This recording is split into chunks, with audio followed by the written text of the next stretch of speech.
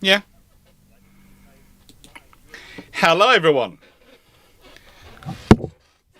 So, theoretically, very shortly, if it's working as it's supposed to be, and the bot is supposed to be working, things will appear in the chat which tell you the bot is working. And when they appear in the chat and the bot is working, I will start opening us up.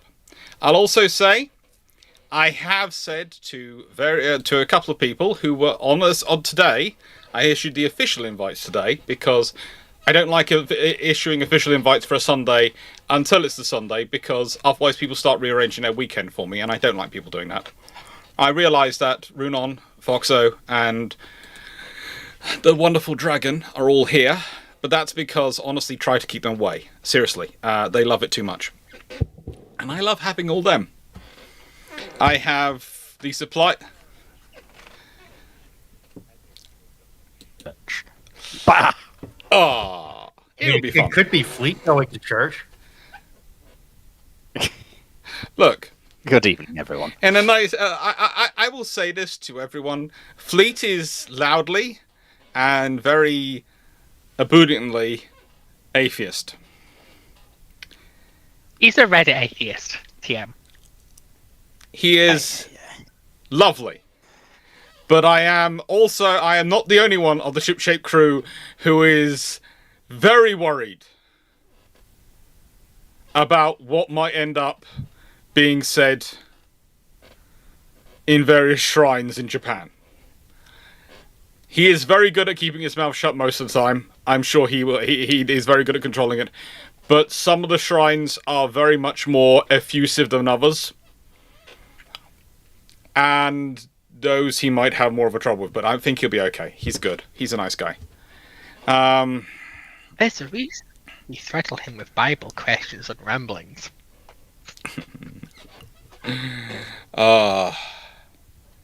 Well, questions are question now working. Questions are now working. So I'm going to press this button.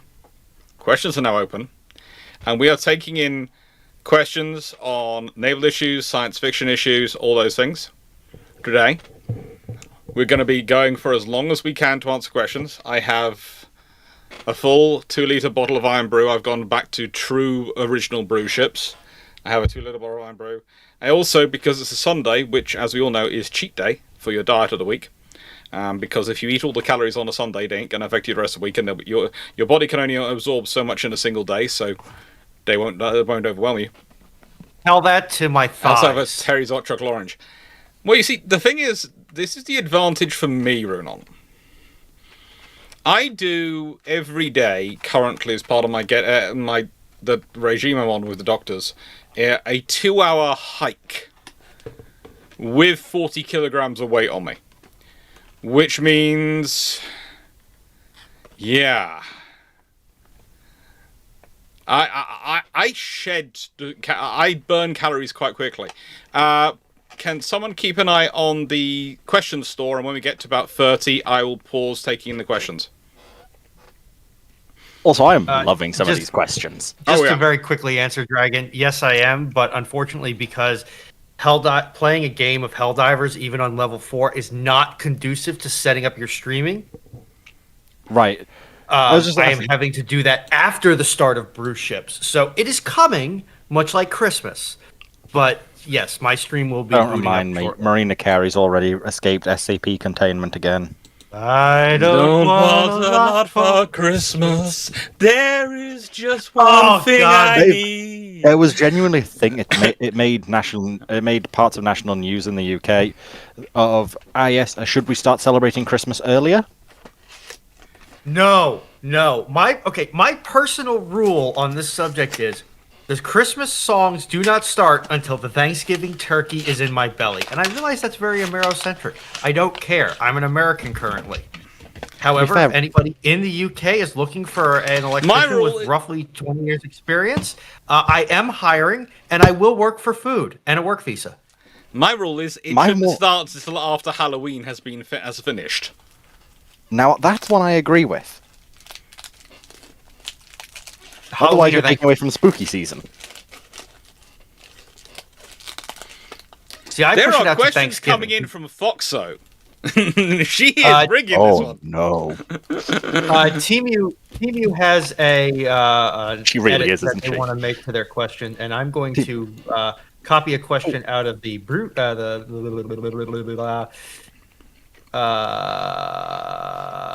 yeah, that one from the one that's known as Fleet and has a show called something Random Ramblings. There we go. Also, while I'm getting everyone up on Bruships, this is something I'm going to be wanting to ask people is, me and Drac are now in the stages of planning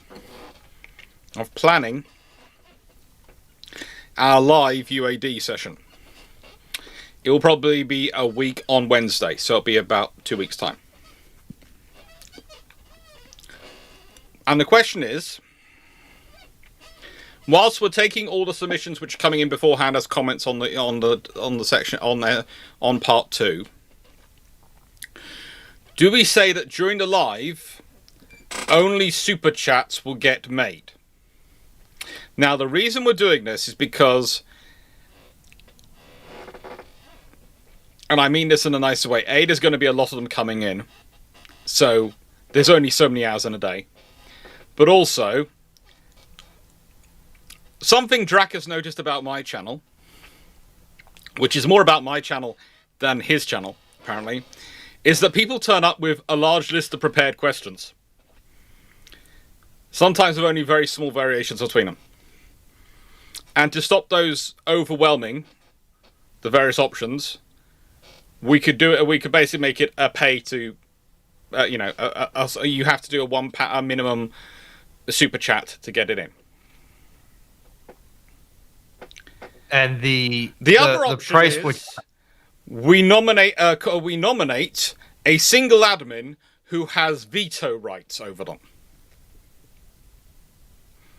But the thing is, the only admin we both trust to have that much power over something like Powder Monkey is poor Runon. And it's a Wednesday. And Runon works. Hello, Brandon Larson. Thank you for videos. which Wednesday? Sorry. I get enough overtime that I can afford to take the day off. Which Wednesday is this? Sorry. I think the answer Or to is it that is a Wednesday? Wednesday the 10th of fungible. September. Okay, perfect. It's annoying, but it's perfect. Because I all of a sudden have a very free schedule. Well, I'm sorry to hear that. I mean, if needs be, I can always veto them. No. No. I can be trusted around specialized software. You actually can, but no. Jonathan Moon, we could do channel points redeem, but the problem is that's going to create an unbalance between Dr. Clarke's community and Drac's community, because Drac doesn't really stream on Twitch at all. I am trying to put my thumb on the scales as much as possible to change that for this. The main problem for this was because it is going to be, we are going to stream it on both Twitch and YouTube. But the thing is, we can make it a channel point redeem on Twitch, but it will have to be on YouTube. The only real option is to do pay to play scenario. Yeah, so it's just easier channel to points earned through interaction and posting in chat, which would bias it in favor of people who spam similar questions. Nope. Because they'd accrue the most channel points. Twitch is purely viewer time. Viewer time. And that's and in nicest way, YouTube, I actually use my Twitch channel. I don't know when was the last time Drac actually used his.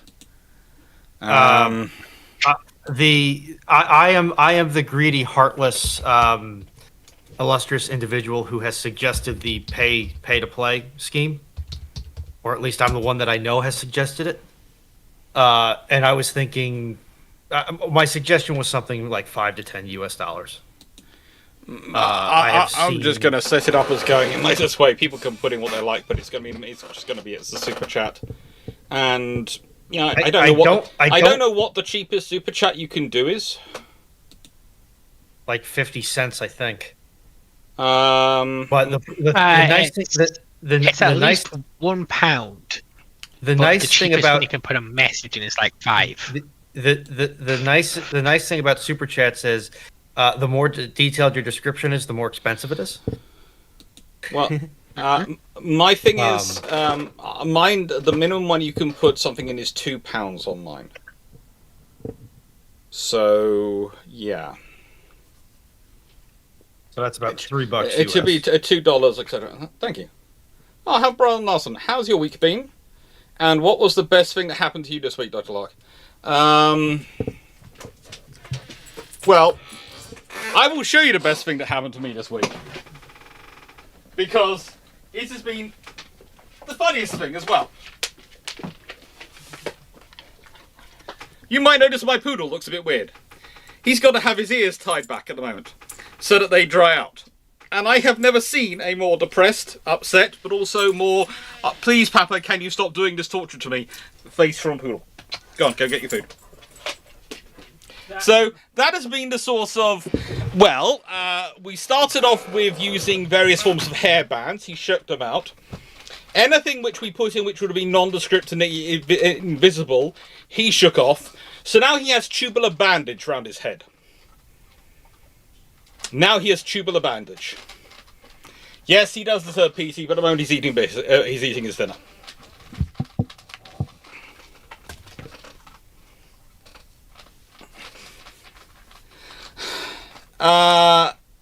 Can someone help Asgear get their question into the chat, because they've put it in as a normal chat and they haven't put Q&A in front of it, so the bot won't pick it up. Yep, I'll get them sorted. Thank you. And I think we're probably near 30 questions. Probably near 30 questions. Go to the archive. Yeah, I've got 46 new. No, that's wrong. Ignore. Disregard. 35 new messages. Okay, so let's now pause. Can you do the pause bot thing? Yes, I can. I don't want to press any of my buttons because it's actually, I found out what actually mucks up my the stream bot most on my system. It's Stream Deck. Asgear, just go ahead and at me with your question, and I'll guide it in. Yeah.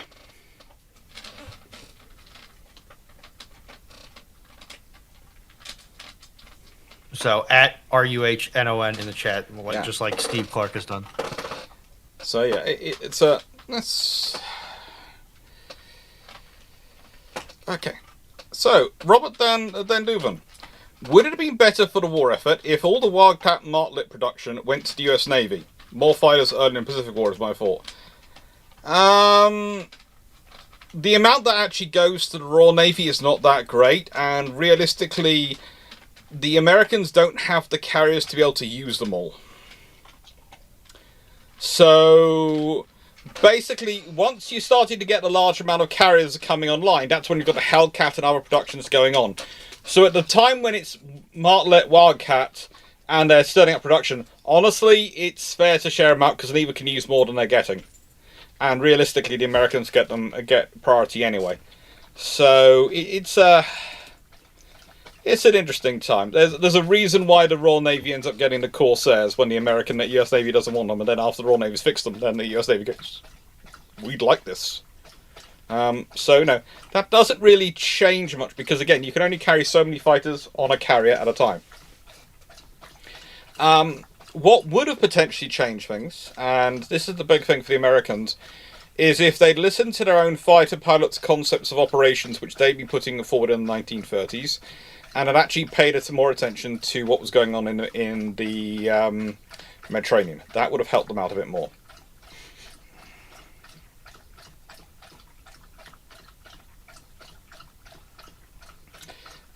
Frank, I'm getting a bonus on my job, but if buying Dr. Clarke's book in Nature's Belfast, do you all make much? Look, we think the books are... Look, the books don't give us much individually, but we like selling the books because in the nicest way we put a lot of effort into them. I always call books basically your mind babies. So yeah, we're always happy to have those sold.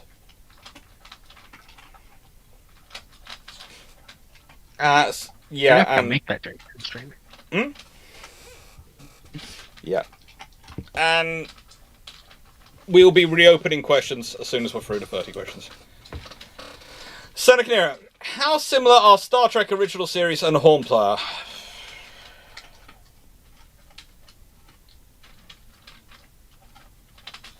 Look, in the nicest way, you could say it's an Americanized version of Hornblower, because in Hornblower, I never remember them being that good at getting the women.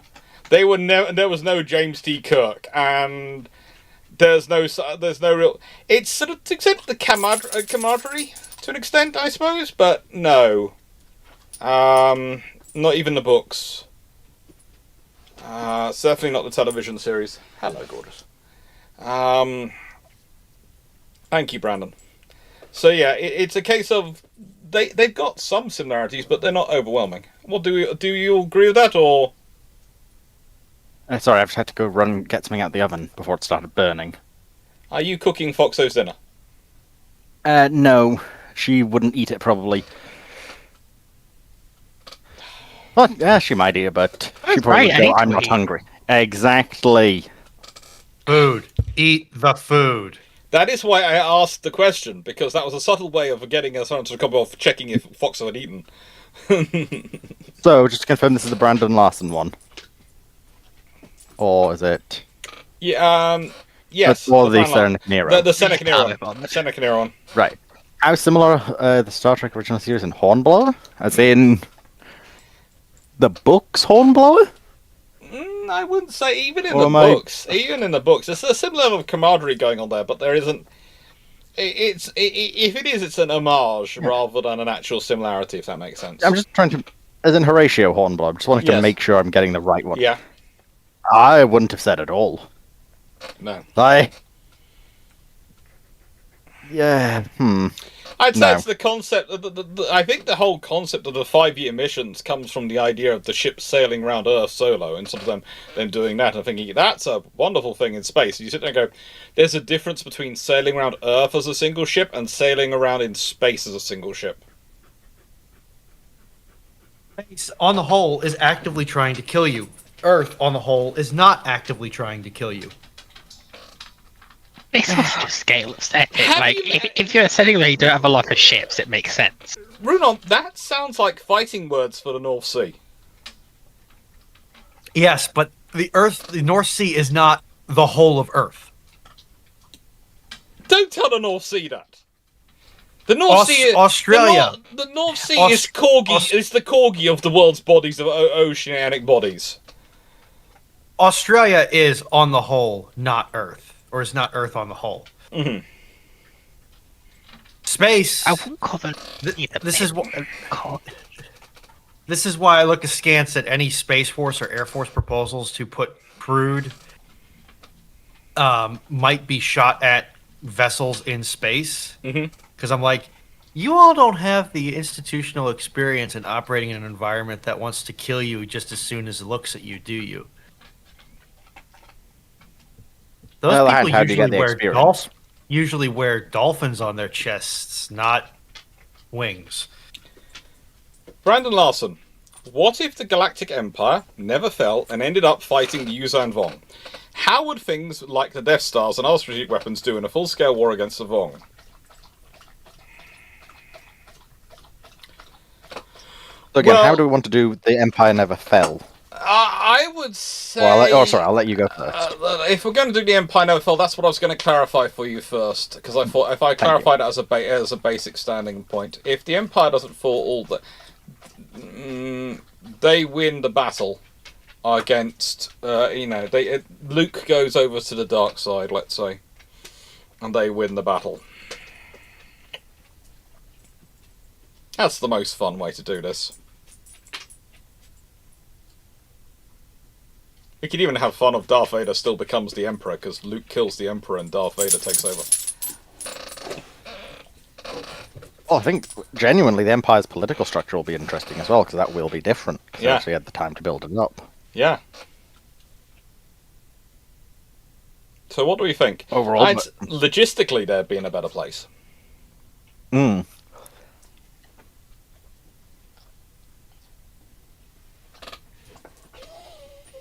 I think the Vong struggle a lot more. Hmm. Personally. There again, it Because wouldn't be hard to struggle more than against the New Republic. They were interesting. I hate the New Republic in both canon and Legends. For different reasons, but... Yeah, let me grab Azir's question because I said we would take it. Thank you. Take the one. Overall, the Empire now has the super weapons which are literally designed to take out the Vong. In particular, their world ships. Yeah. Which will help significantly. As you said, logistics. Massively improved under the Empire. Again, people seem to like saying how terrible Empire stuff is, but it's all logistically sound and in one network. Yeah, as we point out often, sometimes it's not the most perfect piece of equipment you can get that's the best piece of equipment to buy. It's what's perfect for you, and perfect for you is what fits within your logistics and infrastructure capabilities. It's one of the reasons why I have fun with people when they go, "Oh, you can't build ships like this, so therefore you're a terrible navy." And you go, "Well, no, it works. It does its job. It's able to let a rank in with all the best. It doesn't have to be exactly the same as someone else's." That's why I argue the TIE Fighter's actually a decent starfighter. Not the best, no, but...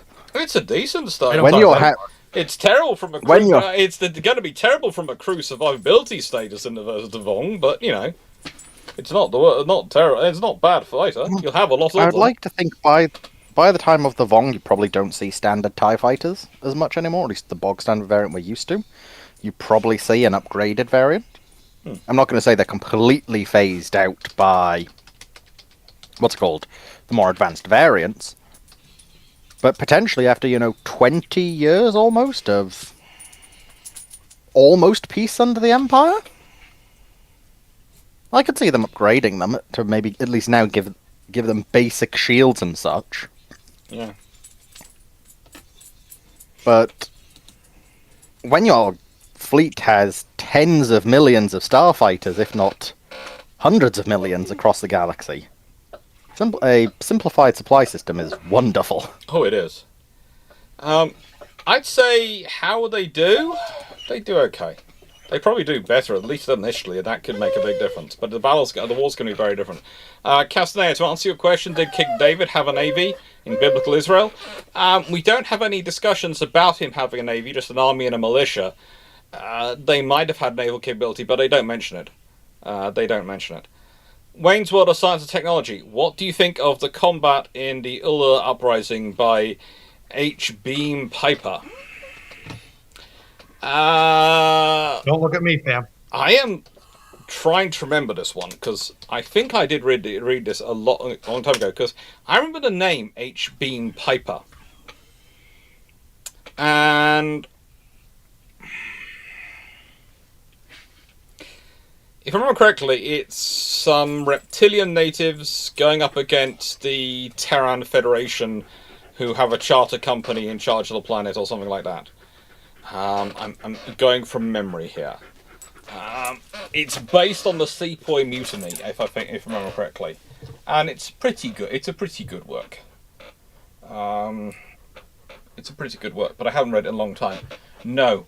Just because you are in a bad state doesn't mean you get to have extra biscuits. You already had extra pork pies. But chat, if you would like Raleigh to have extra biscuits, all you need to do is just spam PT into the chat. The fact that works worries me.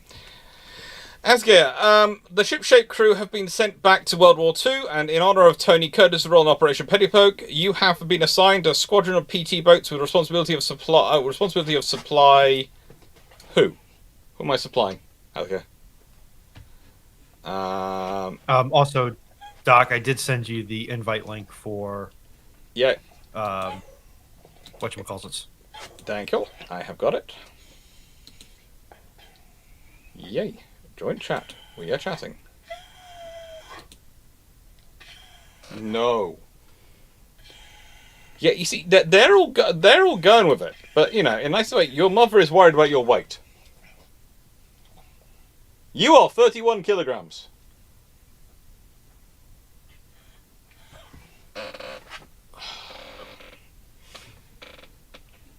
Steve, that was Poodles. fine. I kind of gave him permission to that, and Yeah. you know, it's entrapment otherwise.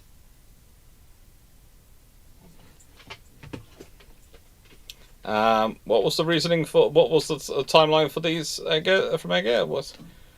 What are we doing with the PT boats? We are a squadron of PT boats with responsibility of supply, Operation Petticoat style.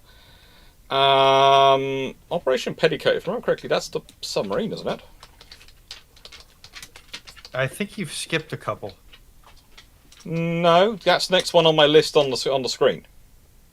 Well, I know you've skipped mine about the E-wing. No, 'cause you put and I don't remember. You put them in here. You put it in here. So you put it straight into the Bruships Q&A questions. Yes. So the others are coming after it, I presume. But this one's the next one on my screen. So I've got... Okay, whatever. I have got a squadron of PT boats with responsibility of supply of something. They're okay. We can do that. I prefer to use dog boats myself. They've got slightly more space and slightly roomier. Thank you, Militaristic. But yeah, it should be okay. It should be all fine.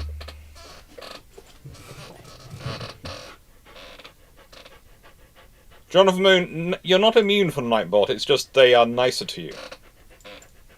They're nicer to you once you're out of them.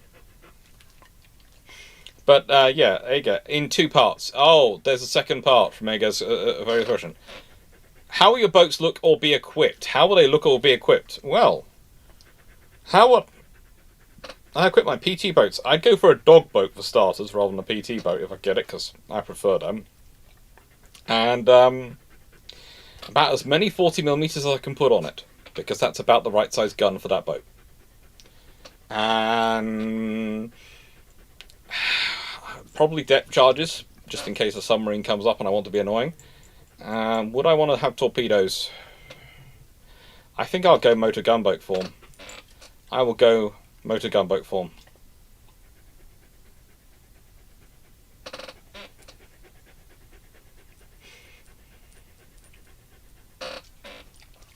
Militaristics, the reason we don't measure the dog's not measured in pounds is because the scale that he's put on comes up in kilograms, and yeah, all the medication is done according to weight in kilograms in the UK for for medications, etc. So that's what he's got. That's what he's got. Hello.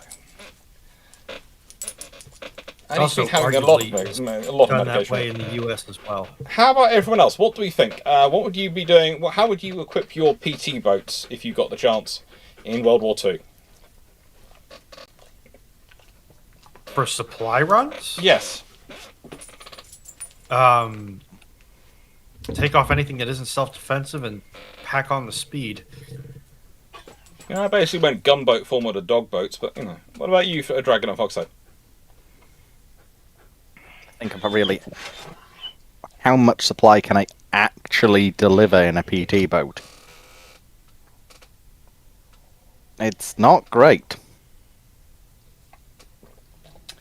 I'm not fat shaming him, Paul. The vet is. The vet has told us he's supposed to not go over 32 kilograms. He's 31, and my mum is now worried about it. So, in the nicest way, I keep being told it by my mum that he is 31 kilograms. I will therefore remember.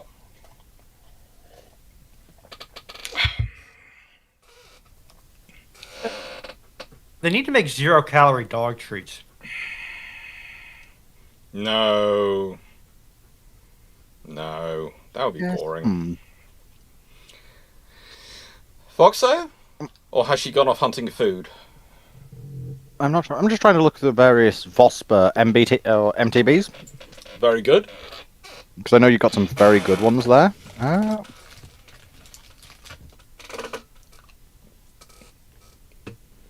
I guess we could easily drop from 4 torpedoes to 2. Just in case we do encounter something bigger than we would like to see.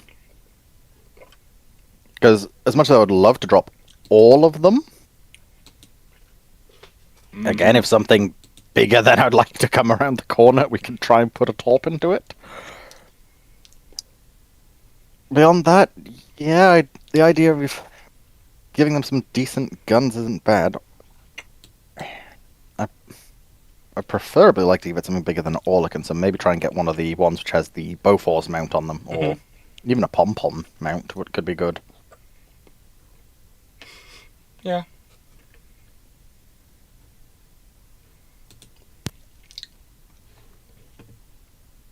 I think Foxo's gone off hunting food. That's what I'm hoping anyway. Makakooch. Which other RN ship's machine spirits would you pick to join Warspite in a Warhammer 40k squadron? And what would be the challenges of commanding such a squadron in the W40k universe?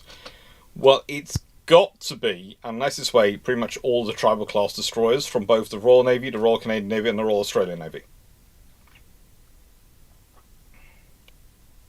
It's got to be. Are you going to do both? Are you going to do both generations? World War II generation. In a nice way, the Canadians technically have 3 generations.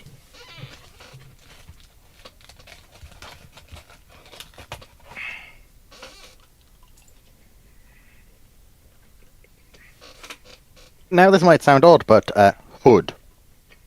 Mm-hmm. Because there is another science fiction, which I very much am a fan of, where the machine spirit of Hood has decided it is done with the entire universe's shenanigans.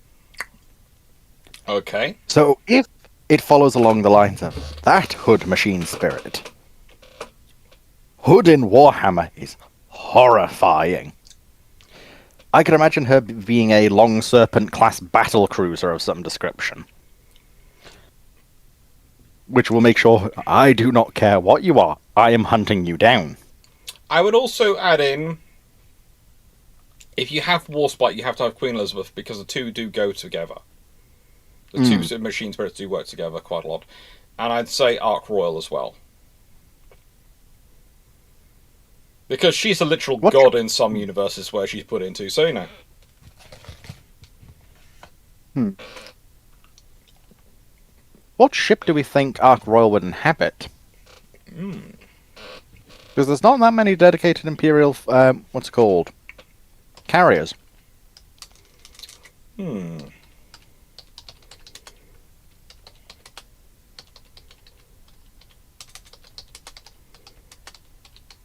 That's an interesting one. I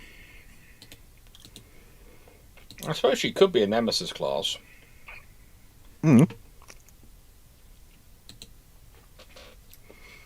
They're very rare. I'm not sure. Do we want to give Ark Royal the guns of an Emperor class? Well, let's be honest. If you give it, you know, she's got it's quite a nice form for her to be in, because it's kind of like along with Formidable and Unicorn. If you have the 3 of them all being Emperor class carriers, at least they can finally do the bombardment they always wish to do.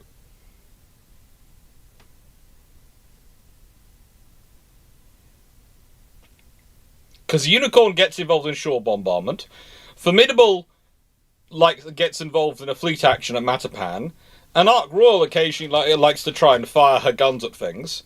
So you know, give them all Nemesis class fleet carriers, and suddenly you're in a real trouble if you're their opponent. Since I had a few things about it, the other franchise I'm referring to of Hood's machine spirit is Star Trek.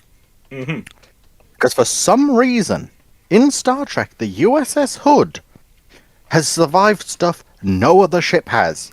Yeah. Not even the main character ships survive. Hood survives. Yes. Because she's Hood and she's fed up with dying. But I think we get more back to modern. Imagine a battle group built around 2 Emperor-class battleships, Warspite and Queen Elizabeth, and 3 converted Emperor-class battleships converted into Nemesis-class carriers, Ark Royal, Formidable, and Unicorn. Now imagine that fleet arrives in your vicinity, escorted by a whole pack of about 30 tribals. What do you do?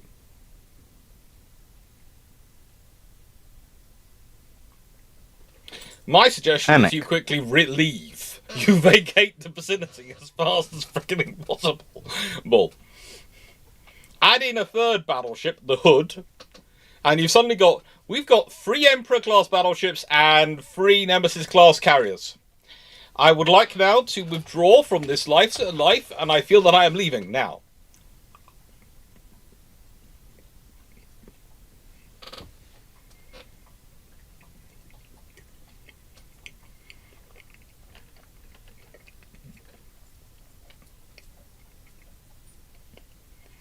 Because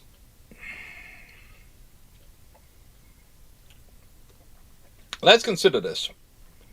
How many attack craft does a Nemesis-class fleet carrier carry? Quite a few, as I recall. I'm trying to remember the exact numbers, but I think it's a pretty heavy load.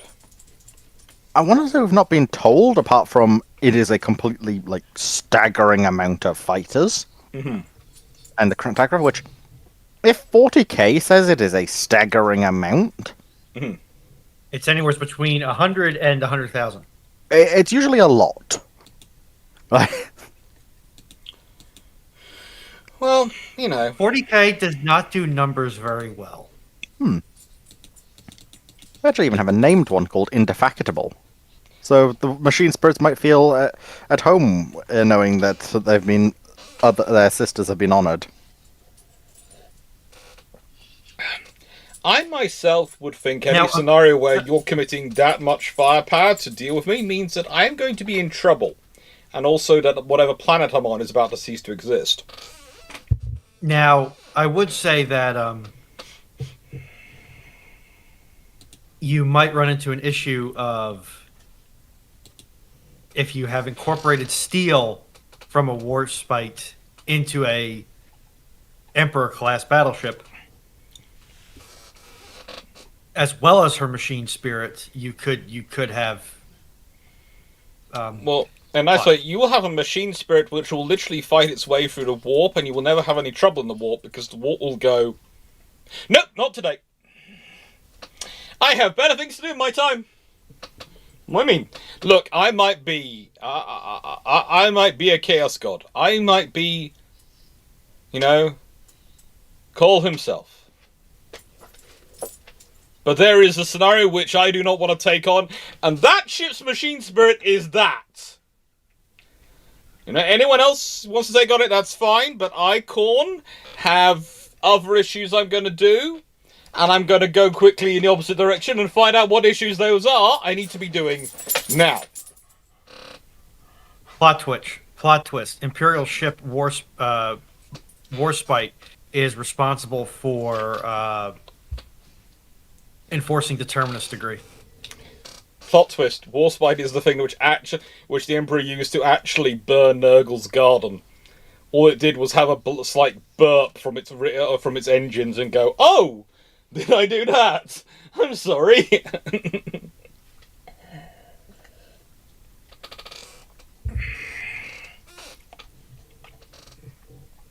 I was just backing up.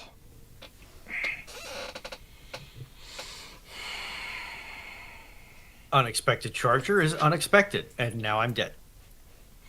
Richard Goss, Dr. Clarke, the new Norwegian frigate deal will tag on 5 extra ships. Do you think this will be absorbed by faster build time, or is the government putting off the 83s for a couple more decades?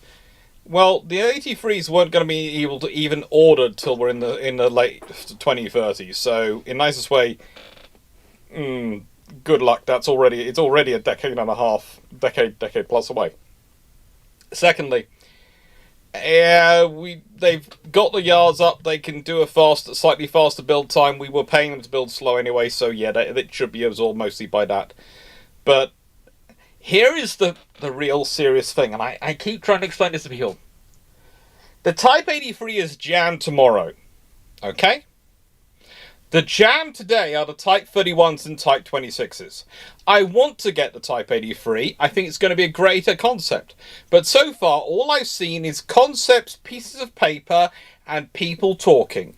There has been no orders. There has been nothing firm written down, ordered, or worked out. What yards are going to be involved, what kind of structure are going to... None of that's been worked out. Okay? There haven't even been realistically formal bids. So...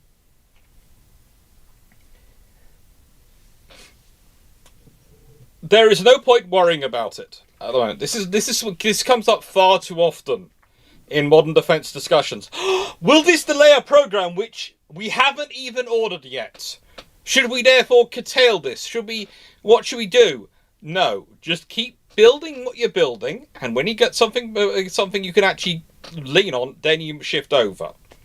This is actually one of the things which I didn't bring up much in the Zumwalt discussion, but realistically, the Zumwalt would have been a far better basis for the next generation destroyers, even general purpose destroyers, than the Burkhull, which they've had to rework the internals again and for basically a fourth time, and to try and give them enough power generation to do what they need to do. It's just at a certain point you Doc, don't do it.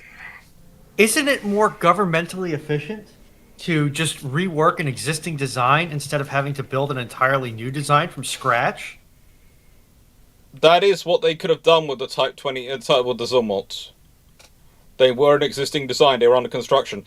Literally, what you'd have done is gone, right then, so we ordered these as land attack variants, but actually what we'd like to do is order the next ones as air defense variants. So we're going to put on a slightly different radar system. One interesting thing I saw was people going, they don't have missile defense capability. So they do have missile defense capability. They don't have ballistic missile defense capability is what they're classified as. And that's mainly because they just haven't been given the software and the computers. They have radars which could do it. Not as well as some of the other radars, but they could have been fitted with those better radars. And all they needed after that was the software. They have Mark 53 VLS, which can fit the same missiles as it's basically a new version of the Mark 41.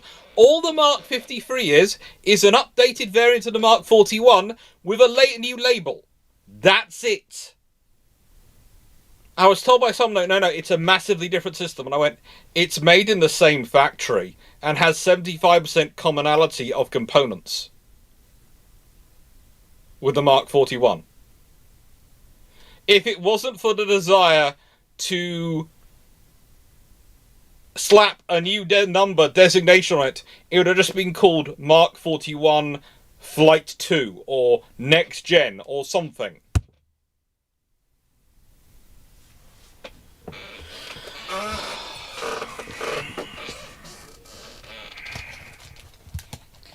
But yeah, I don't know.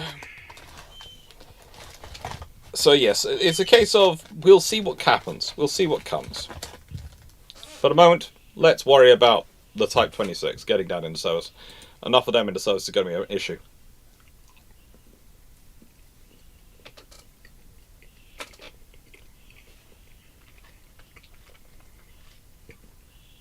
And potentially, they'd actually do decide, okay, if the Norwegians are ordering an extra 5, we'll build an extra one as well. We'll get 9 into service, and I would be so happy with a 9th into service. You'd be amazed at how much more availability you get for having 9 hulls in the water versus 8. And boy, that means you built 14 of the class.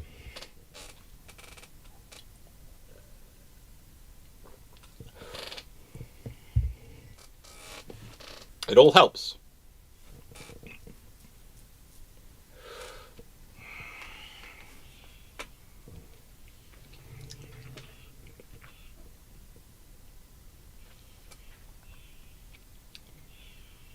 Kalmar in nicest way, no one's expecting the Russians to ever lay down the lighter class.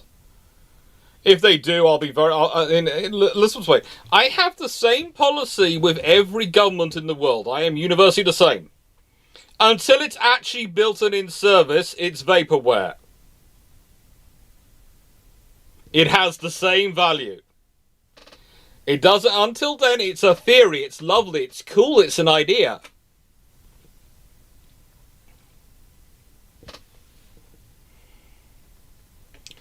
But it's... yeah. Not there yet. Timuloka, how will the Victory class destroyers scale to ships from Trek and Star Wars universes? I will hand you over first of all to my good friend Dragon for that one. Runon, was that the one which you had some information on, or? I have Yours, information on right. Victory class Star Destroyers. Well, no, there was. You said one question of Timu's that you there was a second bit or something of it. Either way, I just don't know if that was this one or. The ship that I asked him to compare is from the Babylon 5 universe. Oh God! Right. Give me a moment. Sorry, I was about about. to say Battlefield 5, and I don't know why because I don't play Battlefield.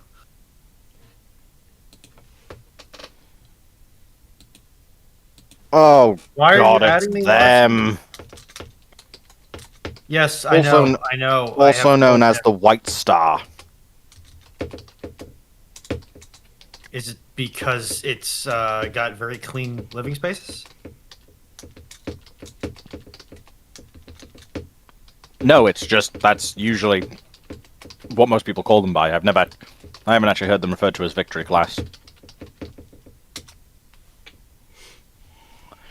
In my opinion, they don't stand a hope in hell. Phrasing, To me, but okay. Yeah, hope in Tartarus. Because they're big. By Star Trek standards, they are huge. 2,990 meters. Even for Star Wars, that's not a small ship.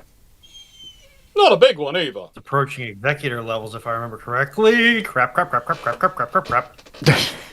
Linguistics. You were just saying. I'm an American. That word is not particularly strong on any level. But in general, I'm not that big of a fan of them. They've got an interesting design with their tri-pronged nature and then long bit down the middle.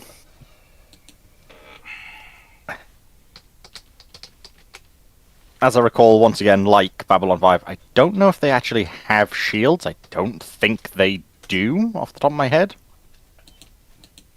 Which is a known issue for Babylon 5. And that alone is enough of a case of even in Star Wars, shields are really important. Like, I cannot state how important shields are, even outside of combat. Just for day-to-day use, how useful having a shield is. They do have a defense grid. I think that's mostly anti-aircraft guns, though, when it says defense grid. I hate bugs. They don't, but the ship has energy reflective coating. That means basically nothing in science fiction. I'm brutally honest. Considering, technically speaking, if we go off the old law, phasers used phase energy rectification, beam rays firing, nadion pulsers. Yeah. Yes, they do. Technically speaking, a phaser is a particle beam.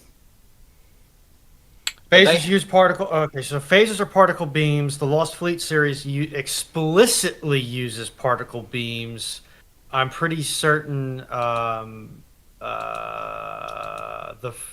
Man of Star Wars Honor is meant to series have them. uses particle beams. I think they use particle beams as point defense and heavy surface weapons. I think the Spaz is a particle beam. It's not a laser. Mm-hmm. I think that super heavy self-propelled arty that the Colones had.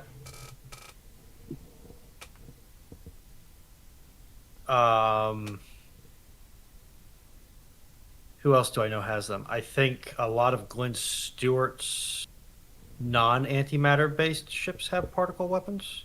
Yeah.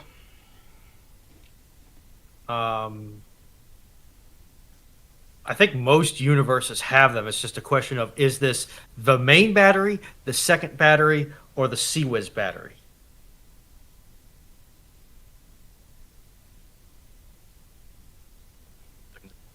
though later events proved them as unequal to going toe-to-toe with large, well-armed military forces without the support from larger warships. Well, and considering part of their design was to take on warships, it's not a great sign. No. Myself, I've been reading up and looking into them, and I have done a little bit on this, and I'm sort of going... They look like they are... To me, they remind me of the Vickers on-spec built cruisers. They have a lot of cool things on them, and they look very good, but they're more a test bed than an actual design. They're more a showcase than an actual design. Mark Harkness, to explain why that means nothing, do you know how nondescript energy reflective coating is? Yeah. For science fiction. Like, literal glass in a lot of science fiction is energy reflecting to some degree.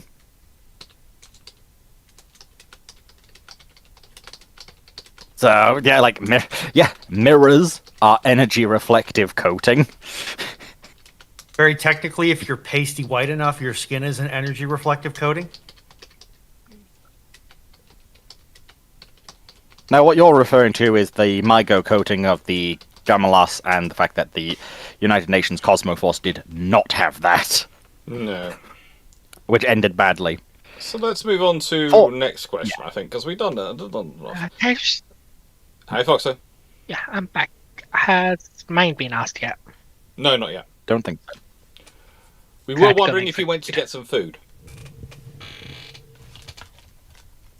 We were hoping you'd gone and got some food. Okay, because otherwise I was going to send you chocolate. Opinion, you do actually need food. I was going to send you chocolate if you hadn't had food.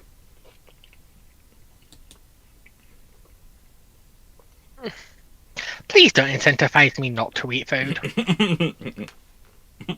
Okay. We'll send you Panzer Chocolata. I'm a non-functional insomniac. Do you want to make me worse? Colin Cameron, which do you think had more influence on Navy recruitment, the Navy Lark or Warship? To be honest, Navy Lark seemed to have had more of a positive effect than Warship, but we'll leave that to one side. Runon, what happens if the Rebels have late production E-Wings, Legends continuity, K-Wings, and full support infrastructure for them in 0.5 before Battle of Yavin, including likely Imperial resort response if possible? Also, happy there's one going unanswered until a more fulsome panel is present. Just mark with an X. I think we'll mark with an X for a bit, that one. As a bit of a teaser, I'm just going to say one thing. Do you hate your pilots, Runon? Yes, she does. They said they'd have full material support. To quote, do you hate your pilots? And their mechanics? Hey, we'll get to it in a bit. I answered that question for you. She does. It's like pilot liquidizers. Oh, Princess Tonga, no. Just to answer to the discussions going on Type 31 and 32, the timeline for the Type 32 means that, as if they don't want to disrupt the Type 26 program, which they don't, the only yard which can take it is the Type 32 or 31 yard. When they announced it, the only people who bid on it were the yard for... the only people who bid seriously on it were the 31 yard, and it was basically a closed bid loop. So pretty much the Type 32... And here's the singer for it. The Type 32 office is actually 3 people who are sharing the same office space as the Type 31 office crew. Oh. So, in the nicest way, it is an open system which is potentially could have other designs. And I have also recently decided that I should spend most of my time in Japan in onsens wearing nothing but a gnome hat. I don't know what to do with my brain, Dr. Clarke, but why?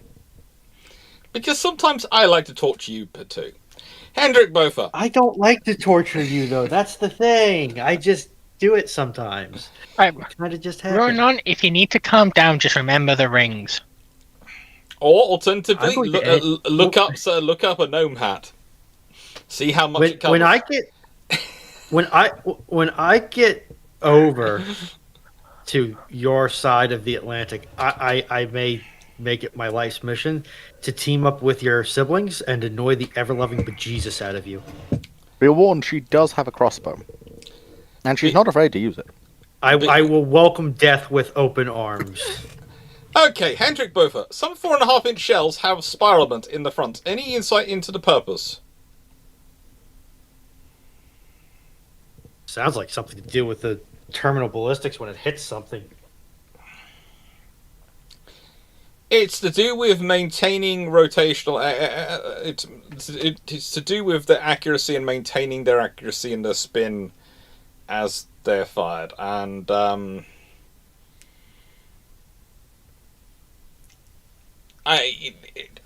presuming you're talking about the World War II variants, but the thing is, there is some modern stuff which comes off the same thing. So I'm being careful about what I exactly say. But yeah, it's basically to do with maintaining accuracy and maintaining their spin. It's to do with their rifling, yes. For World War II stuff, is it? Are we talking about the really lightweight foreign shells that had tumbling issues earlier on? The 4.5-inch, some of the lighter weight ones, yes, did have it, but also some of the heavier ones did. For differing purposes. Okay. One was about stabilization, one was about accuracy.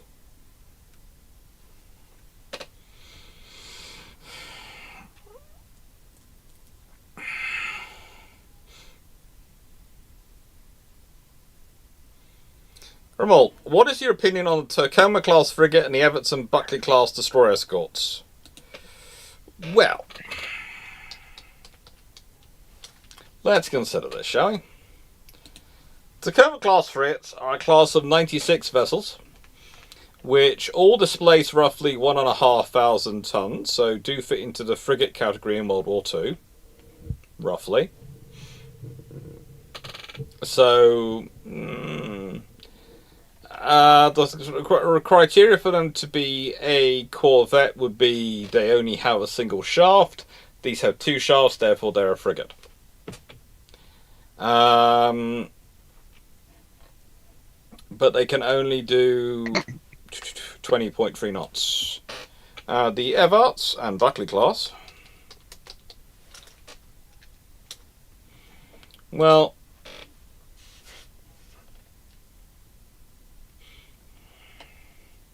again, a fairly large number of them produced. They're actually display slightly less. Their top speed is apparently 19 knots. But again, they have two shafts. They're diesel powered. Yeah. Destroyer escorts, I would say probably they're all frigates, to be honest, so far, looking at them. Realistically, once you start looking at them, you go, the closest that could actually claim it's a destroyer is the Buckley class, because they at least do 24 knots. And most ships could go faster, and they did have steam turbines. So realistically, all of them are frigates, barring the Buckley class. But the Buckley class also fit in the frigate category, so it makes sense. All frigates. All frigates.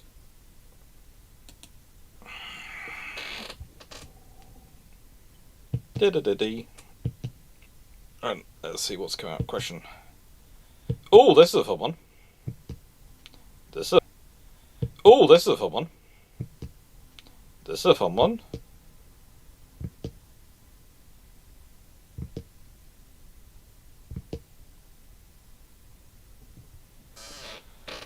My screen keeps flickering. I don't know why it's doing it today. I don't know why the camera's doing it so much today. It was better yesterday. Till yesterday. I'm today doing a lot. Who'd have thunk it? So, Chandlord Chandle. Grand Admiral Pallion has tasked you to modernise the Imperial II class Star Destroyer. How do you do it? You must not change the general shape of the vessel. Well, let's let Dragon kick this one off, shall we? I'm just double checking the time. Because for him to be Grand Admiral is much later in the timeline previously. Mm-hmm.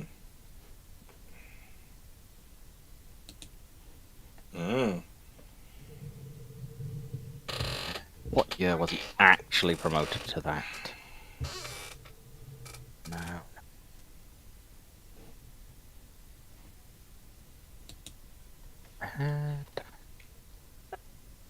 Aha, right.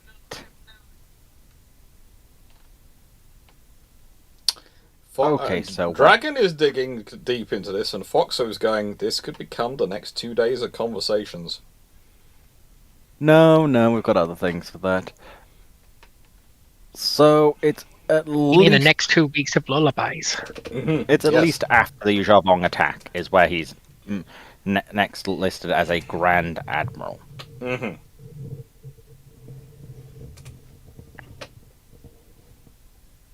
So 29, 25 ABY roughly is the start. So, oof. Get me anti-aircraft batteries, please. Like, oh. I know that might sound bad, but just immediately, can we get some quad actual laser batteries or something on this? If we're trying to keep the overall same shape and performance, its main guns are fine. You could probably still stick, though I'd probably want to try and move them into a proper super firing arrangement so they can all aim forward without having to do the whole tilt the bit front down bit. That would be sensible.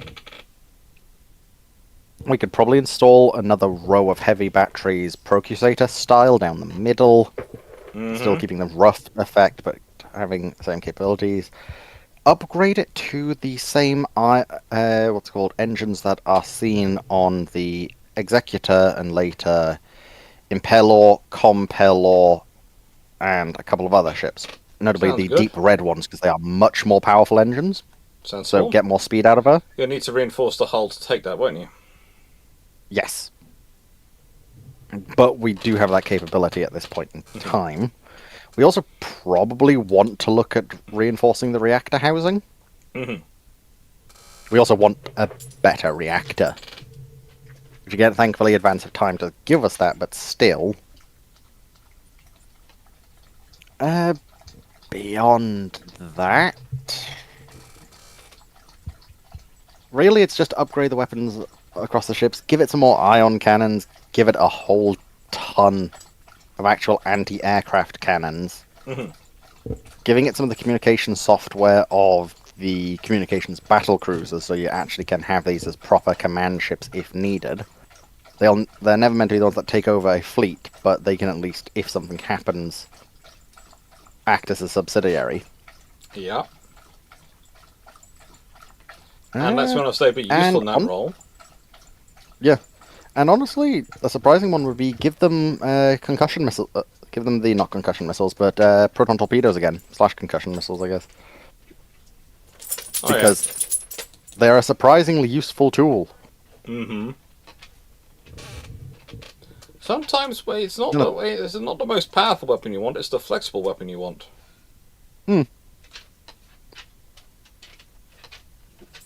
It is the flexible weapon you want. Oh yeah, Carl, I was thinking of the style you see on the Lancer-class frigate. And we can fit a lot of those on a Star Destroyer. I'm not sure if anyone else has any other opinions. You know how they would modernize Imperial 2. I was broadly speaking thinking the same thing. I was wondering if maybe I could convert them into a bit of a carrier as well, but I don't really think they have the space for that. Well, if you remove the ground troop section, you can. Or at least reduce it. I just didn't know if that would be considered taking away too much from the shape, but... You see, I prefer to turn that into a bit of a fighter section because I think that can make them really useful in the fleet actions. Oh, definitely. Yeah. Your camera keeps overheating. That could be it. It could be it keeps overheating, but I don't think it's that sort of... I'm going to have to figure this one out at certain points. I'm going to have to figure this out. I'm probably going to end up having to get the new OBSWAT camera, which they've put out, which is the new version. And I do point out the old version was less than £100. The new version is £300. And you'd almost get the idea of, okay, you put out a taster which has got us all addicted to this level of capability and functionality, and then you put out something which can really do the job, which is about £300. Oy. And I would love to say I haven't had that happen to me before, but yes, I have. Companies like to do that to people.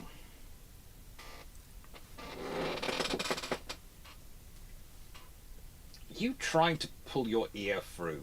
Oh, okay. To whoever invented Bowden feed 3D printers, I wish upon you permanently warm pillow. That's just cruel. Is that a bad thing? Yes, You're a lizard. You don't count. Might as well like a cool pillow. Lions, what changes would you make to any Castle Federation ship, in your opinion, if you think that is necessary? I would say the Castle Federation produced some fairly decent carriers. And I'm sort of glad Glyn isn't here yet for this bit, because he probably, we'd start talking about. I would say, whilst I realise the scales of economics do favour making the biggest ships you possibly can with the engines they're providing, I would have probably had a system whereby the big ships, especially big ships, have Corvette-style ships which detach from the hull after they've gone through. So they not only carry fighters, but carry something which is slightly bigger, tougher than a fighter, and is able to either offer a defensive screen, but also operate operate independently within a system, gunboat sized. Something basically Taumantas. Glad we were Or thinking the same thing, Fox, or the subcraft of the Infinity. Yeah, I like the fact that her frigate, she brought frigates with her. I hate it to a degree, but I don't have anything specific, I would say. However, I would like to see what the Federation does with the distributed what did they call it? Class 1 mass manipular system that they picked up from those pirates. Oh yeah. They'd have fun with while it would make for an extremely expensive gunboat / light cruiser, it could make for a very, very useful squadron of such a craft. It can make for something which could be deployed into areas and suddenly, oh, what the frigate? That's just right. And also the thing is, if you have ships which have that capability as a group, but can also be limpet attached to a larger ship, then if your larger ship's engine gets into trouble, they come and attach themselves onto it and get it out of there. Yeah, it sounds like, from what I'm remembering reading those particular chapters, it sounds like it has to be designed into the ship from the ground up. Mm-hmm. In other words, you may be able to design them to operate in, quartets, quintets, or trios, but you may not be able to get them to replace a class 1 manipulator on a main ship of the line. I don't think they'd replace it, but basically what you do is you have it designed into them that you could attach, let's say, 6 of them around a hull, and they use their systems to move not only themselves, but also the larger ship. in the case of the larger ships, Yeah, Manipula Class 1 being damaged. it would be interesting to see how if Glenn ever decides to return to that universe, and I kind of hope he does. Yeah, the Dakota Confederacy is finished now, but there is more to come in that world, I think. Yeah, but you will have you could have a very different take on the motif from Help, Peacekeepers of Soul, because the Castle Federation is so much bigger than Peacekeepers of Soul. Yeah, and also relatively the Terran Empire is a lot smaller than the than even the Remnant are, realistically. Yeah. So there'd be different geopolitics in play there. Be interesting. Hi, First Penguin Lord. Hi, Lions. Hi, Kingdom of Vinland. What the friggin' you got, 2 poodle? Right, so, Lions. What changes would you make... Oh, well, you answered that one. Senekiro, what is the worst class in any sci-fi ship franchise, in your opinion? Worst ship class in any sci-fi franchise, in your opinion?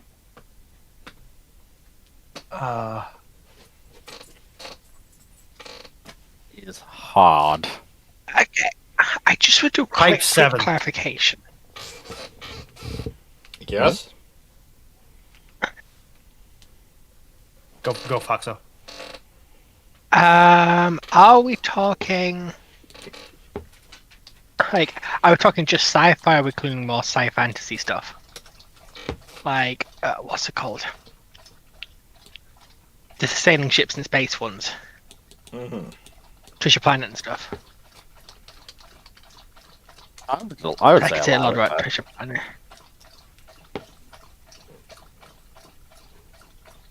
Okay. So go.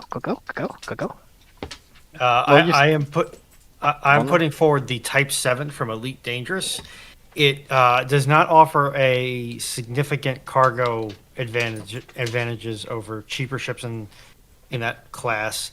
It overheats like crazy. It's got really poorly positioned and poorly sized hard points. It has a really poor jump range. And for a little bit more money, you could get something like a Type 9 or an Anaconda or just something ever so slightly bigger that has way more internal volume if you are doing cargo hauling. I have heard of people using it as a miner. I must ask them, do you hate yourself? Because that ship maneuvers like it looks, i.e. a brick. There is something better at it than everything. Better at it in everything that you want to use it for, and it is not the best jack of all trades for its pad size, cost, or slots. I would be using so many other different ships. A Cobra's better. A Python is better. Just there's so much that's just better than the Type 7. It makes me wonder, why does this ship exist? Apparently, in earlier versions of Elite Dangerous, they wanted to make it on a medium pad, not a large pad. And okay, then the ship starts to make sense because now you can land it more places, and it has an absurd cargo volume for a medium pad, relative. But okay. Dragon and Fox, have you answered your... I'll give mine in just a second. Just need to quickly go FK a moment. Okay. Foxo? It's not really a specific class, but it's Grand Cruisers in Warhammer. Just in general. Okay. They don't really make any sense because, if anyone don't know, they're a cruiser that's built like a cruiser, with a battleship grade armament, but that's less durable than a battle cruiser, but bigger than a battle cruiser.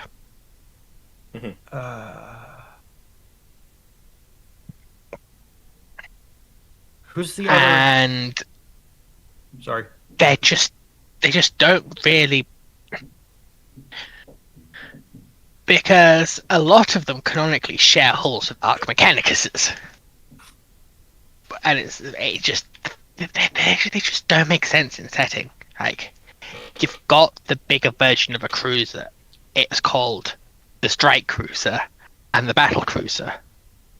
Why do you need the separate, even more specialized but less specialized Dark Mechanicus? Anyway. Next.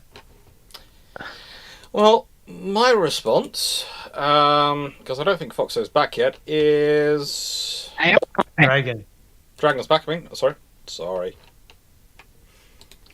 Are the deep standoff attack ships from Andromeda. And this might seem strange, because I talked about them before. They are part of their heavy cruiser battle groups. They have one heavy cruiser, like an Andromeda Ascendant, and they have 4 of these deep standoff attack ships, which are basically missile ships, which stick at long range and fire missiles. And the thing is, that can sound great.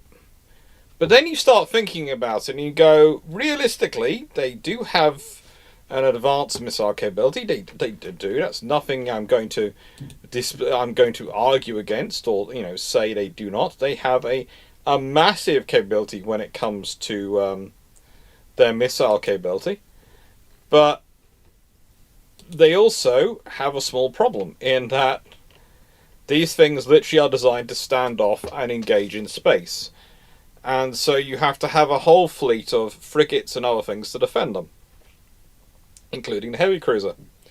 And then you look at the cost of them and the size of them, and you sit there and go, why not just build more of the heavy cruisers? Yes, they have a slightly lower missile capability, but they can actually defend themselves. And they can actually fight themselves, and then you can build actually a balanced frigate design.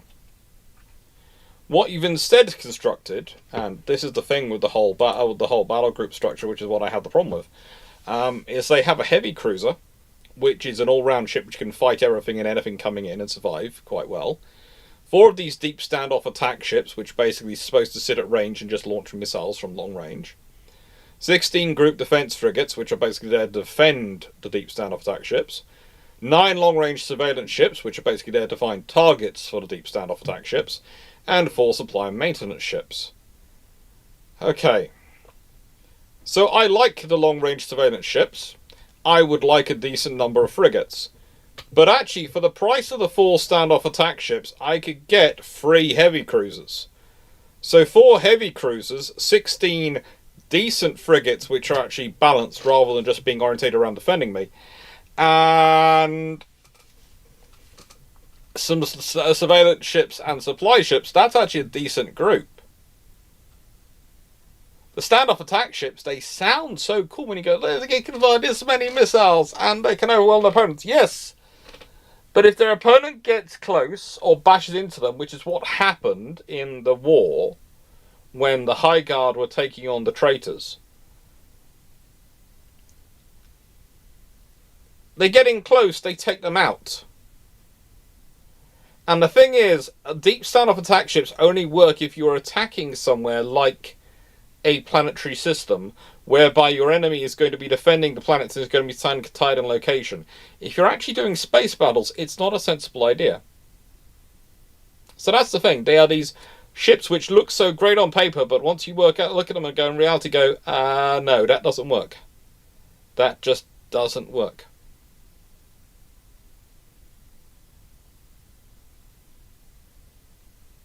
Okay. Has Dragon returned? With their, I presume, props. Not yet, but I just want to comment on something put in chat. Someone suggested the space battle, the Spaceballs Winnebago. And that thing's not a bad ship, it's in a parody movie. That thing is, in nicest way, it's a Winnebago which goes to space. Yeah. Like, By definition, that's not a bad ship. That's just a Winnebago which has gone to space. The question is, it's a bad van which has gone to space, not a bad spaceship. Yeah, but if you're looking at what it actually does in the movie, it's a good spaceship. It's a good spaceship in the form of Winnebago, so it's hilarious.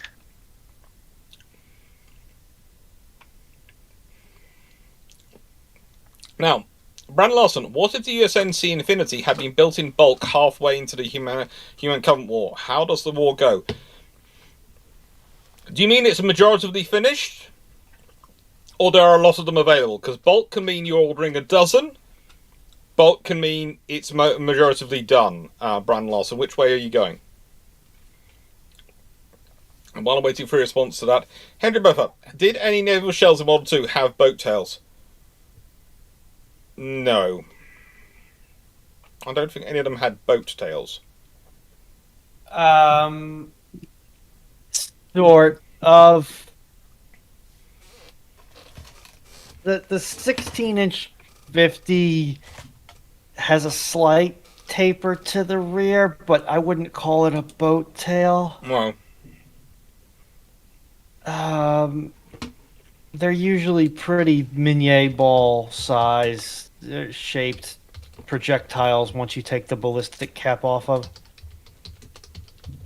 Let me triple check what I think I know.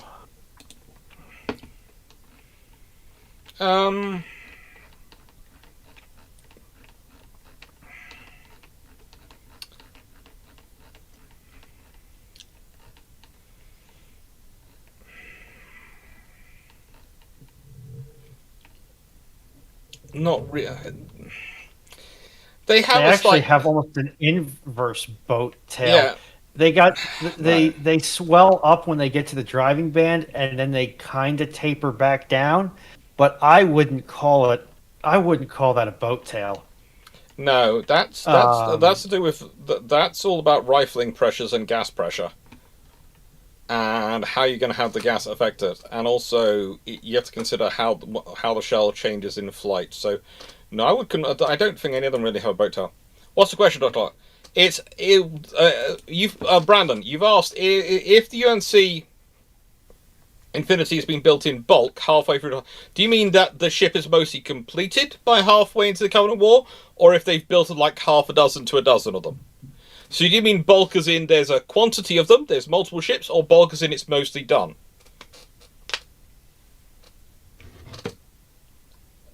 No, I want to copy the image.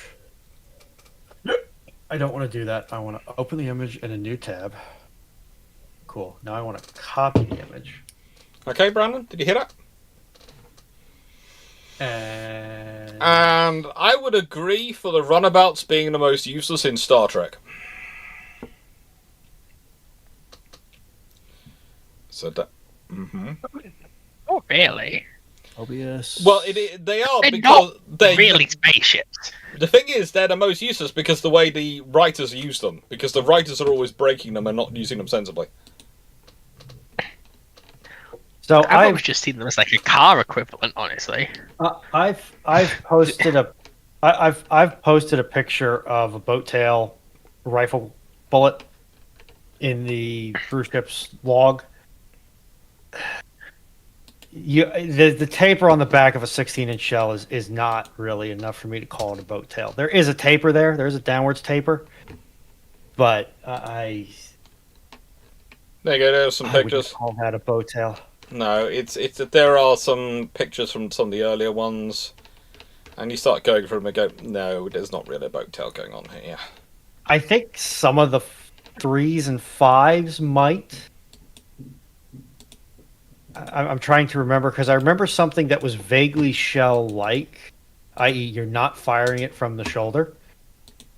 That had a tapered tail, but I can't remember what size gun it was. And I'm just borrowing pictures straight out of NavWeps. A lot of early APDS had the tapering tails for the pins. Thinking of those? Yeah, but that's not a naval shell. Yeah. Brandon Larson, they have built 10 to 20 Infinity class ships. What?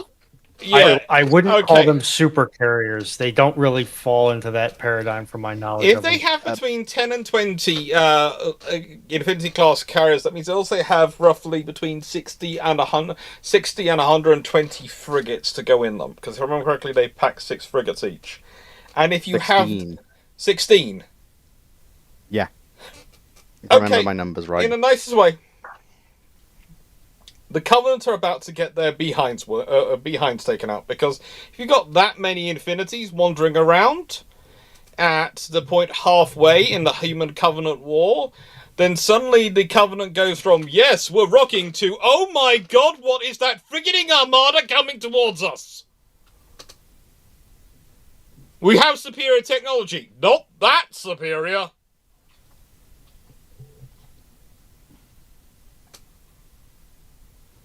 Agree, Dragon? Like, Because 10 to 20 I can think- produce a hunting group of about 12 of these ships going out together. And if they're bringing 16 each of the frigates, then that means they turn up and they've got 160, 100 plus... correction, from what I can see, that the sources I can find give it about 10. Okay, 10. 10 Well, okay. tridents per ship. Tridents or and lancers per ship. So still they've got 120 frigates to go. So basically you've got 12 Infinities and 120 frigates to escort them.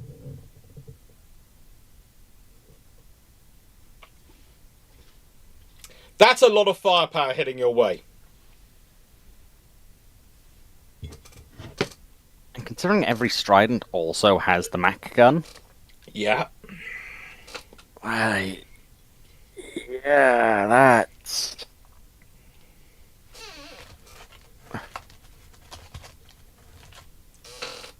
If the UNSC have an Infinity in bulk halfway into the Human Covenant War,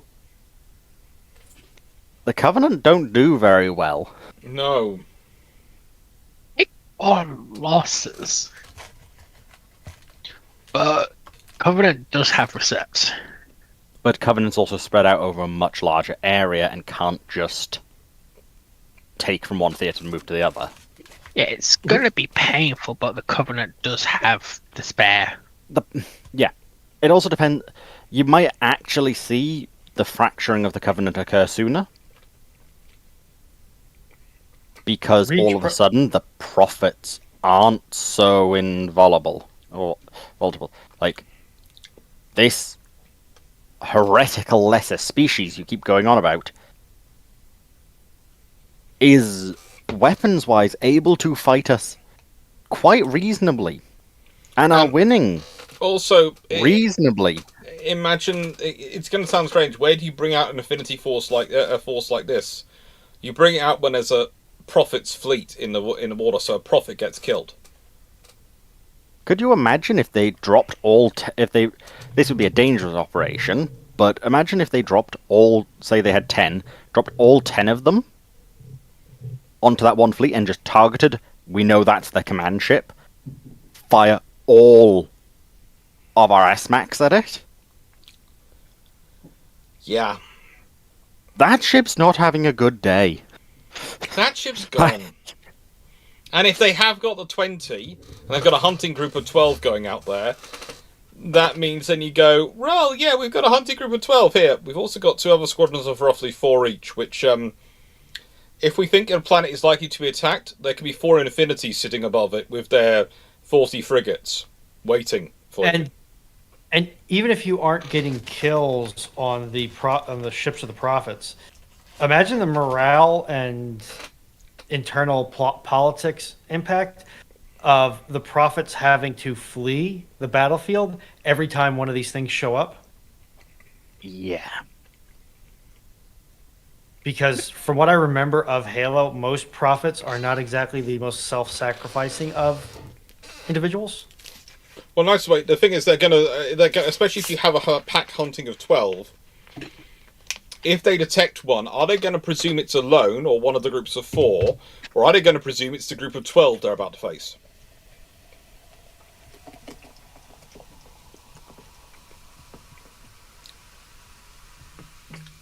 Would they keep 2 at Reach, 4 at Earth? You probably do see 1 kept at Reach, in my opinion. Well, probably a pair, actually. Nice Like, way. If you've got that many, you're because going to keep them around as a pair. Yeah, Because they can mutually support each other. And then they've got 20 frigates as well to assist with the patrolling and protection. 'Cause I'm just double checking.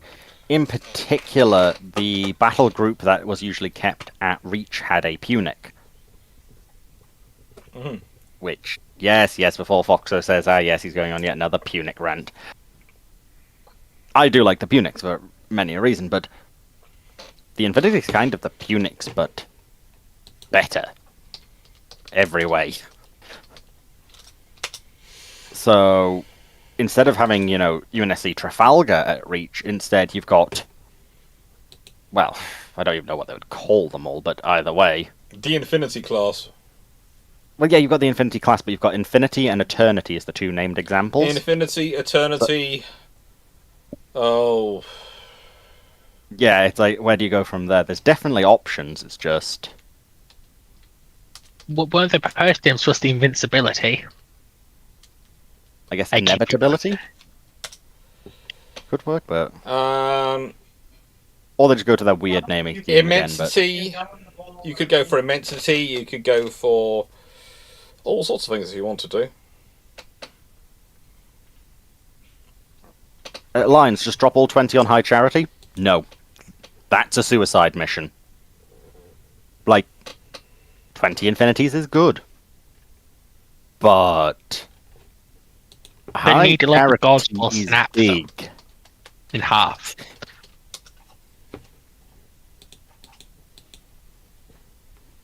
Yeah, you don't want to drop all 20 of them onto High Charity, but in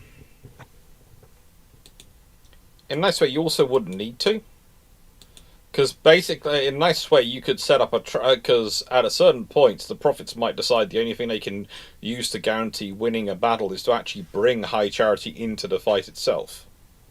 In which case, you set a trap for it. Pretty sure they wouldn't risk that. It's too important. Well, people get stupid when they start to lose. They do, but there's stupidity and then there's that. Yeah. But it's just a matter of the issue of... High Charity is built on a pair of Forerunner ships. Its AI has a habit of saying no to them. Repeatedly. Yeah. So... It's always nice when an AI says no to you.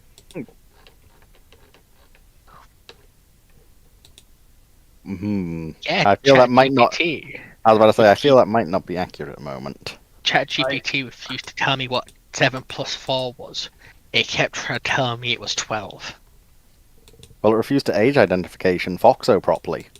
And keeps doing so. And I know many others who it keeps doing the same to of, yes, you do not fit this age group classification. To be fair, is that because they're reading off her height? I know it's going off facial images. I think it's going going height analysis. Yeah. Doc, do you want to die? She'd have to find me first. Richard Goss, you mentioned Green offhand Cornwall, it's not that big of a place. BAE were looking at a 14-inch gun. Would this be a rail gun? What size tonnage could you fit a monster like that on, whilst remaining viable, not just a monitor? There are lots of interesting discussions going on vis-a-vis rail guns and other larger guns, and in the nicest way, BAE, as I said before, have inherited the Vickers salesman, so every time someone does talk about a very large caliber gun, that's what most of them are called these days, they do think that for some reason, and I cannot think why, the 350mm weapon system, or rather the things around the 350 millimeters of the world, start to make an appearance. 350 to 360 mil seems to be something they get really attracted to very quickly.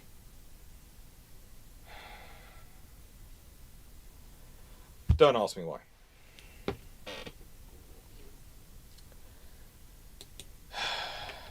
But yeah.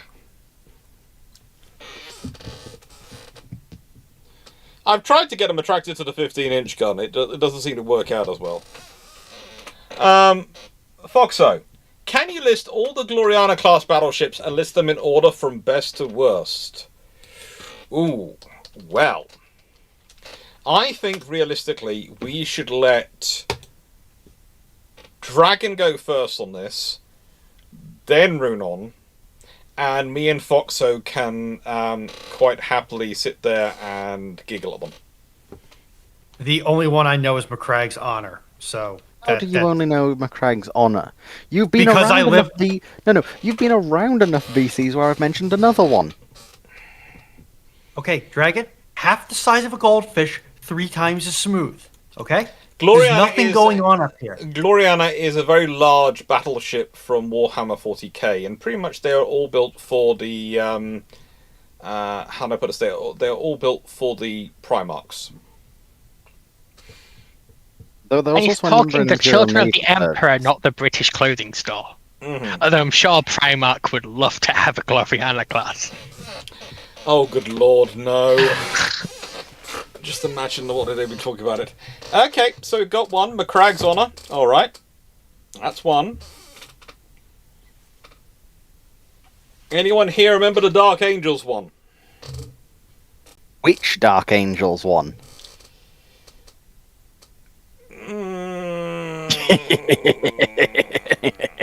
I'm going to go for Invincible Reason, because That there is an that is argument. indeed their flagship.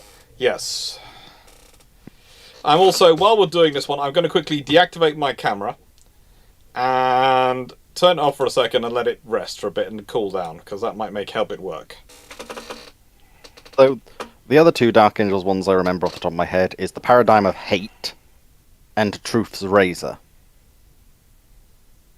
They are both ones that are mentioned during the Heresy, as I recall, because Paradigm of Hate is destroyed when fight during the second Rangdan Xenocide, Mm-hmm.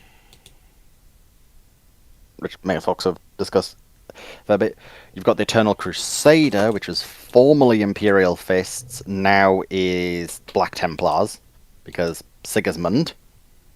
You then have Red Tier, is Blood Angels, Yep. off the top of my head. Rakenfell is Space Wolves. The Iron Blood, I want to say, was Iron Warriors. You've got, which I believe Drax's favourite is the Flame Wrought. Mm-hmm. You've got Chronicles of Ashes, which was the Word Bearers. The Alpha Legion had 2. They had Alpha and Beta, I believe. The Imperial Navy had Amphion, but they also had another one, I don't remember its name. Technically, the Imperial Navy is mentioned to have at least 3 currently, and possibly more, as I recall, in older materials as well. Actually, if I forgot this one, I'm pretty sure Foxer would murder me, which is Conqueror. The Vengeful Spirit is the most famous of the Traitor variety, which we see a beautiful rendition of in Gothic Armada 2.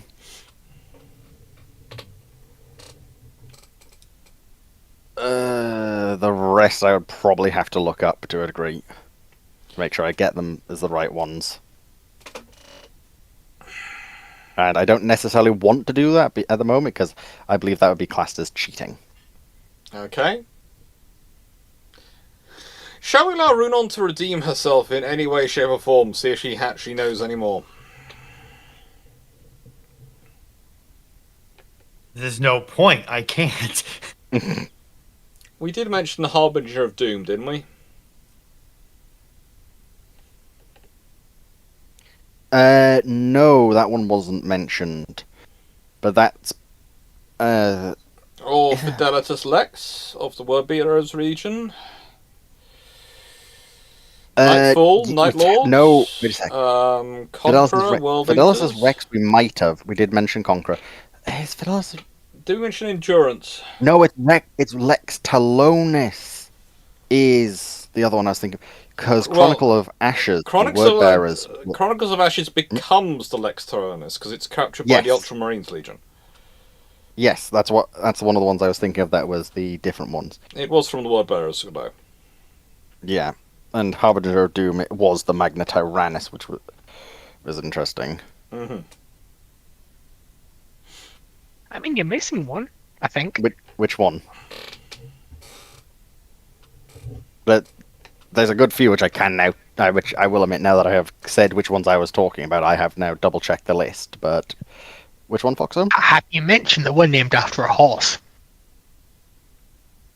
Oh, Cephalus? that right. Photet? Calling that a Gloriana is generous. Because she's a Gloriana and Imperium Regine No, Turnum she is. isn't.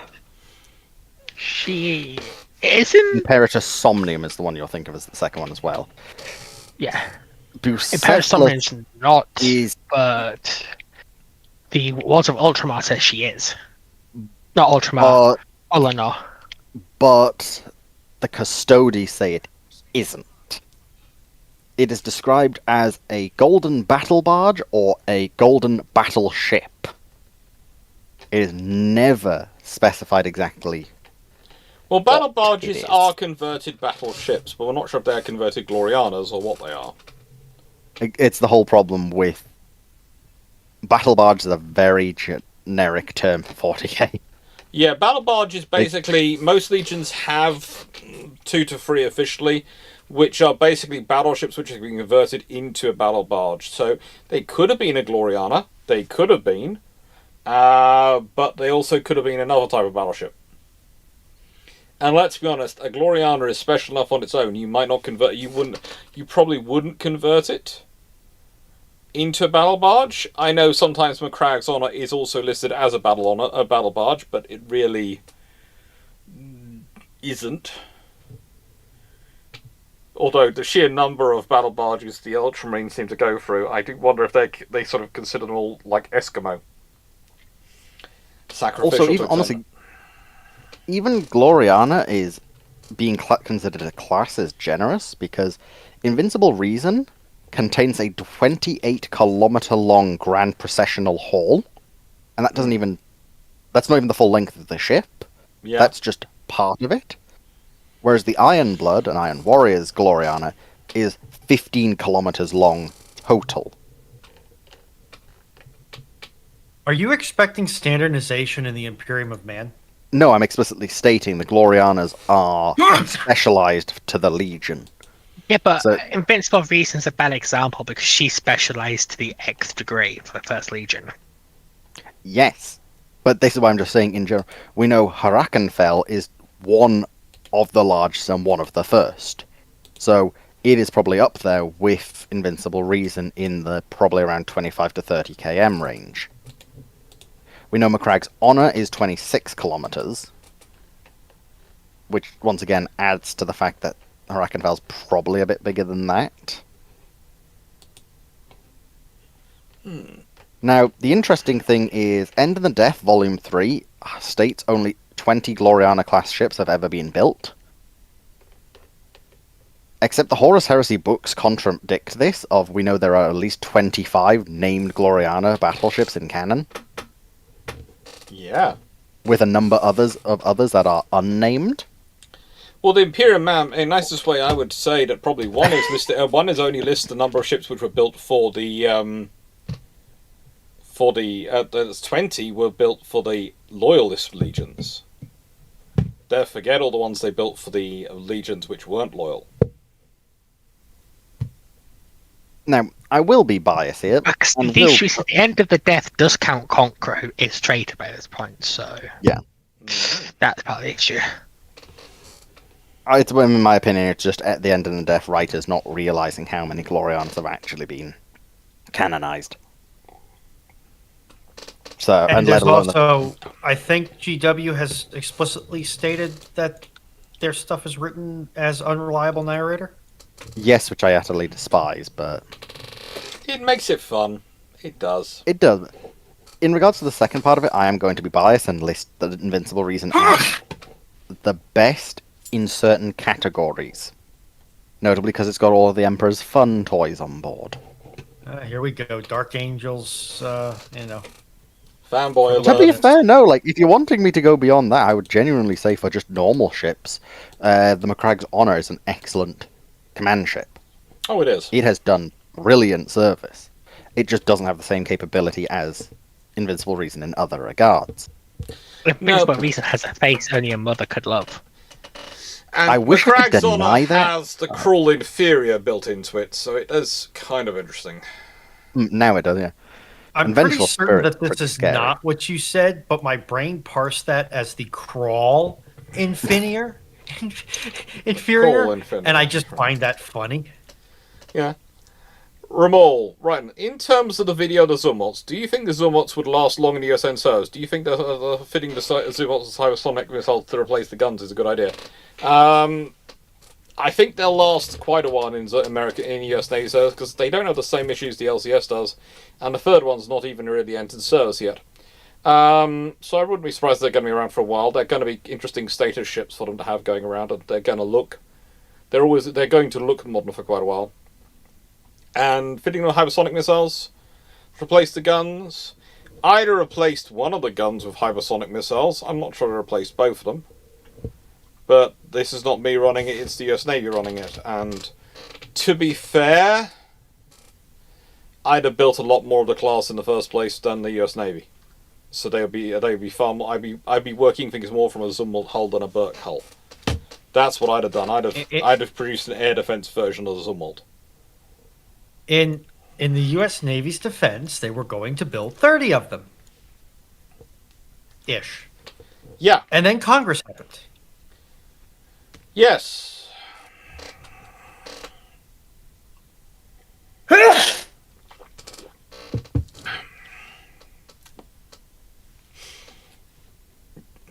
32 Zommots would have been fun to have. 24 would have been fine. How do you design a successor to the Venator class question?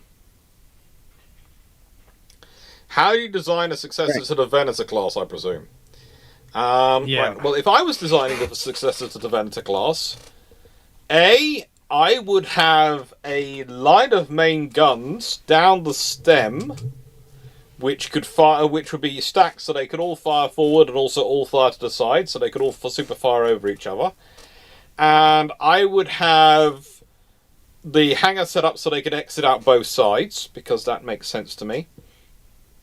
But also would mean you wouldn't have that huge filled-in space. And pretty much I would increase the power and the armor and the shielding. Because my idea for what I would do with Vendors will be, I want an extended fighter carrier, which can operate very, very far away from where it can be sustained and supported from. It's basically self-sufficient for at least a good long time. And can also, and this is important to me, can also, if necessary, fight. But it's gonna hang back and bombard and let its fighters close. It's not about closing itself.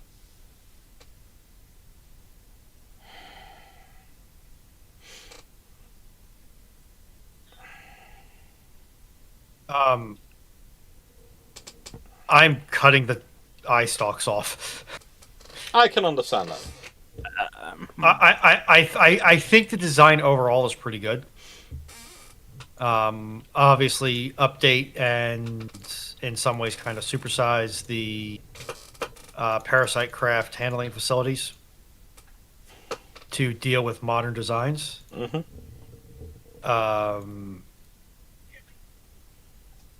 But I can't really think of anything major that I would do to the hull. I might standardize Anakin's modification to install a ventral turbo laser battery. Yeah, if it Well, it wasn't wasn't really a a turbo battery. laser battery. What? It wasn't a turbo laser battery. It wasn't a turbo laser artillery piece in the ventral bay. It's a 16-legged artillery piece he's strapped upside down. And it's still a turbo laser in the I agree. ventral. I agree it's a turbo laser, it's just not a turbo laser battery. Did it or did it not fire? So silly. Yes. It doesn't make it any less silly. Yes, did it work? Only if you were in incredibly dangerous range. That's not the question. Did it work? Technically, yes. Practically, no. But it worked. Did the enemy die because of it? In that one scene, yes. Then it worked. I don't see what the problem is here. If it's stupid but it works, that means it still worked. That's not stupid.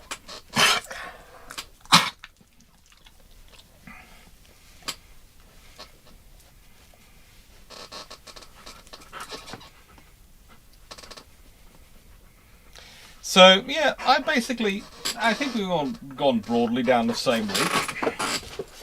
Broadly down the same route. I just hate the Venator. I like the Beautiful Venator. ship.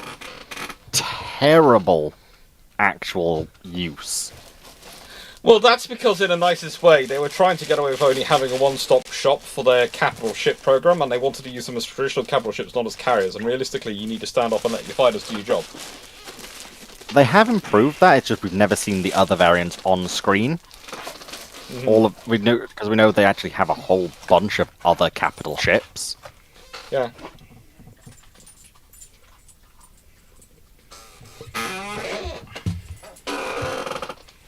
No, Steve, it's still stupid. You just got away with it. Signed, a service electrician. Kingdom of Vinland, Your Highness. What do you think of the Leander-class destroyer sloop from the Sojourn audio drama?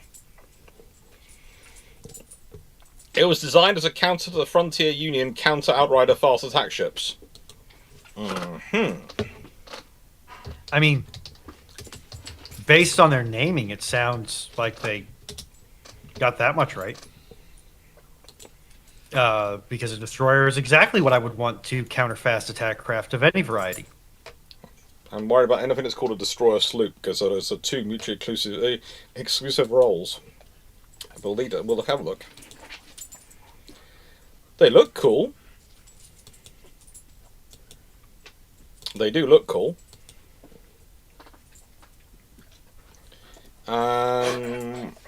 Let's see. Armed with 4 single-barreled 10-inch Brodkin Lock core guns, turrets, 2 retractable single-barreled 10-inch Brodkin Lock bow chaser core guns, 2 retractable single-barrel 10-inch Bodkin Lock stern chaser core guns, 8 6.3-inch twin action swivel gun emplacements, and 4 quick cycling torpedo ports.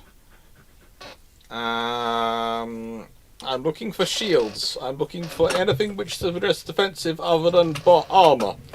Especially when you consider you're using something which is you're using core guns. Not rail guns, core guns. So they are going to be faster firing, less accurate, so short range. It's going to be short to medium range for space engagements. Modern West Sojourn is basically tall ships in space. Yeah. But still, their ships look good. Ships do look good.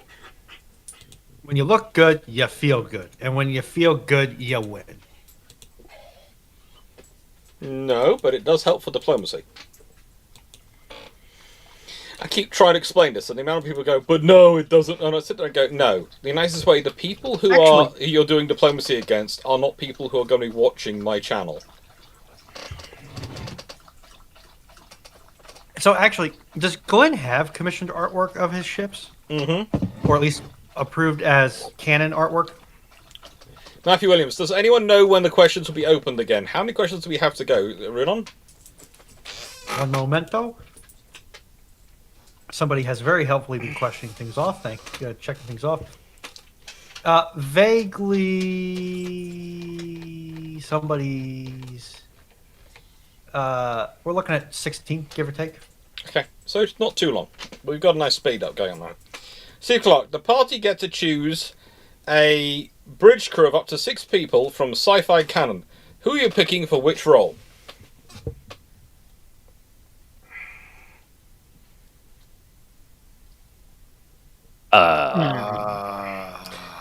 Well, I'm going to put in my 2, and then I'm going to let you all choose the rest. I'm going to put in Henry Wong as the captain, and Sylvia, soon-to-be Wong, as the comms / ambassador type sitting in the room.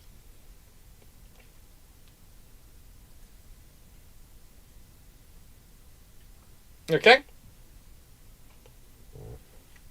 I need to look something. I'd be kind of remiss to not say Data, Okay. because he can literally do anything. Mm-hmm. He is incredibly good at learning. He doesn't fall into the usual flaws that most groups do. Also, plus having a non-organic crew member will help us in a number of scenarios. Mm-hmm. We even see in Star Trek when that happens, having someone who doesn't get affected is handy. Mm-hmm.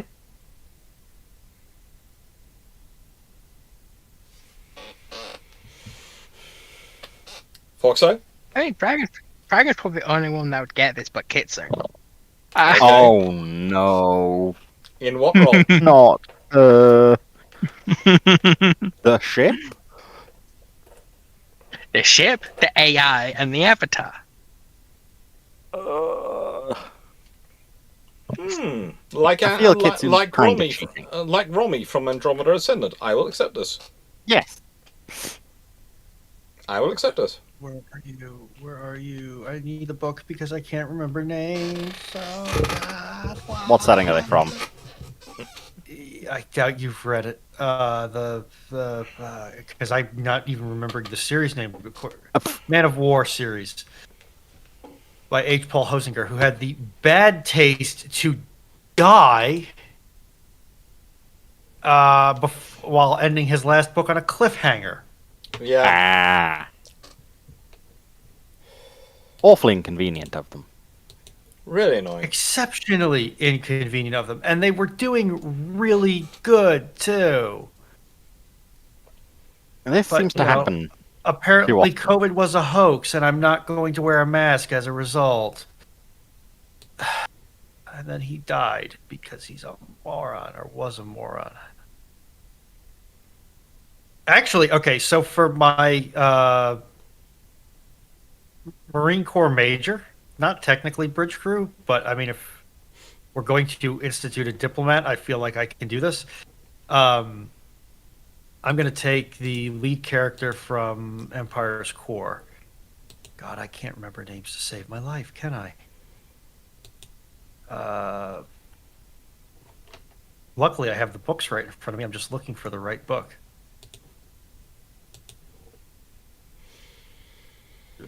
Back. No, I don't need that, and I can't read this out because if I do, I'm going to... Edward Stalker. Colonel Stalker.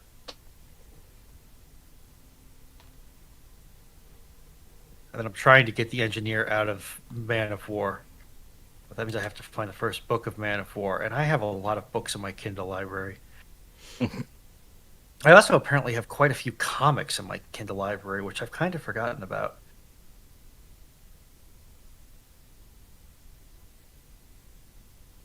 I also have one that has cover art suggesting that Rescue can beat Superior Iron Man, which I question, but okay, whatever floats your boat. Hmm? Where is it? Isn't Rescue his... Rescue Is is it Pepper Pot? in an Iron Man suit. Yeah. Isn't her suit... Comic... yeah, no. No, I'm sorry. Her no. suit is usually last gen Iron Man tech. Usually, it is at best current gen. This is the second book. I don't want the second book. I want the first book. Why are they so spaced out? Usually they're clustered right against each other.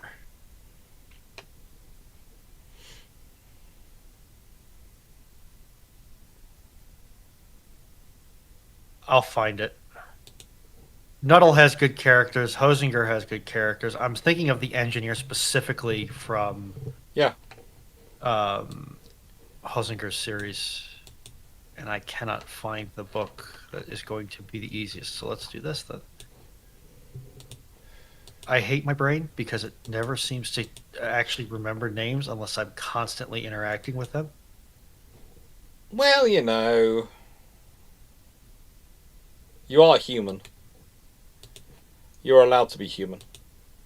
Can you tell that to my father? I've had to tell it to about 3 people's fathers this week. In a nice way, all students who I'm sort of responsible at assisting with their dissertations and going, no, that's not possible.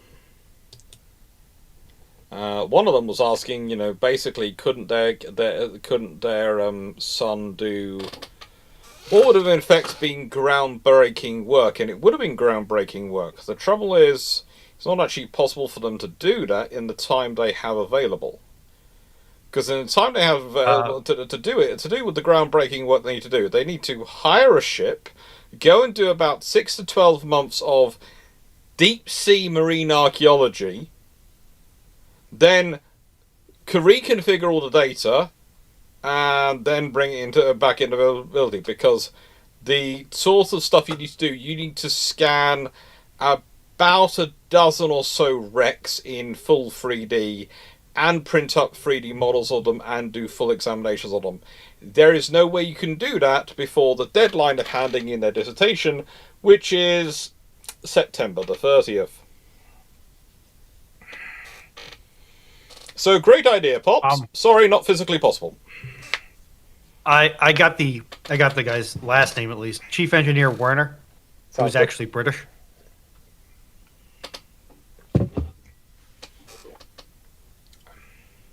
I also wouldn't mind Tanya Desanjay as XO.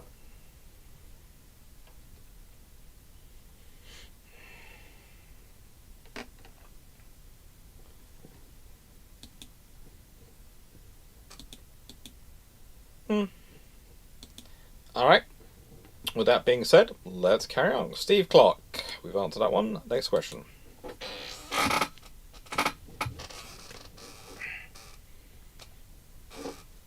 Wastewater Science and Technology. What do you think of the launch facilities in the original Thunderbirds TV show? Cool! Insane, but cool. No one. You would have to pay me six figures a year to work on those. I don't know. And that's why the Thunderbirds 2 one is very nice. You just sit in a couch and get taken there. Thunderbirds 2 I'd happily do. Thunderbirds 1 and 3? Okay, so for such a high visibility entity, whatever, they waste a tremendous amount of time and introduce a tremendous failure risk into their highly critical operations with how they do the launching. I hate it. Theoretically, it's cool. Don't get me wrong. It makes my gadget brain go burr, but from a practical perspective, I hate it. Well, that's the funny thing. They're supposedly a secret unit, but everyone knows their names. Everyone knows who they are. Whose kids they are.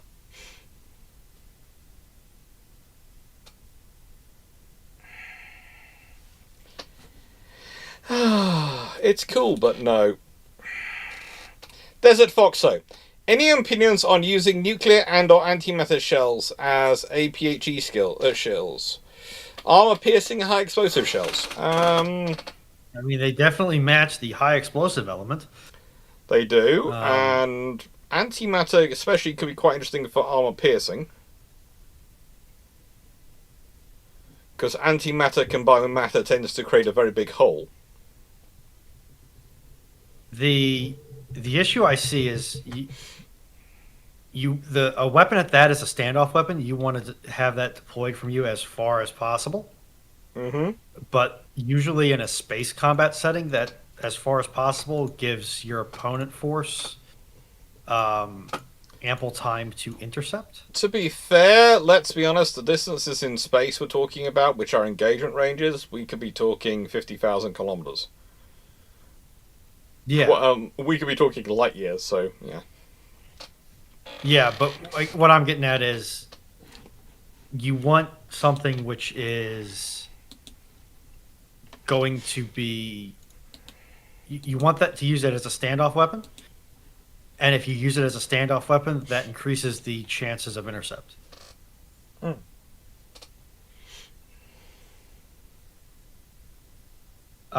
Night, I have watched zero Thunderbirds except the live action Universal movie that came out in the early 2000s.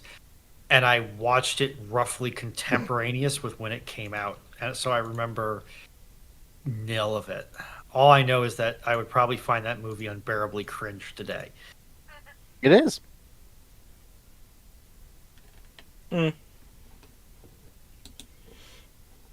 Listen, for a kid, it was a nice schlocky action movie, but I cannot stand secondhand embarrassment.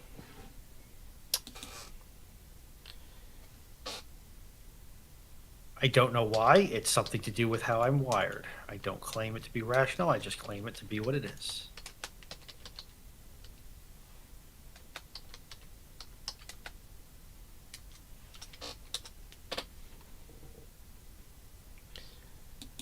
I'm trying to remember what there's a 1986 movie called Flight and Navigator, which is something which has to be seen to be believed. What if I see it but still refuse to? What if I see it but still refuse to believe it? Well, that's on you. You saw it.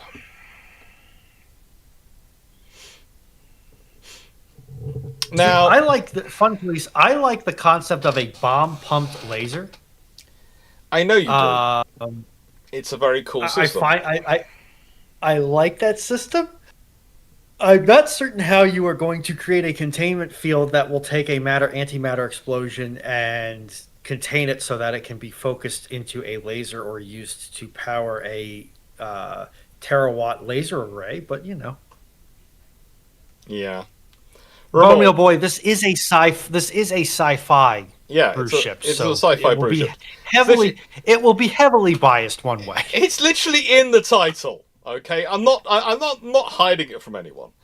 Ramol, why didn't they try to install and adapt AIM-54 Phoenix on the F4 Phantom?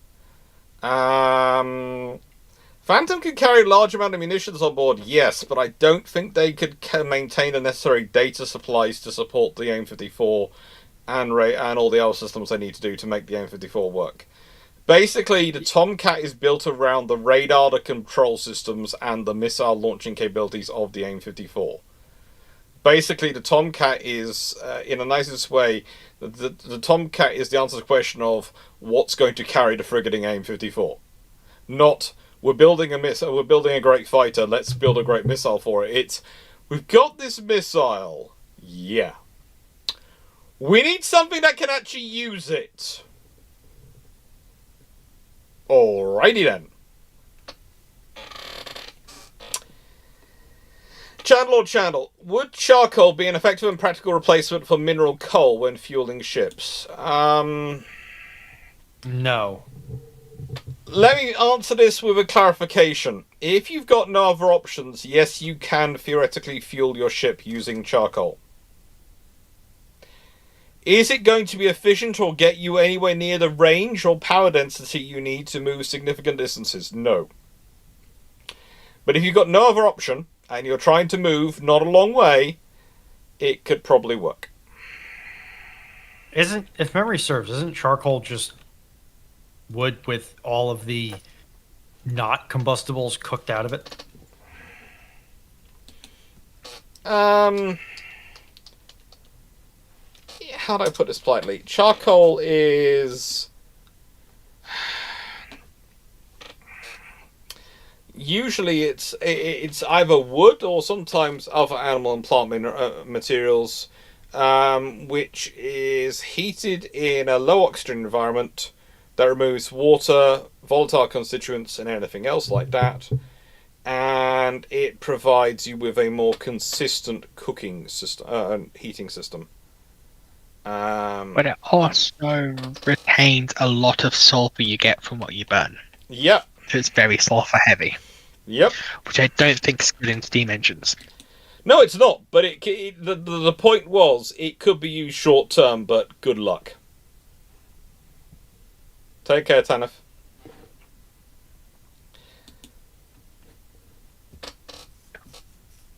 Colin Cameron, how influential do you think the Royal Navy's victualling and resupply operations were to the development of the UK civilian supply chains?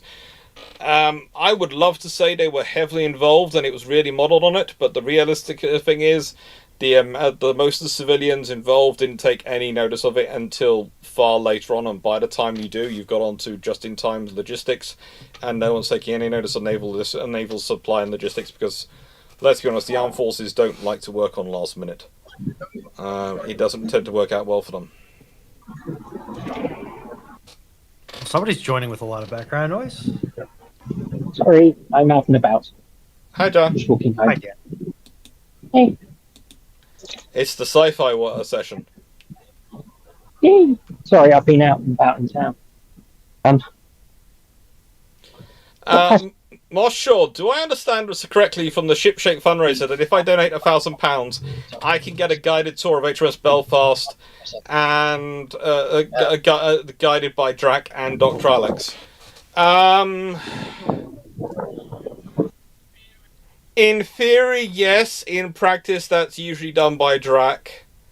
I will probably turn up if you've done £1,000. I will arrange it. So I will arrange it that I am there, but I will let Drac take the lead because he is far more practiced at doing the tour on Belfast.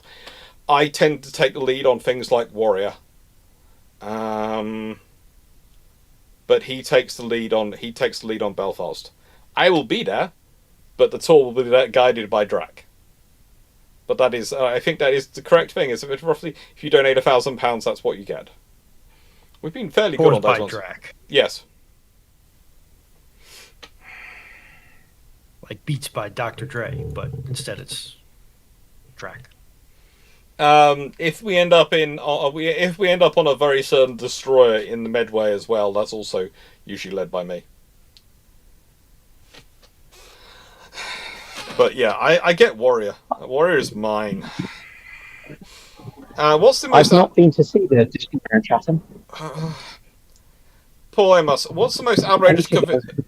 Okay, Karen. Karen. No, I was just saying I need to go down to Chatham and visit. You do. Okay, Paul Amos, what is the most outrageous video comment you received this week? Considering I've received 2 death threats in comments this week from different people, I'd say probably those.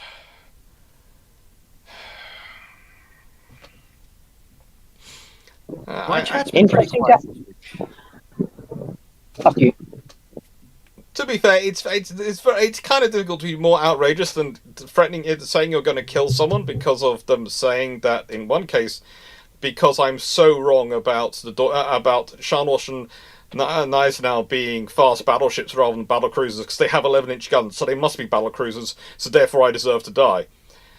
Which is me paraphrasing it and removing swear words from it and the threats of how they're going to kill me. That's the fun times, but that's kind of the most outrageous ones we've received this week. Have these people considered, I don't know, getting a life? Are questions open yet? I see. You've never talked to a Chinese ultranationalist, Ronan. No, but I've had to read a Chinese ultra-nationalist ravings in the Discord server to see exactly how far off the deep end they were and whether or not I needed to endorse a ban or not. Spoiler, I did. We occasionally get them turning up in the things. We also get people who turn up and say things which... The funniest one I found was like, in a nice way, the Queen Elizabeth class proved that Britain can no longer build large warships. Yes, because Seneca, something which is open. 70,000 tons is not a large warship. Stafford, questions are not open. No, questions aren't open yet. I think Paul and Paul put in a note saying he was going to open what questions, but it's not open yet. If you abuse your mod approvals, I will just delete them.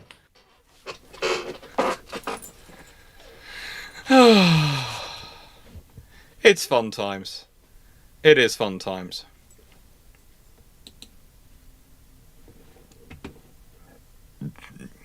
Fu doesn't come along to Bruships anymore because he's so busy with work. Have you read the book by? Okay. Sorry, Dr. Clarke. Chat. You need to wait for the bot system to make the announcement that questions are open. The bot system will God, open. you're like pensioners outside a TK Maxx at half six in the morning.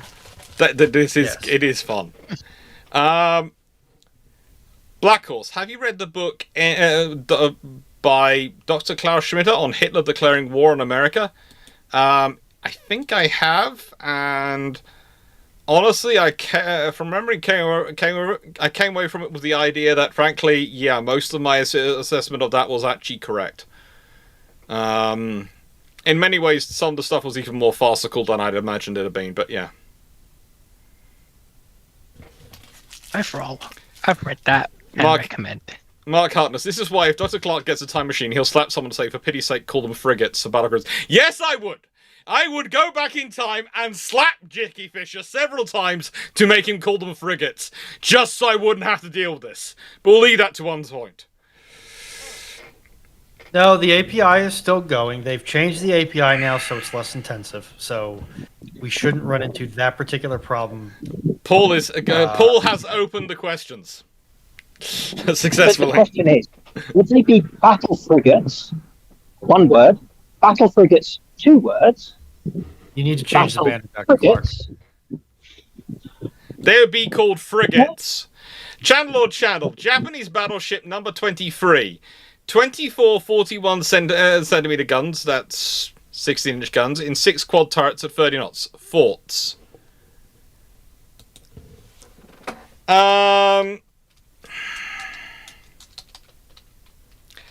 Let's see.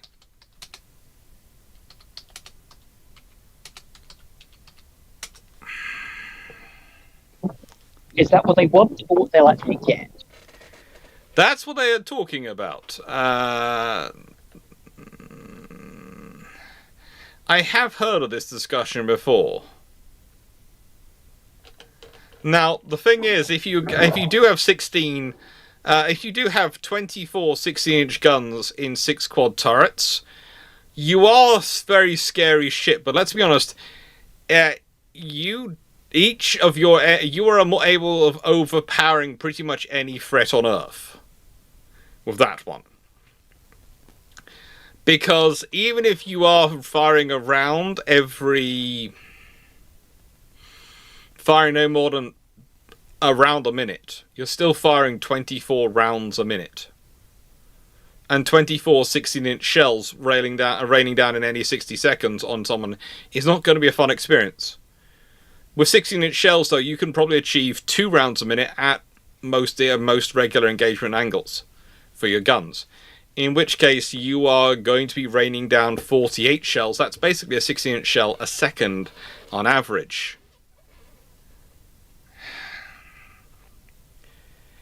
Does anyone want to fight that? It's 6 4-gun salvos a minute, Yeah. at least. Possibly 2. Am I allowed to take all 4 Iowa class, Nelson, Rodney, and Vanguard, and cheat?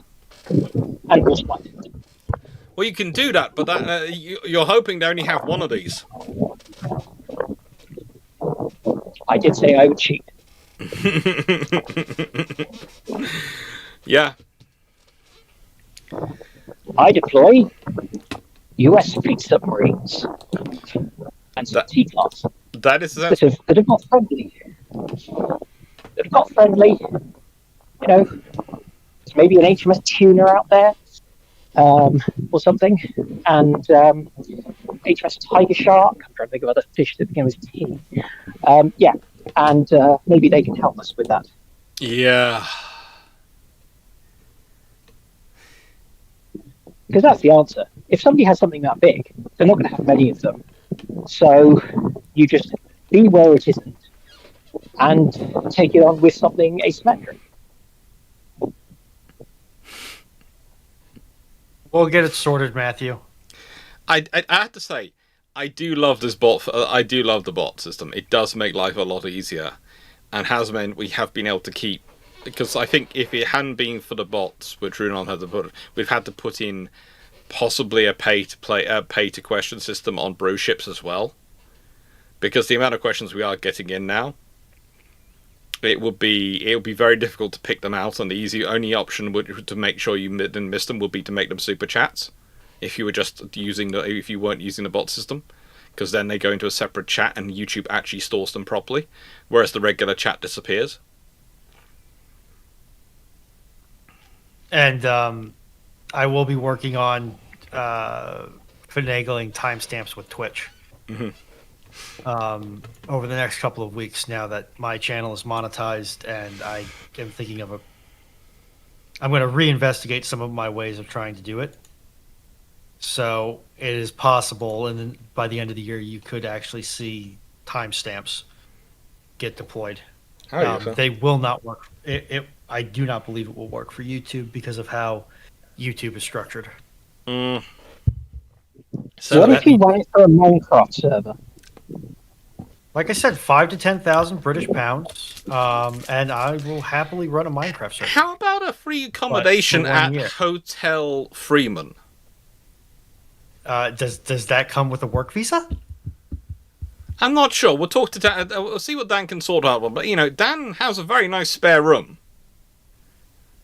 and I think the two of you would enjoy. I think the two of you would enjoy living together, because I could just imagine, considering the sheer combining your two hobby sections, would probably lead to either the greatest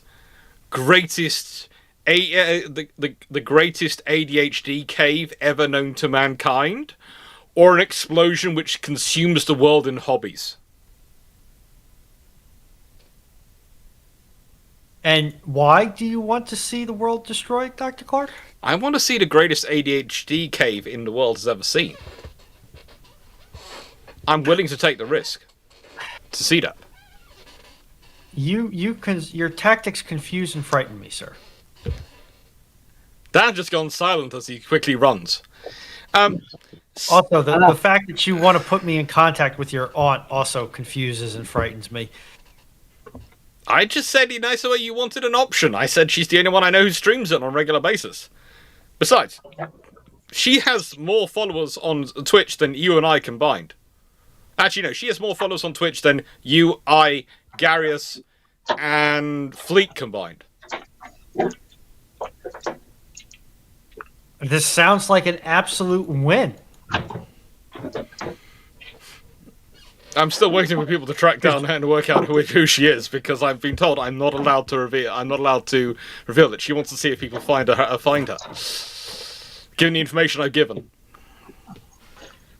That's cruel. And I'm home, by the way. Yay! So hopefully there'll be this background noise. Right. So what will replace the Zilmot's advanced gun system in anti-surface shore bombardment role? Currently nothing. Probably it's going to continue to be combat air support, but they're going to look into. They're going to have to look into something at some point, because if they look, it's really interesting, because now they've done all the conversions to hypersonics and all these things. They're now looking at the operations they might have to do in places like the South China Sea or East China Sea in terms of amphibious operations, and going, we now have realized we have a serious lack of fire support for these operations. A serious lack of fire support. Don't say I told you so. Don't say I told you so. Don't say I Oh, told you so. no. Don't say I told you so. I not only said I told you so, I actually I did a dance. Chandler, what sci-fi ship would Dr. Karen Clarke and Mrs. Clarke be most likely to be captain? Now, I can tell you what ones they currently are commanding in their various games, because both have currently been restarting their Eve games recently, and both are currently back in what I would classify as long-distance cruisers. I remember their exact. I can't remember their exact clarification for what Eve would class as.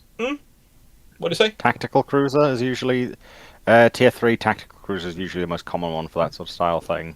Yeah, I used to have one. I think that's what they started out as, but they have been highly modified by both of them. Did your sister come up with the plans for the modifications, or actually do the modifications? Both. Yes. As did my mum. So, My sister I'm just conscious has full CAD drawings of all her ships from Eve. oh god, That's concerning. Printed out in a file. It is That's not that concerning, thick. that's actually pretty normal. That thick. She has their baseline, her full planned modifications, and always a current one which shows her current modifications to her existing vessel. has she got her honorary membership of the Royal Corps of Naval Constructors? I don't want to know, and I don't ask. Just checking. Okay. The bots are dead. The bots are fighting. Is Which Powder Monkey getting banned by Nightbot? Yeah. I'm going to quickly... It doesn't. I'm going to leave you with does- the excess design works question of, if sent to Atlantis early in the Lantine Wraith War, how do you reorganize the Lantine fleet to defeat the Wraith by force or by time to implement a cannon anti-Wraith scheme? While doing that, I'm going to put someone in the garden, because he's conducting biological warfare on his papa again. I find Janus. I ask him how he's doing with the Atero device, and I just go around and pick up all the Stargates.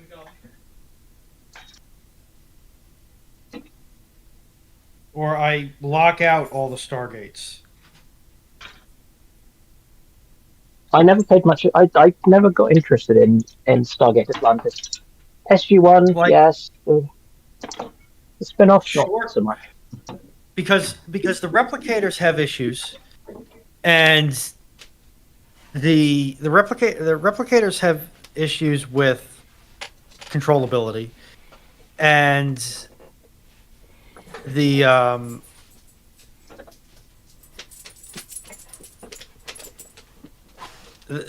trying to make a bioweapon gets prickly. The Ancients' weapons loadout.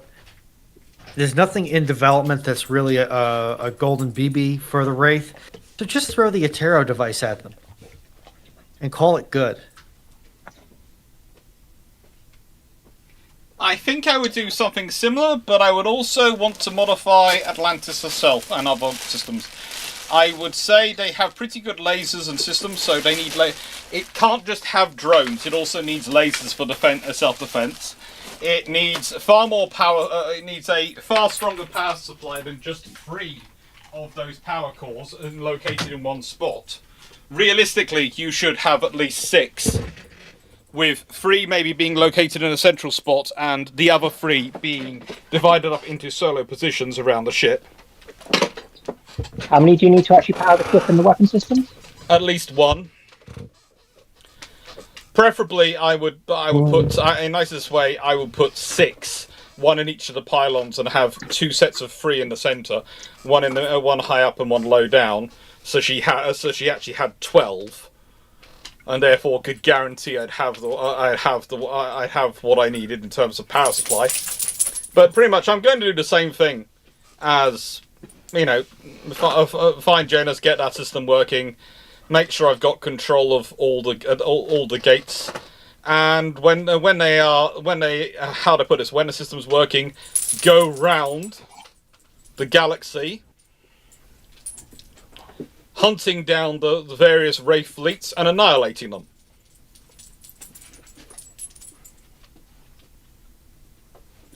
That doesn't sound friendly. No, Surely you but just want to say hello. no. Say hello and bring them nice cans of sunshine. And the other thing I do okay. is, a nice way, I go and target the Wraith production factory for their troopers. That would be my first target. Go and take out that and all the other key infrastructure they have. Isn't that just the hive ships? Oh, I'd take out the hive ships, yes, but my policy would be to kill their queens as often and as quickly as I could.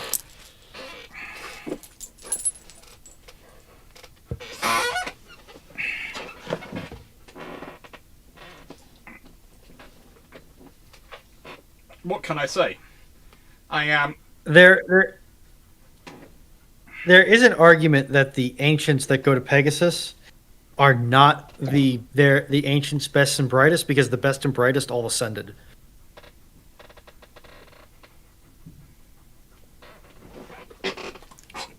Yes.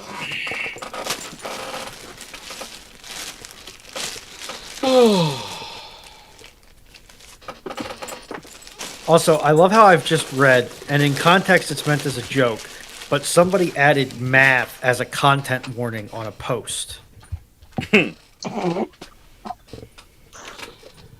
Okay, Prince of Tonga. Which Royal Navy ship names would be most appropriate for directly naming an Imperial Star Destroyer? Dragon. Most of the attribute names get used. Dragon. Glorious, glorious. Dragon. Dreadnought. I'm not saying dragon as the dragon, Yeah. I'm saying the name dragon. Yeah, I'm pretty sure there even is one already along those lines. Devastation. Thunderer. Devastation's already a thing. Yeah. Thunderer is already one. I mean, how many... Aren't there supposed to be something like 25,000 Star Destroyers? I suspect they've used most of the names. Yeah, probably that's what works into most of the Royal Navy's name lists. I mean, Dreadnought. they've probably gone down to things like Tinkerbell. Matthew Williams. Whether or not they've reached Cockchafer, I don't know. I had that, they've reached that one. Matthew Williams. From Ukraine, Russia, what lessons in training, doctrine, and tactics apply to future naval warfare, new tech, and how might Royal Navy, US, and NATO adapt versus the plan? I've done a whole video on that, so I'm gonna leave. I'm gonna leave this for other people, but there's a whole video on my channel about that. I'm not sure if it's out yet or if it's coming up. I think there was a live as well as a recorded video. You need more ammunition. You need more robust logistics. You need independence of thinking and command down to very low levels. Don't forget the lessons you learnt from the last umpteen wars, like you do normally. Damage control is your friend. Mm-hmm. Have multiple systems which can do the same jobs. It's not excess capacity, it's allowing for losses. The enemy gets a vote. Multiple? No plans of ice contact with the enemy. No, not even the People's Liberation Army Navy. Nope. Thank you. What other lessons are there? You will lose people. I've People just will reapplied die. it. Oh, for God's sake, he's supposed to have it off for overnight. Well, then take it off. I put the same one back on him because it was getting rolled up too much. How do I get it off? Just pull it over his head. You pay Just literally you pay attention to F1. Has Ferrari had 2 engine-related DNFs in its most recent race? Thank you. Because I see a picture of Clarke and Norris both sitting on the side. Oh, okay, there's the pole. Oh, Norris is McLaren. Okay. But Hamilton's also out.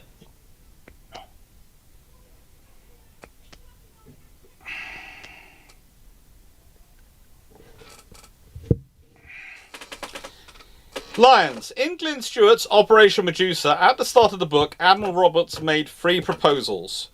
You're the panel are choosing which options do you choose, and why Operation Dragon, Hydra, or Medusa?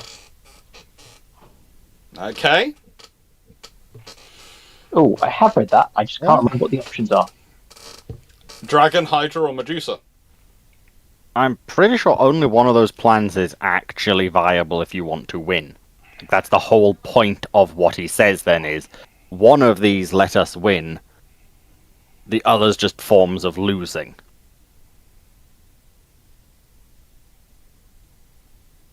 Like if I remember, because that's the Castle Federation one, isn't it? Mm-hmm. Like, Is it the 3rd or the 4th? I want to say it's like the 5th. Yeah. Might be. Especially if you add in the prequel in its canon length. I'd say, having discussed this with Glyn on a number of occasions, and having talked with him about how these plans are often put together, you're pretty much supposed to pick the one that's picked. The others are options, but they're not good options. It's kind of like, okay, we always do this with our bosses, and historians are pretty much trained to do this when they're writing reports. You give the person you are giving a report to the illusion of choice by giving them 3 options. One of them is a good option. The other 2 are, on the face of it, equally good options, but once you look into them, very quickly become not good options. Which you yourself can discover by analysing them. And therefore you then realise that the only good option is the plan we wanted you to do. Now, believe it or not, it's sometimes harder to come up with those options that look good, but are actually not good, than it is to come up with the real plan. Is this like we can manage this conservatively, radically, or medically? Yes. Which is basically, we can do nothing. We can do kind of nothing, but with more expensive drugs.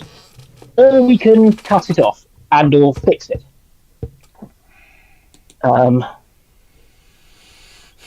Equally, sometimes there are no good options. And that is also tricky to sometimes explain.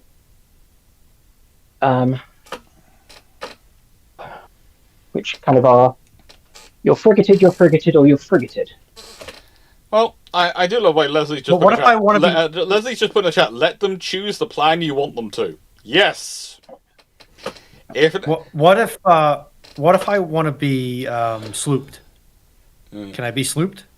Okay, look. You can be slooped. It's a bit like being frigated, only a little bit kind of higher end spec. But you are still frigated. I will tell you this from personal experience.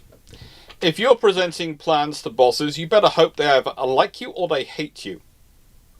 They will either automatically pick whatever plan you advise most strongly against because they hate you and don't want to prove themselves superior to you, or they will automatically go a long way with you. You will have more trouble persuading the person who may like you, may not like you, is treating you, is basically doing their job as a proper boss, because they will actually evaluate the options properly. So you have more trouble convincing them. Whereas you've already done that before presenting them. Yes. I will tell you this: the easiest ones to manipulate into picking the thing you want them to do are bosses who hate you. From personal experience, every single one who's disliked me has ended up doing exactly what I want them to do every single time. Something which I did tell them when I was leaving their area of operations, and I explained in graphic detail with proven timeline. Did you also buzz the tower and possibly an admiral's daughter? No and no. Why would you go after someone's daughter when you have a personal argument with them? That just seems a bit sad. And Also, in That that would way, be let's say the nasty. relationship does work up, then you end up with them as your father-in-law. Do you really want that? No. And also, I might have done quite a lot of time sitting in the second seat in a helicopter, but I have never been I have never been the aircraft commander. Therefore, I have never buzzed anything. Which does not leave out the possibility of you being present while something was buzzed. I was very careful in how I phrased it. John Hegstead, what is your favourite military animal that we know a name? We have a name for. Mine is Sergeant Swash, the U.S. Marine Corps duck that survived 4 Pacific Island beach assaults and got a Purple Heart. I'm going to go with Unsinkable Sam purely because of the number of ships he survived. Let's see, the Admiral's daughter is a nice girl. Nice way. That makes it even worse to go and muck with their lives. No. No. I have to say that's Actually, I thought that. when I find that trope in a book or anything like that, I just basically hate the characters from that point onwards, because I just find that so morally no. Oh, I thought the interfering with the Admiral's daughter was the reason they hated you. No, in nicest Not way. part of the. And nice way, I have never claimed to be the nicest person in the room. And as I regularly point out to people, Drac is far nicer than I am. I'm often not the nicest person in the room when I'm on my own in the room. Yeah, this is the point. Therefore, in a nice way, the people can have reasons to dislike me. One of the other troubles is because of my particular form of dyslexia, I don't do well lying, so I often speak my mind and speak truthfully. And there are lots of people around the world who do not like that. As I will say exactly what I think when I think it. Within reason. I haven't got a death wish, so I'm not going to tell people who are pointing a gun at me that they are not a threat to me because they haven't flicked the safety off. I'm not that nice. Hey, Dan, a lot of your background noise is poking through. Yeah. Sorry. Let me mute. So, Team Locker. How would Dan do if he had been in he would be standing in for Dr. Crusher on Enterprise D? Oh, that was the next question. Sorry, Dan. It's all right. No, I'm loading up my dishwasher, so that's why there's noise. I'll do it more quietly. I'm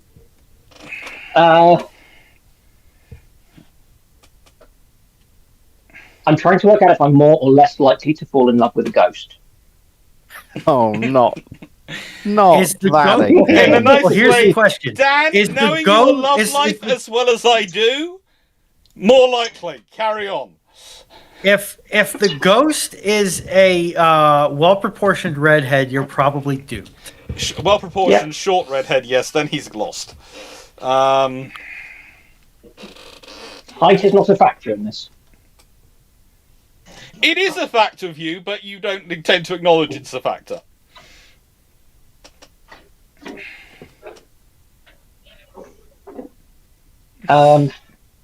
More seriously, honestly, it feels as though they've taken all the fun out of medicine by that phase of Star Trek, because there's no diagnosing to do. Dan is doing I'm a the dishes. diagnostician. Colin. Yeah. Is there not?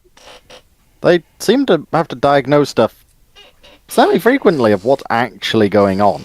Yeah, but they just swipe the No, When it comes to tricorder. the planet. They just wave a tricorder at it. Eh? Any monkey can be trained to do that. No offense to your skills, but I think I definitely prefer a tricorder than most doctors I know. Look, in a nicer way, are you really scanning someone's body if you're not doing a manual prostate exam or actually puncturing their skin with a large needle? Considering I have had family members who have had to have something like 18 lumbar punctures.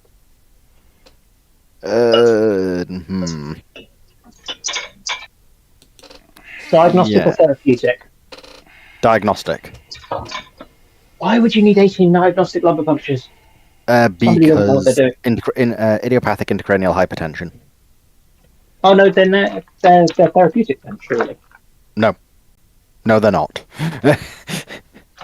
No, I think you're doing them to drain the fluid and reduce the pressure, not to diagnose the condition. Yes and no. First part, yes. Second part, perhaps, first set, more diagnostic. Second part, No. I wouldn't say therapeutic, but more treatment. But Yeah, that is therapeutic. Okay. Next question. yeah, either way, Paulson. no. Needle's not fun. Yeah, it depends which end of them you're on. Oh god, that's painful. Stafford, what sci-fi has the best reputation of flower class corvettes and PT starcraft? I would say none, but I will throw it open to the floor to see what you think. Don't jump to mind. Before we get too far on, I will say Prince of Tonga has just come up with the best question. The real question is Dan more likely to hook up with Captain Picard and have kids? No, he's not got red hair. Before He's the not gonna travesty care. of Picard, there was a far better child for Picard at one point. Then, the travesty happened. Yes. Also, in nicest way, there was Captain Janeway, and you could have at least given him a chance at Captain Janeway. She's busy in the Delta Quadrant. Yeah, but let's be honest, I prefer Dan for her than Chakotay. Or any of the She other doesn't options. get much Chakotay. Any of the other options they like to ship her with. I think in general, actually, she doesn't end up with anyone in the end. No, she doesn't, because she's the captain, and quite sensibly, her policy is no. I'm not. Unlike a certain earlier captain of a Star Trek ship. No, my crew are not my dating pool. No, there might be a different reason why I'm thinking that. Because, if I'm correct, there is a small chance that she has died and come back to life. Which has a minor problem with that. Why would dying and coming back to life be a problem? A bit of a time gap. I love how this has gone from how does Dr. Dan's medical qualifications and abilities translate into Star Trek to how well would Dr. Dan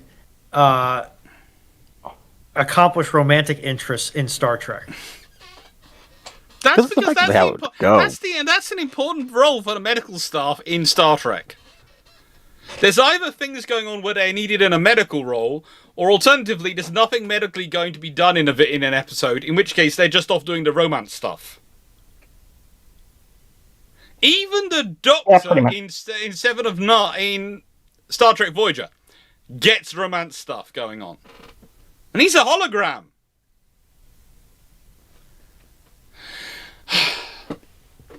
96831 has got a two-part question coming up, so I've left one part and I'm skipping on to the next part till we get the second part. Brandon Larson, what if the USNC had stolen 20 CSO supercarriers? How do you think the war goes, and how effectively do they use them in conjunction with their normal ships, in your opinion?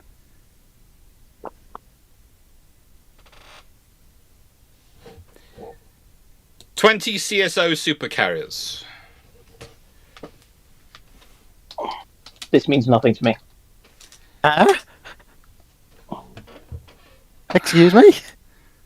Well, they are something like the Schwader pattern. Basically, they're the... The Schwader is the CSO. Schwader is their term. CSO is our classification. Mm-hmm. I'm not sure they could crew it, let alone... Well, they can crew one, but not 20. Well, they do have a width of 11.5 kilometers and a length of 29 kilometers, which really doesn't make sense when you consider their shaping, but we'll leave that to one side. They're a smaller ship scaled up. Yeah. Like, the model is quite literally just enlarged. It's why it's got kilometer-long windows.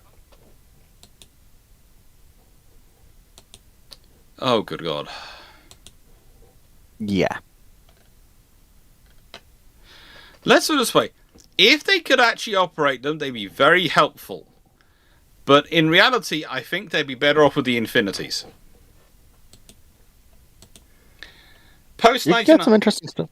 Sorry, go on. Karen Dragon. I was going to say, you could get some interesting technology by ripping out of them and reverse engineering, but Yeah, that's about it. beyond that...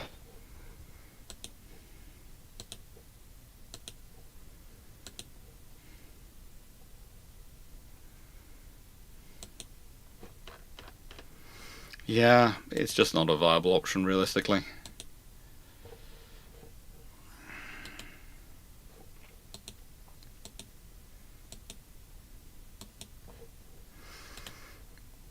And next question. Post 99. What is the panel's thoughts on the reactions to the Norway Type 26 deal? Broadly speaking, positive. It's going to be interesting to see, and you never know, it might get a third batch ordered by the British for themselves, because especially if we do, there is an idea that they're going to get a couple from the second batch of the British ones, in which case to get our full 8, we will have to order a third batch anyway, which might mean we order more ships overall. Yes, but that would require Parliament and the Treasury to be forward-thinking and reasonable. No, it just requires the government, and in the nicest way, the government would be quite happy with it as part of the deal to do that. But it's going to be kind of interesting because the trouble is the British are happy to do that normally, as long as it isn't any ship which they've already named and laid down in modern times. World War II, they were happy to do it. So technically, Birmingham, Sheffield have already been laid down. Newcastle is supposed to be laid down in 2025. So you've got which do you give away? Newcastle, Edinburgh, or London? Which slots do you give away? Now, admittedly, you could, I suppose, try and give them Birmingham and Sheffield. But Nobody wants Birmingham. But the thing is, if you do that, then you're definitely going to have to order some more, because those are two Labour heartland cities, and Labour doesn't want to be the government which is giving away the HMS Birmingham and HMS Sheffield. Because please take this as a note, okay? Look, people don't give a flying hoot about procuring for the Navy. They really don't, a vast majority of people. But the moment you say you're giving away your ship which is named for the place they live, it suddenly becomes an electoral issue. It does. Because it's such an easy thing. Well, this is how much they really care about Birmingham. They've sold your ship.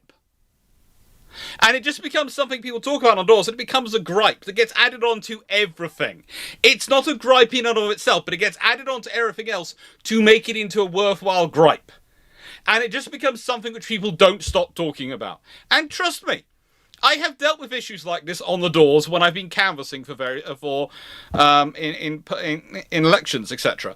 And these sorts of issues become problematic because no one cares about them enough to go and do any research. They just care that it's happened because it's on the news, it's on all the things, and they don't even know why they care, and it just goes on and on and on. So yes.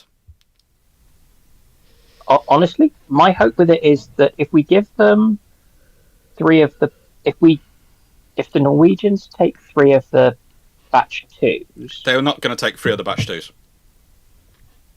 They take 2 maximum. Okay, but if they take some of them, then it gives an opportunity for the Royal Navy to then have the bigger design in batch 3. It does give that option, but the trouble is batch 3 will probably be a combined batch with some going to the Norwegians and the rest going to the British. The hope is, though, that they use the fact that they will be ordering further down the line, they order and get more. So maybe the Royal Navy ends up with 9 overall.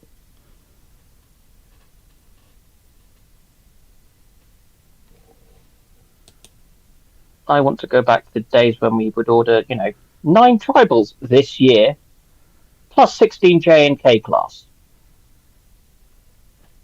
Colin Cameron, yeah, in a nice way, give them HMS Edinburgh. Welcome to the Thunderdome of Scottish politics.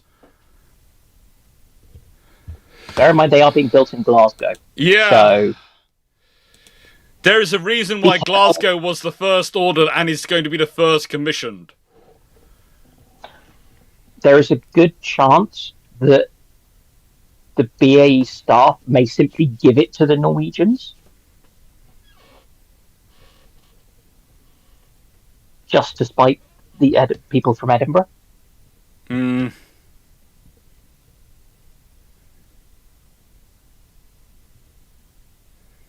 Remember, you'd be surprised. I once met an ardent pacifist who was absolutely annoyed that that Britain was considering getting rid of the River class patrol vessel, which was named for his local river.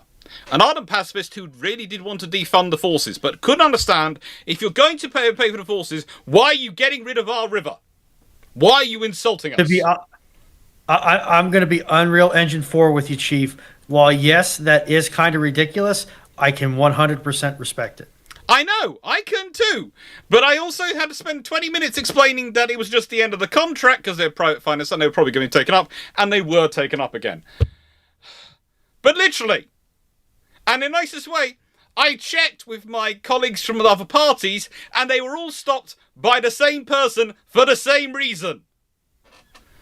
In fact, one of the party members at one of the other parties actually told them to wait for the party I was part of, to come by and ask to speak to me because I would know what was going on because I was the defence guy.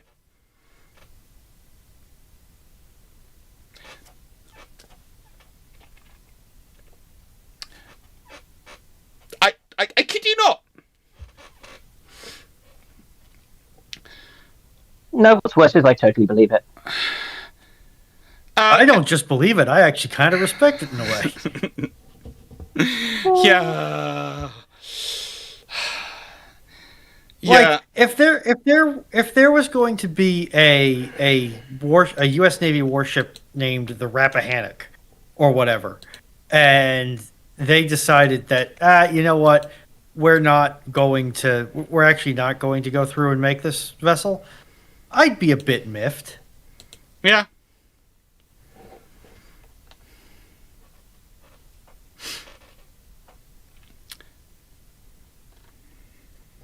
I'm suddenly trying to remember, because aren't quite a few of the Civil War battles named after the rivers they were fought near? Yeah. It's not uncommon because usually they were fought over the river. Right. Castanea, what happens if the bot files for a name change to Minecraft server?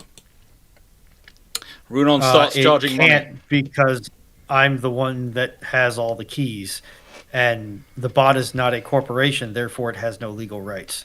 Oh, don't get a nice way. Raptor, don't get me started on the guy who asked about the expansion of the model village and why it was being allowed to expand. And also going, they own the land, they're adding more onto it. It's a private property. It's temporary, so it doesn't really affect it. It's going to bring down the price of our house. I honestly do not think a model village, which is a tourist attraction and a prime reason people actually know where this particular place is, I didn't say that bit out loud, is going to bring down the value of your property. I really don't. Doc, are you being cruel to constituents again? No, it was going through my head. I do have the ability to have the things going through my head and not say them out loud when I've decided that this person cannot deal with the truth. That is my criteria. The moment I stop saying exactly what's going through my head is when I've decided you are someone who cannot deal with the truth. So therefore are obviously I a small child. So therefore must be treated like a small child, and therefore I must respond to you as if you are a small child. Moshaw, in the honour of the hashtag threats, that is your most controversial opinion on German equipment. Moshaw, what? In honour of the, I presume it's about death threats. That is, what is your most controversial opinion on the German equipment? I wouldn't consider any of my opinions on German equipment as controversial because it's backed up by their own equipment. But usually when I get into trouble, most of this is I sit there and go, The Graf Zeppelin was not a good carrier design. It has a lot of good ideas in, but there are too many good ideas and they're not going to work together. And if they do, getting to work together is going to take a frigging long time to do, so you're not going to have an operational carrier at any point until 1950s. This is the trouble when people go, but it's bold new technology. Yes, great. But you put all this new tech together that you've never used on a warship before. You've never done a carrier before. You've gone for the most complicated, convoluted design you can possibly conceive of. And then you expect it to be operational and a viable carrier quickly. It ain't going to happen. If you want a good example of that, look at the Americans with the Ford class. They decided to do a massive multi-generational jump in carrier design. Instead of doing, I don't know, the final batch of the Nimitzes as a step up, and then the first batch of the Fords as a step up from that, and then the second batch of the Fords as a step up to into the full Ford design, they had tried to do the whole leap in one go. And look at the issues the Americans have had with the Ford class because of that. It's not that Ford class is a bad design, it's just you've jumped so far in technology, when something goes wrong, you have no idea which bit's gone wrong. That's the problem. That's why you change 3 things at a time if you're the Royal Navy in the battleship race, because then if something goes wrong, it's kind of easy to narrow down what's going wrong.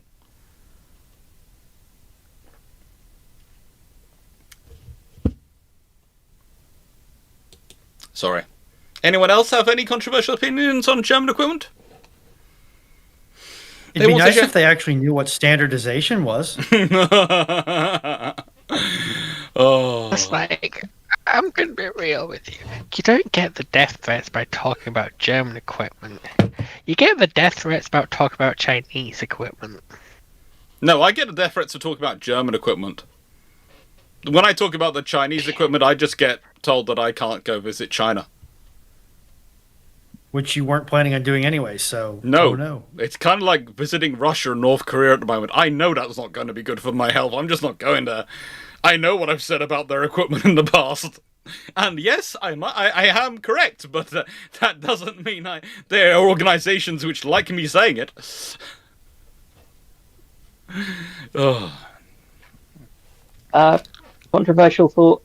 The Germans, the claims that they were achieving engineering perfection are bunkum, because they were not designing things to actually operate in the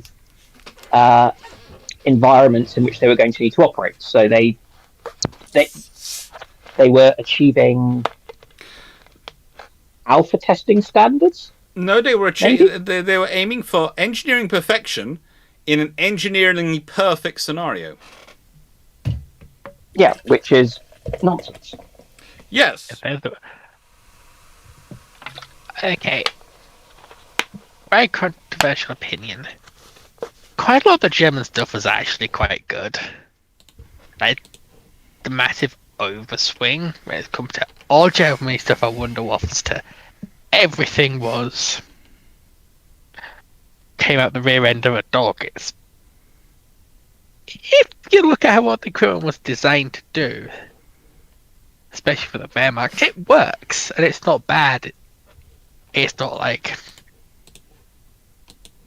the joke of every 30 males' hands the transmission broke. It's not bad. But, yeah. It's good in isolation, it's not good in context. For me, it's like I can't think of one single piece of German equipment that is absolutely abysmal and so much worse than any peer or near peer that the Allies created. Like, yeah, the Panthers and Tigers had transmission problems. So did Pershing. The bigger issue is that Germany couldn't find a design and stick with it. I would point out British tanks did not necessarily have a problem with the transmission. They didn't have enough engine power to trouble the transmission. Okay, I mean, my point, I'm going to be cheeky and say that my point still stands. Yeah, no, I just prefer to have a different dig at the British tanks. You know, it's just, you could have a Panzer IV, and you can have 4 Panzer IVs that take 4 distinctly different supply chains to support. and they can all be attached to the same unit. Yeah. Like that's my gripe with German equipment over anything else. It's that they know intellectually they have to know the benefits of standardization and the attendant mass production, but they refuse to not take that 0.1% performance improvement, but also, oh great, now we have to store a whole new thing of SKUs, in a modern terminology, to support it. That's my gripe with German equipment. The German equipment is fine and dandy for what it does. It's just they've got too many freaking models of it that have to be supported. I swear, if this emplacement kills the civilians I'm trying to evac, I'm going to laugh and be annoyed. Mostly annoyed.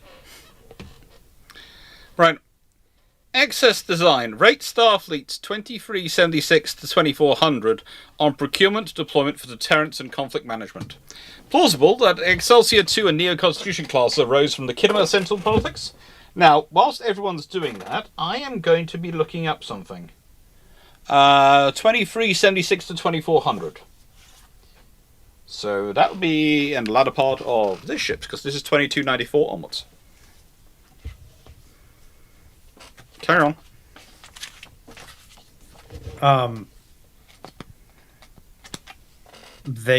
I guess they do technically do conflict management and deterrence, They always do. but they're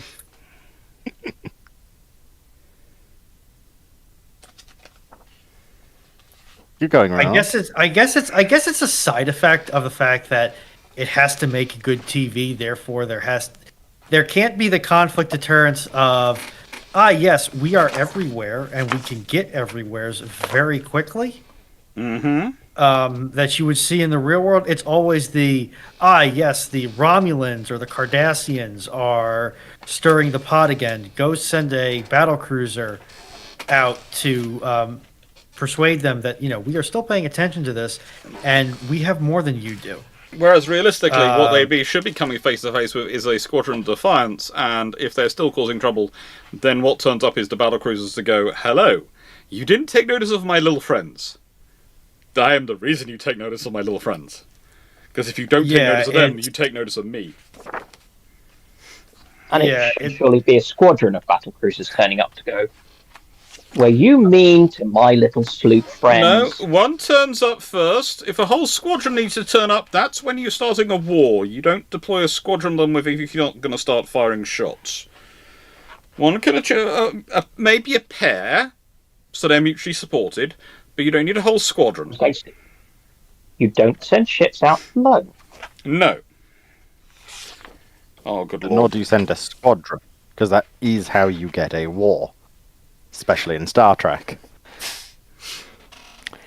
In my opinion, the Neo-Constitution is an utter piece of rubbish.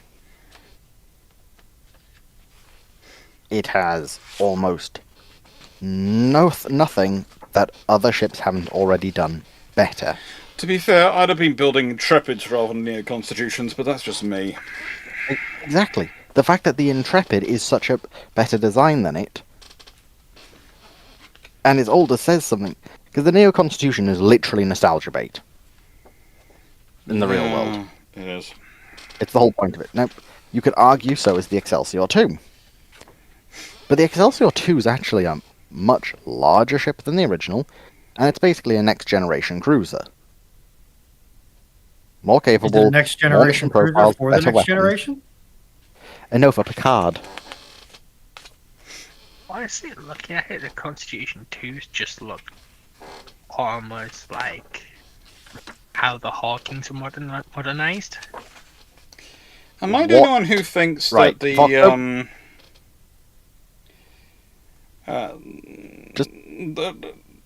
the vessels like the USS Curry look like someone's compensating for something? That's called they had limited parts, but... So, you say Constitution 2, Foxo. What ship do you mean by that? The one that comes up when you search up Constitution 2. Then you've got the wrong ship. Okay. look up Constitution 3. And even then, that's probably has a 50-50 chance of giving you the wrong thing. Mm-hmm. Because, they do like to come with, we're going to go Constitution, we're going to rebuild this. Yeah. We've got the Constitution 1. Doesn't work. And the Constitution 2. And the Constitution 3, and yeah. And then you've got all the various refits to the Constitution. So you have the Neo-Constitution. Neo-Constitution, yes. And then if you zoom out to the meta level, you also have the Constitution and at least 3 refits from the Kelvin timeline. Oh, Runon, right. Going off just Prime timeline, there's 13 variants of Constitution-class starships. It just gets worse. As you go through. It just gets worse. I'm looking through these designs and going, oh my lord, what happened to you? Though, It just gets let me worse. double check the Kitchener Centennial policies, what you mean by that. But... Yeah, basically, I think the answer is, the Kidima Centennial policies, that's basically them trying to, 100 years of the Kidima Accords, trying to, make things work out. I would say, realistically, Starfleet has a problem in that they can build any variant of cruiser you want, but they can't build anything else other than a cruiser.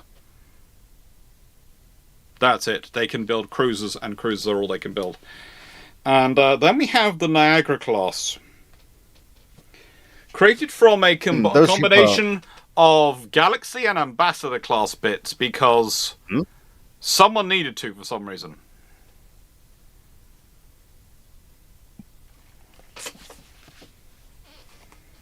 Right, also keep in mind, the Niagara class and the ships you've been mentioning are much earlier than this period, but... Yes, but the thing is... The Niagara class itself also does make sense in lore. Once we get into some of the later ships, it just gets more problematic and weird.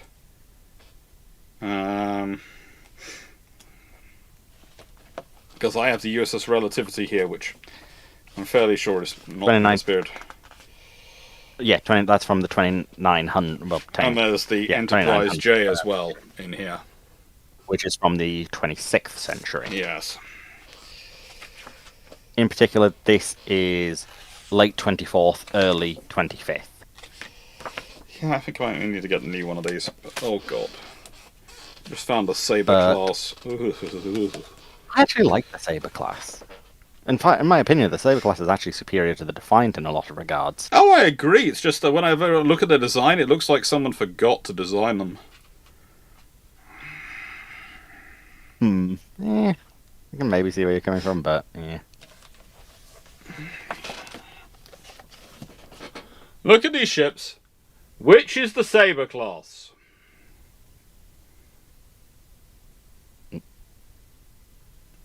Which doesn't look like a Starfleet ship?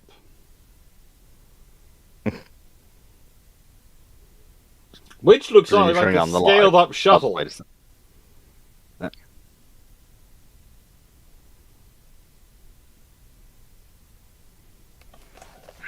Now, I'll be honest, I wouldn't say any of them look like a scaled-up shuttle. Do I have to zoom in on the Saber class? Look at that.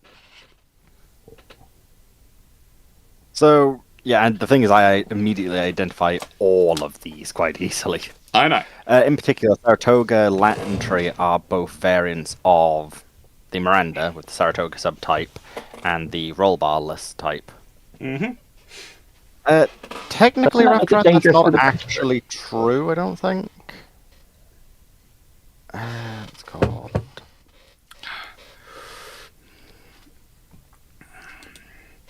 But realistically, the trouble for Starfleet when we start talking these things through and start looking at the ship designs is their whole political system seems to be focused on building cruisers. And look at what happens every time they try and build small ships. Realistically, it's only lower decks we finally get an answer. We only get this small ship class wandering around. We actually get some details about them. And let's be honest, the California class, they're tiny. You know, they have that big thing of, we brought all the California class together.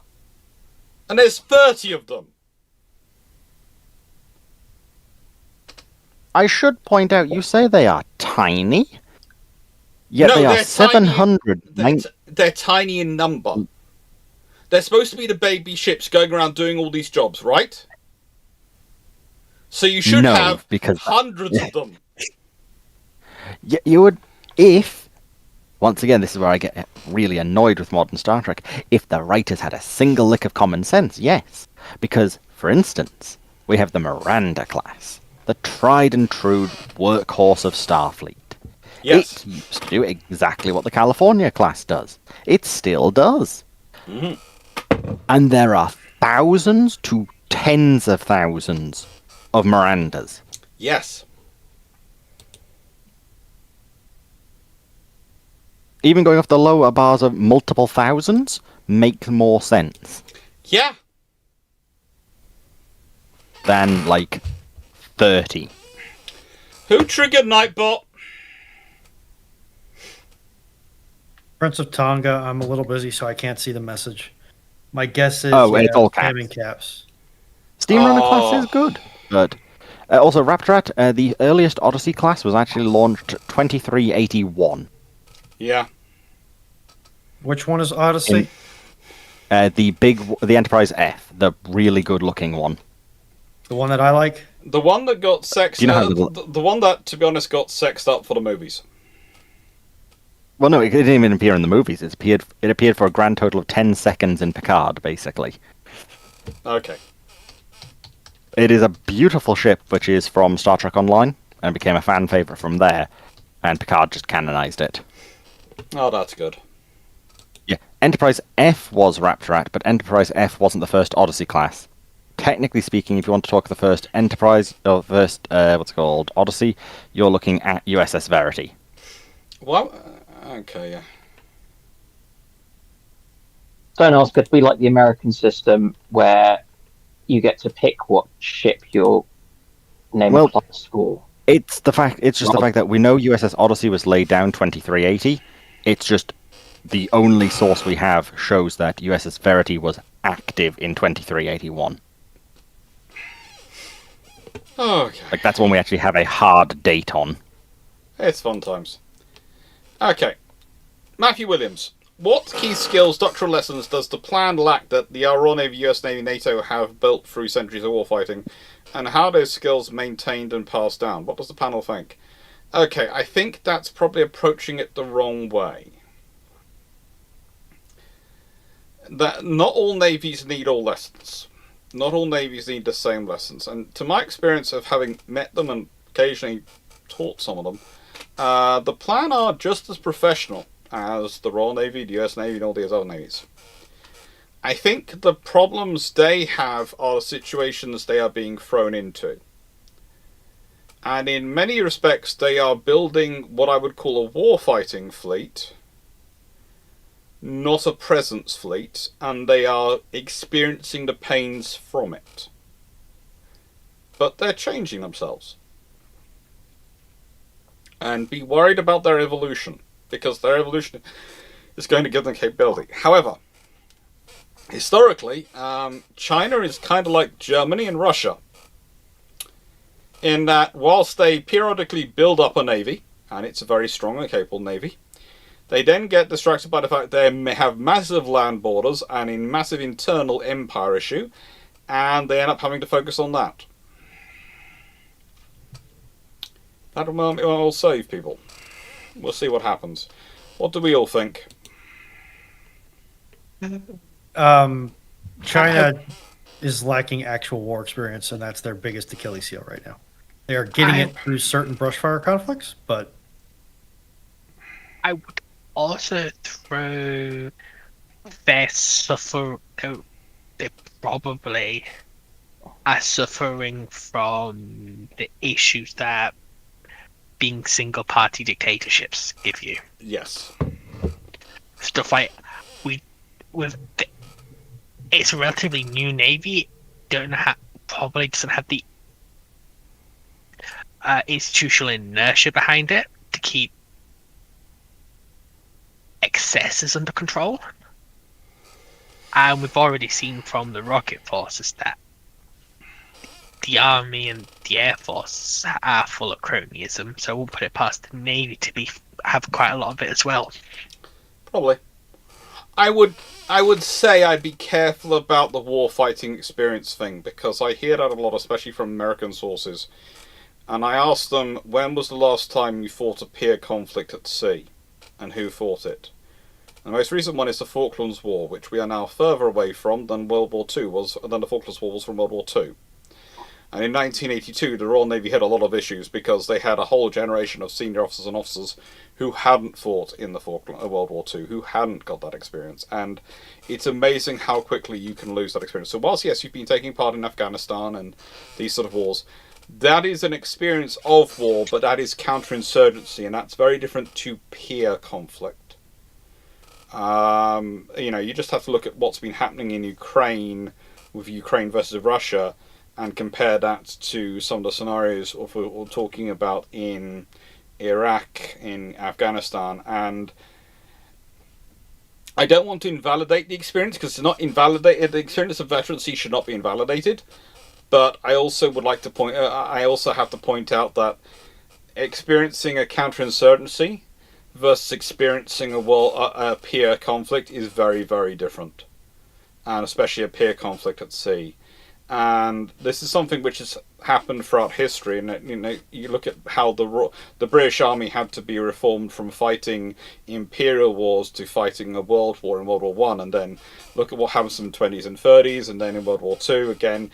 It's very quickly you can be formed up into a peacekeeping force, a counterinsurgency force, whatever you want to call it, stabilization force. There's all sorts of fun phraseology that goes around it. But a peer conflict is very different. And that you can be also the other problem, and I've talked about this in some videos recently, which I was recording for this channel, is that veterancy of certain conflicts can give you false positives. Most of the amphibious operations which have been carried out in the last 30 years have been raiding operations. How you plan and run a raiding operation versus how you run a large-scale amphibious operation is very different. Very, very different. In terms of the beaches you're looking at, in terms of the options you've got for landing and how you scale it up.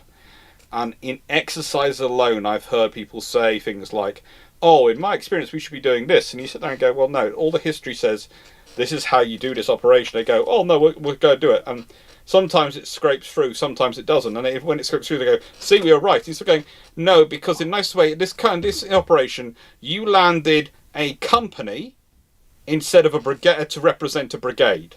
And you got a company up there within the time allowance. You now try and land a brigade in that scenario. It's not going to happen. And you have to get into all the discussions and debates afterwards and the full information going through it. And it's one of those things of experience can be a very useful tool as long as the person who's wielding it can put it in context of that was in that scenario. How is that different from this scenario? What of my experience actually applies versus what of my experience doesn't apply? Okay? Does that make sense, or have I not explained myself? No, it makes sort of like the idea of America doesn't really have any experience fighting a peer opponent when it comes to Air Force, because for a long time there wasn't a peer to them. In the modern context, yes. Not since really Vietnam have they faced When a peer threat. When I made the comment about the not having warfighting experience, I was meaning that more in the sense of how do we get all of our component capabilities to work together in a combined arms aspect. To be fair, everyone's going to be having that trouble because, again, It's changed so much. and there's and also there is the big difference between counterinsurgency operations and time and space here. One of the fun things I've been talking about with people is the sheer amount of people in counterinsurgency. If you look in the operations we've been running for the last 20, 30 years, how many of them run from office buildings?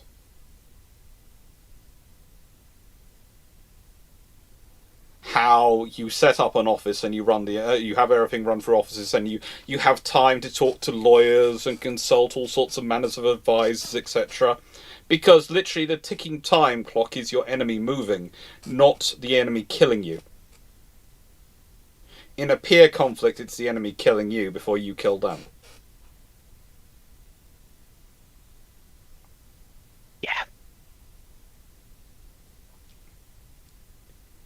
And that's going to be the interesting thing. I think the first thing you might find in any peer conflict is the size of staff shrinks down dramatically, because there are going to be a lot of people who suddenly, we don't have time to consult you, so why are we bringing you with us? And I know there are some staffs which how do I put this? I haven't really worked with, but I have worked with people who've had 24 lawyers in them, assessing targets and those things. And yes, you need to have some target assessment going on by the legal team, you do. But you don't have time for a full legal debate. And you almost need to shrink that staff down, so you literally have one lawyer, because if you have multiples, you're going to get debate about it.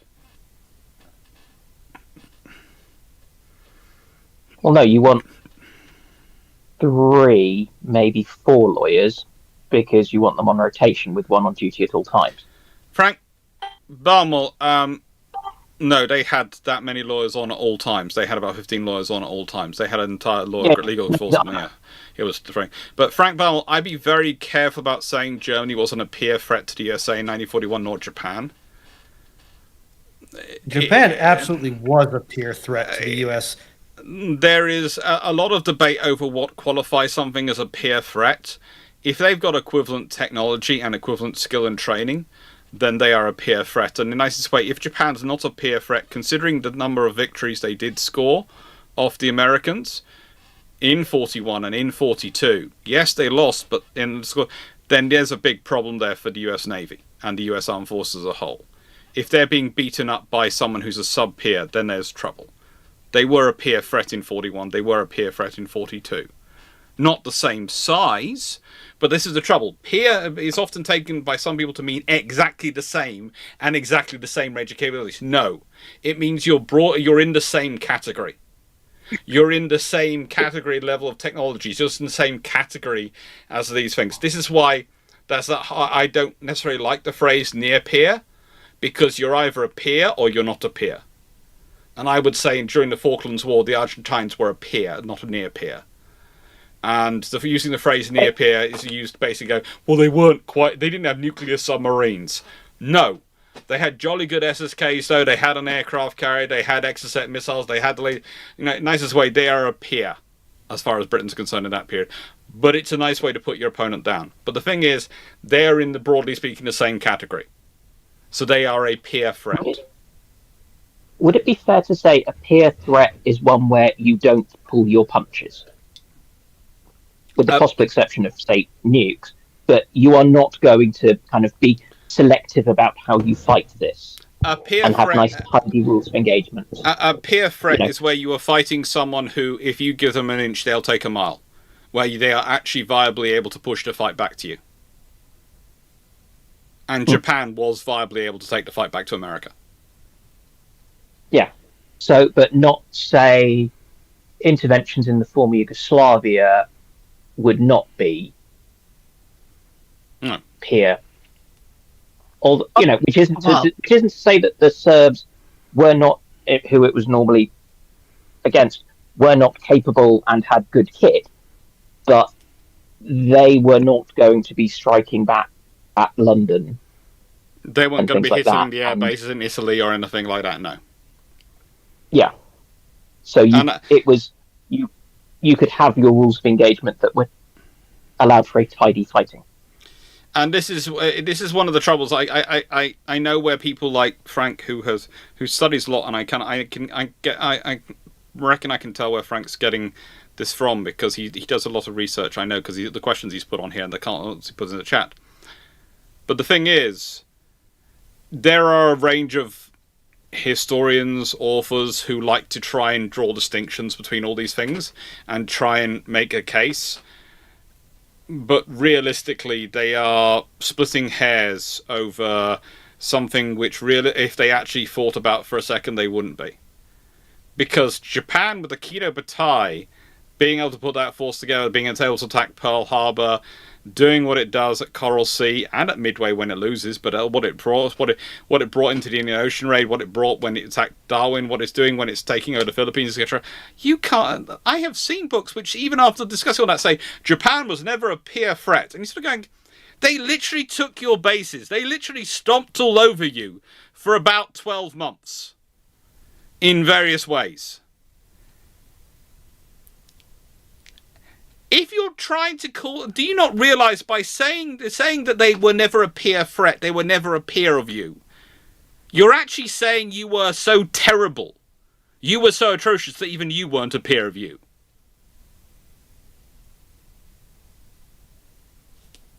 What's the isn't there a meme about this that's something like I was in your base something? I mean, like, you know, as much as chat sometimes makes the meme about we always dunk on MacArthur, when you say that, I'm going to go with Japan because I know that conflict slightly better. When you say that, you know, Japan is so inferior, you are denigrating every commander that lost and the subordinate forces that lost against them. Also, I think there's the trouble is with peer is that people often think, and I can see what is coming from Frank. They think they put industrial capacity into whether you're a peer threat or not. That's not part of it. And Industrial it's the legacy of the Cold War. Industrial capacity is, yes, that's great, but that doesn't define a peer threat. I think it's a Cold War thing about numbers of nukes. Yeah, as well, I think is how it's industrial capacity is about national status, not peer threat in terms of warfighting capability. But it often, again, some authors like to include it. You sit there and go, well, yes, but the nicest way. Then once America has it, they turn it on. But until they turn it on, they don't have it. And it's also the same people who tend to forget how long it takes the Americans to turn that tap on, which is one of the other things you have to talk about. It's a case of Raptor. I'm literally currently reading a book or PhD about the Germans' complete failure to do that with aircraft production in World War II. Yeah, I would like to know why Raptor Rat is talking about opening a conflict with war crimes. I mean, technically, an offensive war is a war crime, but... Okay. Yes, but, you know, instead of sending the warriors out to engage the enemy, he wants to send the lawyers out to engage the enemy. Hey, look, in nicest way, stop revealing what will be the next Canadian additions to the to the Geneva checklist. Prince of Tonga, which sci-fi ship names would the panel like to see on a real ship in their respective countries' navies? Of ships not based on real ships. Forward Unto Dawn. Yeah, HMS Forward Unto Dawn would be fun. That's a perfect name for an SSBN. For the grim humor. Post-dated loan check. What was that, Dan? The post-dated loan check. Oh.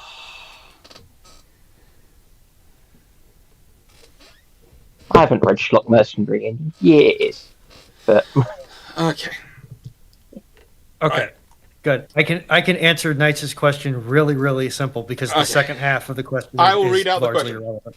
Nice to for Runon. Why do you say that the International Rescue has numerous points of failure, as Terror New York City plot revolves around the very thing you mentioned?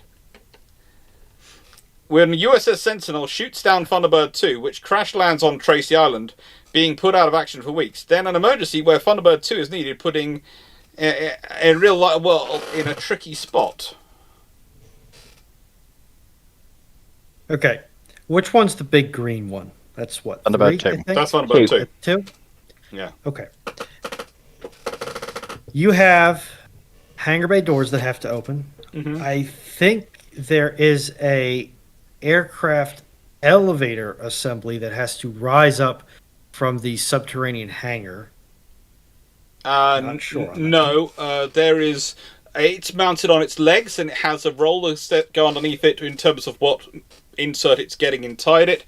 Then it has to go forward, and a launch ramp has to raise up for it to be angled up for it to launch. And as I remember correctly, there are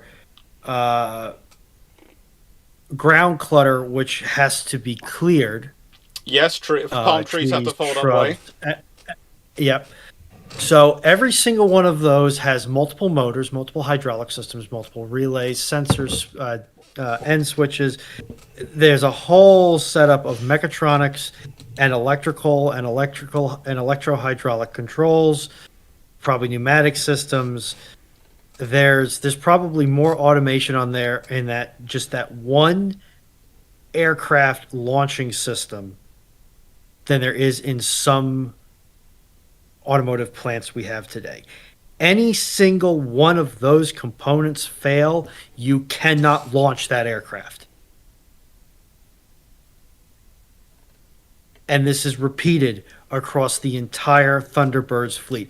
Actually, the simplest one is the one that's the vertical launch transorbital craft, which is what, 1? No, as in the red one, Thunderbird 3. Yeah. I'm remembering it being silver, but I think That's they have two that are Thunderbird vertical. 1. That's Thunderbird 1. Yeah, right. Yeah, they do. Do you mean the one from the pool, or the one that goes through the house? Pool. That's 1. That's one. That one's the simplest because all that has to do is slide a pool out of the way. No, I'd say it it's doesn't.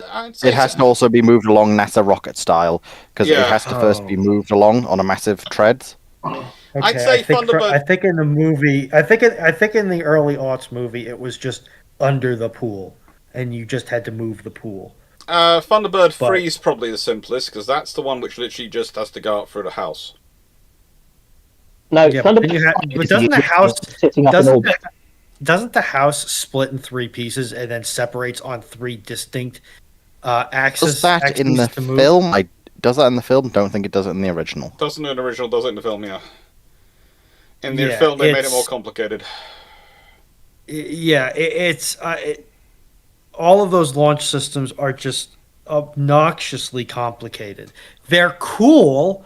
Don't get me wrong. They're cool. But as somebody who has worked in mechanical service work, oh my god.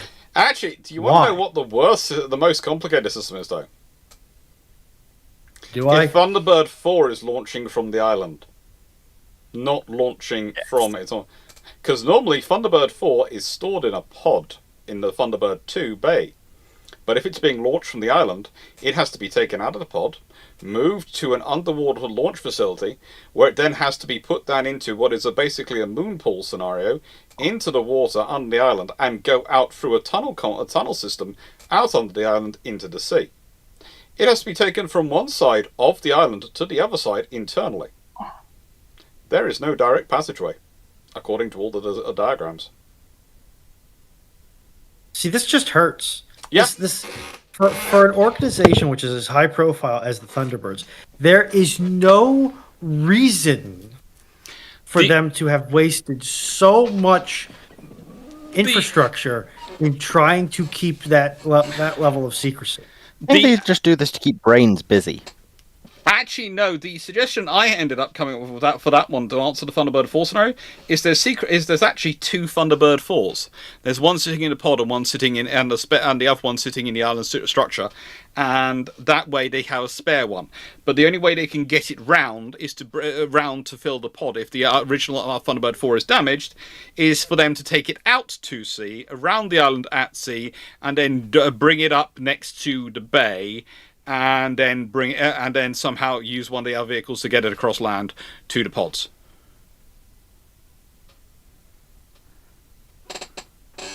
Yeah, sorry. In any event, I think the whole thing is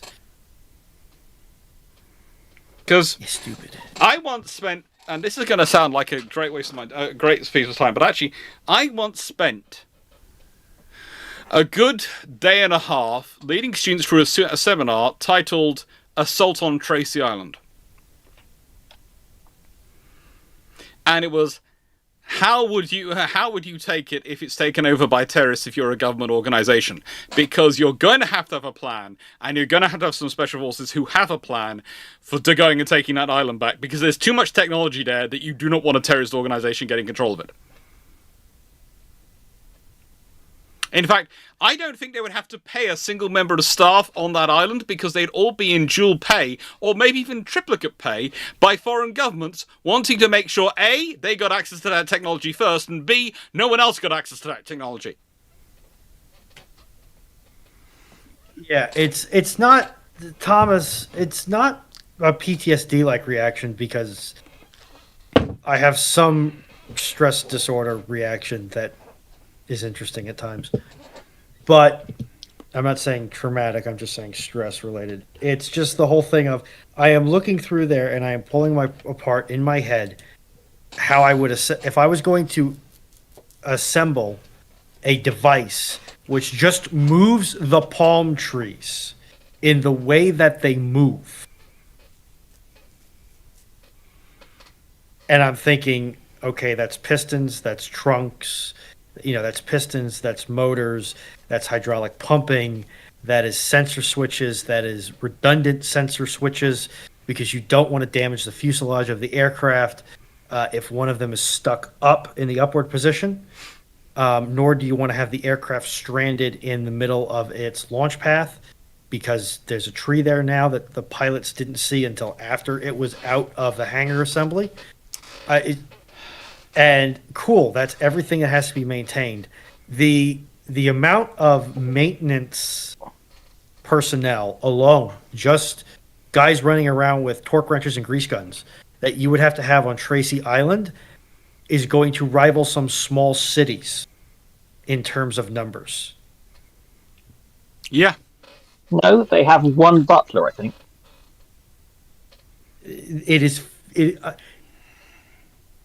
It is physically impossible. You don't have enough man hours in the day with only one person doing maintenance. No, you just don't. Maybe anyone that's seeing another issue with this? There's many issues with this, but go on. You're going to have to be way more specific. Who thinks that should never really mix? Microelectronics and tropical environments. Reliable long-term microelectronics. You can get away without microelectronics. What days is taking place in? I mean, Thunderbirds originally is what? The child of the 60s and 70s? I think it's set in the far distant future of either the 1990s or the early noughties. Yeah. But you can do it with basic relay logic electronics. You don't need...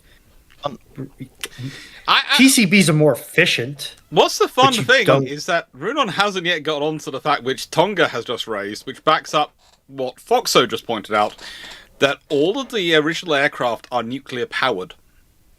Oh, yes. No. Also, that no.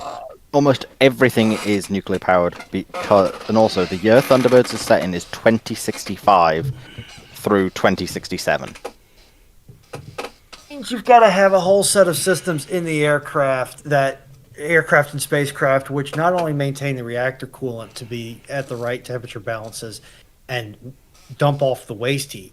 You also are probably, because otherwise you're going to have some incredibly toasty hangar spaces, you're also probably going to have a set of coolant line exchanges inside the hangars that have to be semi-automated, connected, and disconnected to go into the island's heat exchange system, which is a whole nother set of automation you have to do just to launch the thing. Right. Runon. This is the universe where the crab logger exists. I don't know what the crab logger is. The crab logger, I was about to explain. The crab logger was a large-scale timber mobile processing plant that had two big arms that would literally grab trees, rip them out of the ground, and basically put it in its wood chopping unit along the middle.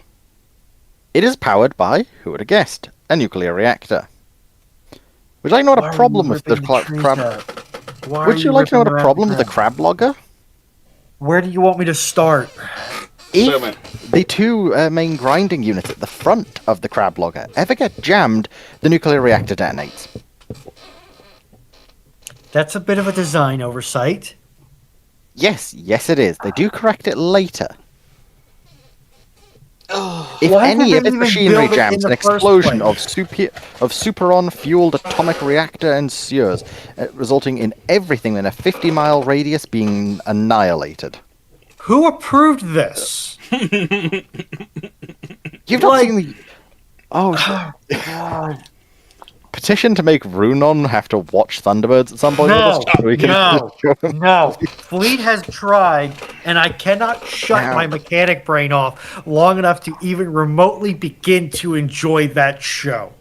Now, where was the US three-legged nuclear-powered Walker? Okay, Actually, I think walkers in a are nicest an way, intrinsically stupid design, except in very specific applications. I think actually it'd be far better to make Runon watch Captain Scarlet. No, I don't even Yeah. know what that is, and I don't want to. If you're It's saying a that, I don't successor. want to. It is another good series of the time. Stingray. Stingray is very good. Stingray's set in Stingray. the same. Stingray's set in the same universe. Same with. Oh, what's the Well, other one? Yes, Castanea, Castanea, the Nu- automatic Captain Scarlet, 8-lane yeah. highway building machine was also atomic. Yes, it was. Fire flashes. I'm nuclear. saluting you all right now, and you can guess what salute I'm giving you. Castanea, yes, Sidewinder. nuclear is a lot easier than critics claim, but that still doesn't negate the fact It's easy.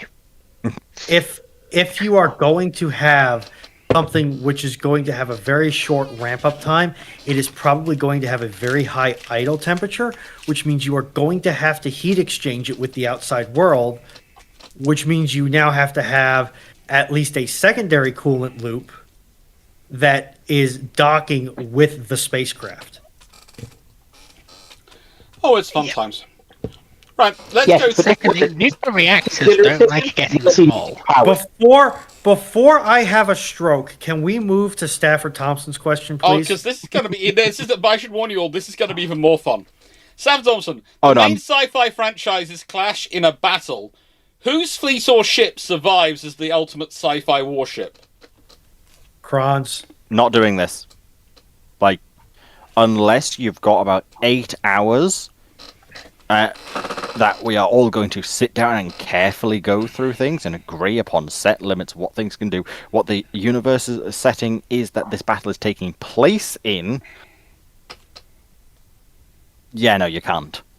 But you've got three that are the very top end that would probably draw each other. Mm. And that's the Culture, the Zealyverse, and Gundam. No, because Space. that's not the main ones. Yeah. Zealy is the question explicitly states the main sci-fi franchise. I would go It's for... a If pretty big franchise. No, if I was it's going to not pick considered any the main ship one, to though. be on, it would be Atlantis herself. Fully powered, fully charged, able with her own wormhole drive. No, thank you. I think you could be taken out far too easily. Yeah, no, fam. Sorry.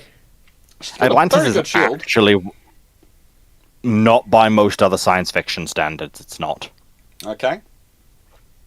Keep in mind the sheer yield of an antimatter detonation. Well, I suppose if I want to go for something more powerful, I'll go for Andromeda Ascendant then. Yes, just Nova Bomb everything. Mm-hmm. To be honest, I would just go for one of the Necron, like peak Necron tomb ships.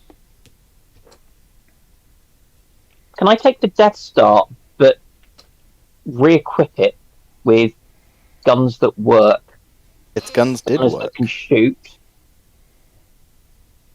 X-wings and A-wings instead of TIE fighters, and cover over the little holes? Would I take an Eldar Craft World? It is technically a ship. just because I want the infinity cannons and the ability to just send anyone I don't like directly to hell. Like, not as in a euphemism, 40K just send them to style. the warp. Yeah. She's meaning the 40k one there. Which is an entirely different dimension. For those that don't know, craft worlds can just do that on demand if anything attacks them. But they can also get overloaded pretty quickly. Well, that's only when Slan Nationals come out and play. As Beltan learned the hard way. Well, they shouldn't have been so arrogant. Mm-hmm. And no, even Imperial fleet, even just a strong enough Imperial fleet can cause them to overheat and overload. Yeah, the biggest issue with Star Wars is that Star Wars is single. Like if you compare Star Wars naval assets with Warhammer 40K naval assets, the biggest benefit that Star Wars has is the fact that they have reliable FTL comms and transportation. Yeah. On a ship for ship basis, unless you're talking MacGuffin ships. And I'm going to be really bold here and say anything that isn't an Eclipse is mincemeat for most space forces in 40K. And I would be nervous if I was on an Eclipse. Then there's just me sitting happily on, say, a Sovereign or Odyssey class. Darkstar, as much as I love the Destiny, in nicest way, the fact that she hasn't got enough guns on her underside. She's basically got her big guns on the bottom, and then she's got her defense cannon on the top, and it's just, yeah.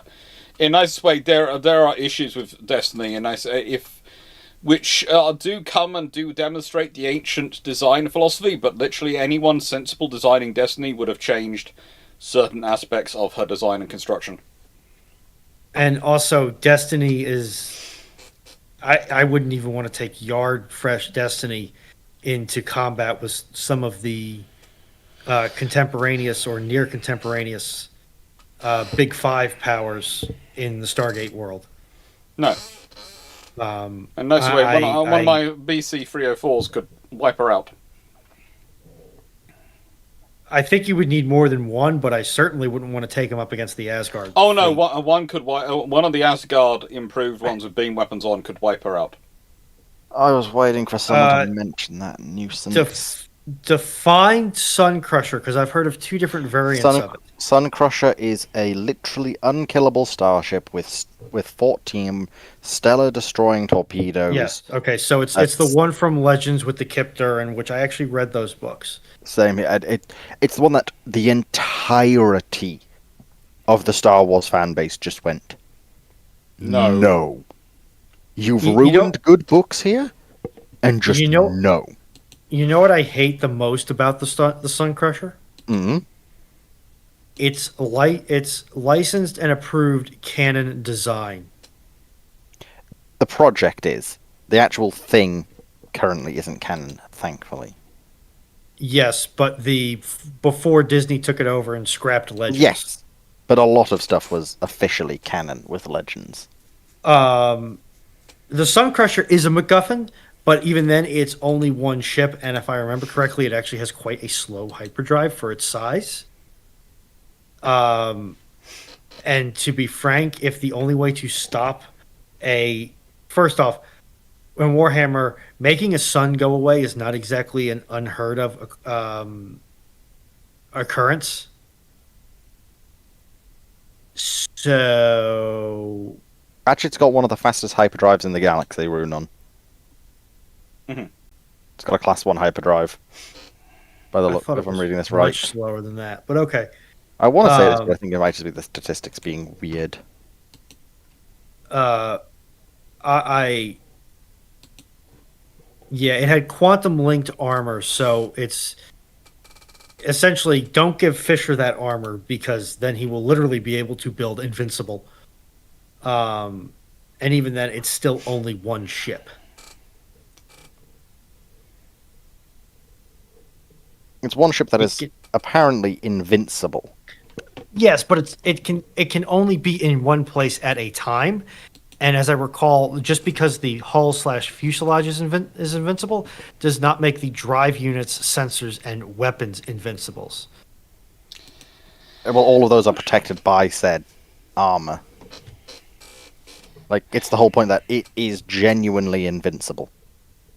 I Fair, thought by the but- time Kip hucked it into either a star or a black hole at Maw, it was pretty much blind, out of weapons, and the only thing that was working was the engines. Not from what I remember, but Because he was literally driving through Star Destroyers at full speed. yeah, and it was taking no damage. That was what was annoying to a lot of people as well. Next question. Okay, I thought. Yeah. Yeah, Let's sorry. move on. Yeah. Bone Boy, This is why I said ships, it's a what long one. ships would the panel design for the SCP Foundation, given the uses they are put to? That is definitely an out of context question because the SCP Foundation is literally dealing with eldritch horrors. Okay, so we actually know. So, in one time, because there's 3 major SCP timelines. One timeline, they have where the Eldritch Horror possessed Bismarck exists. They have a pair of Iowas watching it, that are backed up by a supercarrier. We know they've got at least 8 SSBNs. That seems rather 9 stupid to be technical. using Iowas. It's It's because it's got a weird thing where modern weapons can't affect it because No, it no, was stuck I- in 1941. I agree, but I also would say this a nice way. It's got Iowas watching it, and they're in a battle where they are close quarters watching it, so they're sitting there in range. Surely you'd want something with more armor. Surely you'd have finished off a South Dakota or something like that. It's more because the It's- Iowas are the only ones left. That Because see it's all the fact that they need something that can get there quickly because it has a habit of teleporting. because Oh, also okay. this appears much later, but like Because it's basically what if Cthulhu wore Bismarck as a hat and decided to start screwing with things. SCP-4217 is in particular it. It first appeared, I believe, in 1985. Oh, great. Yeah. And So we know that a Los Angeles car's SSBN got eaten by an anomaly. That was a giant snake.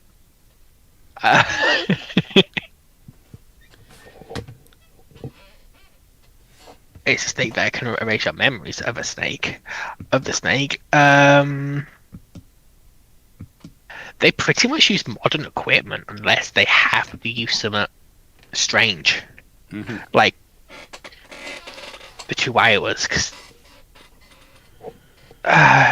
basically for the bits about they end up using the 2 Iowas that were never finished, got written off the books, and the Foundation ran off with them. Because they had them before that thing came up. They've also got sentient fighter aircraft that they don't know why. Sentient drone, they don't know why.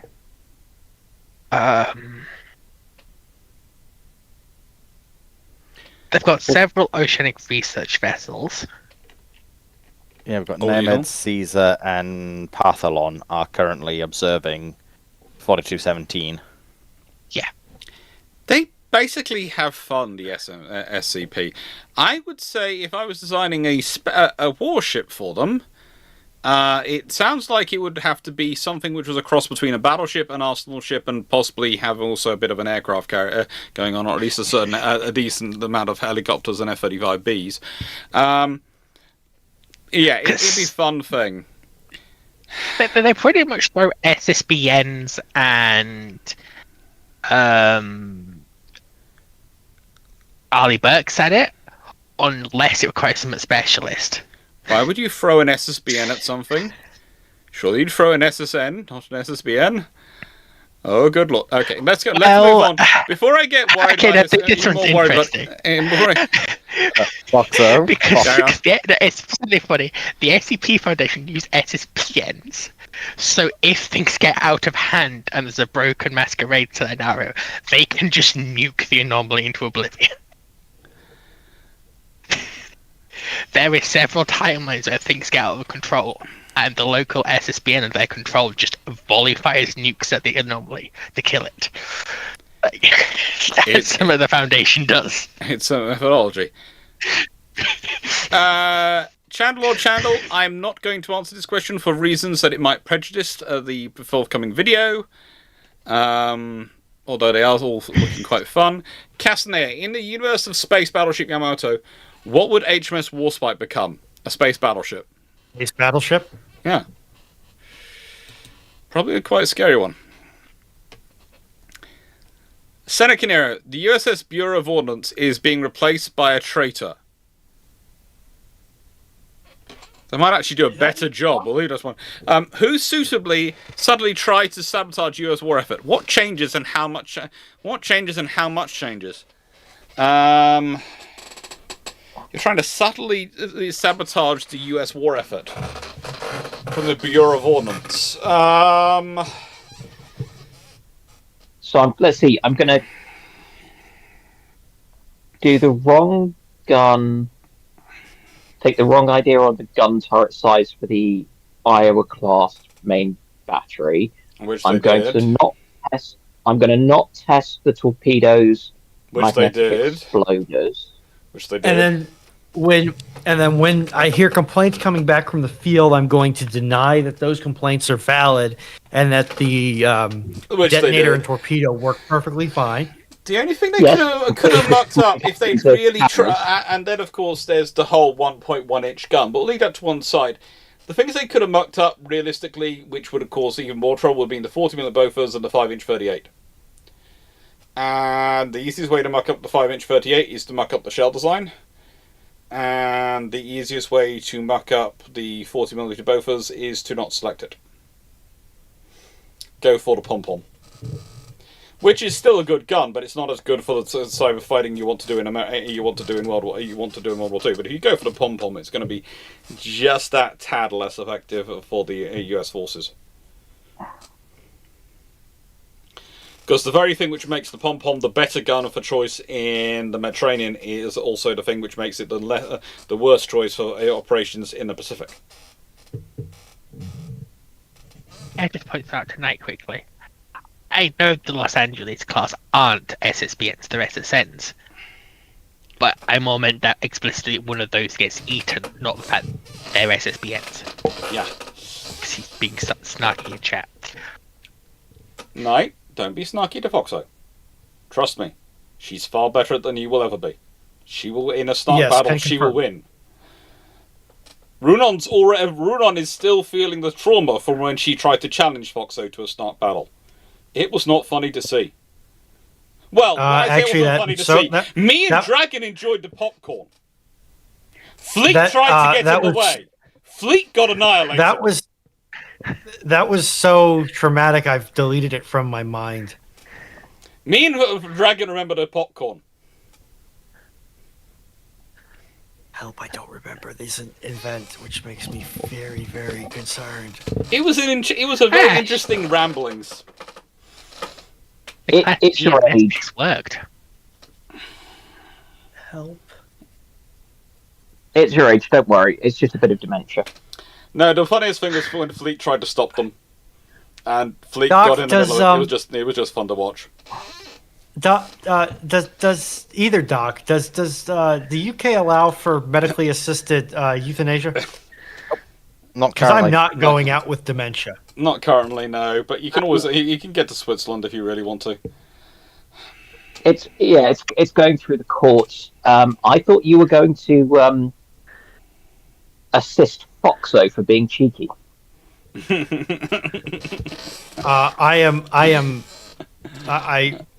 Real talk. I had a family member die with dementia. Nah, fam. Nope, not doing that. Nope. Nope. Did I say nope? Let me make sure I said nope. Never enough nope. Literally, the only thing I've heard of for some people is that if they don't realize they've got it and they end up with happy dementia, it can mean that they're not aware of kind of loss of spouse and other loved ones.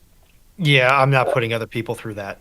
That's the thing. Yeah. I just no. Yeah, no, and that's a chance thing. It's a Actually horrific been disease. a really good movie about dementia recently that's come out. Is it the one with the? Oh crap! I can't think of his name. I want to call him Hannibal Lecter, which is a Yes. character that he played, but I can't think of his name right now. Yeah, well, where it's shot in a way that It's guy like is you com- have dementia. yes, so it's all out of order, and it's not there chronologically. Because remember, Yeah. there's a scene where he thought he was talking to his daughter's husband when she came home, but they had been divorced for 4 years, and he was just imagining it. Because it was actually memory, and he wasn't able to see the difference. Contextualize it. Yeah. Anthony Hopkins. Right, Warrant Enjoyer. I remember hearing you and Drac talk about HMS Warrior and how it could have been a two-decker ironclad. What is the story behind that? Well, basically, when the British first hear about the Gloire, they're not sure what it's going to be. And they have plans. And as they get more information, they work out, oh, it's only going to be basically a powered version of what we were already building for the Crimean War. So frankly, we can just build a single-decker ship and it's cheaper and more flexible. But if Gloire had looked like it was going to be anything serious, it was going to be, how do I put this? The plan was A, free warrior class, and B, they were all going to be two-deckers. So they were going to be, I think it's going to be about 90 gunships.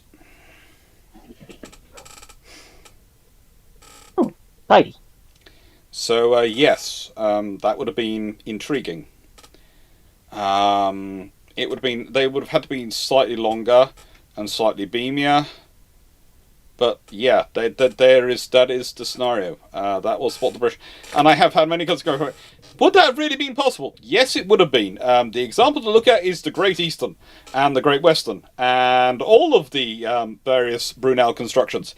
It's possible, and the Royal Navy is a very good naval architects, and they can do it. It's going to be a lot more expensive, but again, the Royal Navy weren't playing for a friendly with the French. They were playing, oh, that's what you can build. Whoomp! There you go. And let's be honest, there is the fact that you have to remind people about the Gloire when you talk about ironclads. The amount of people who think Warrior is the first ocean-going ironclad. Instead of going, no, the Gloire got there first. Sure, it's the Warrior. No, it was the Gloire. It's just, it came in big enough, it was going to wipe it out. And that's what the British were prepared to do. Even if the Gloire had been slightly better, what the British would have produced would have been, oh, good for you. You tried.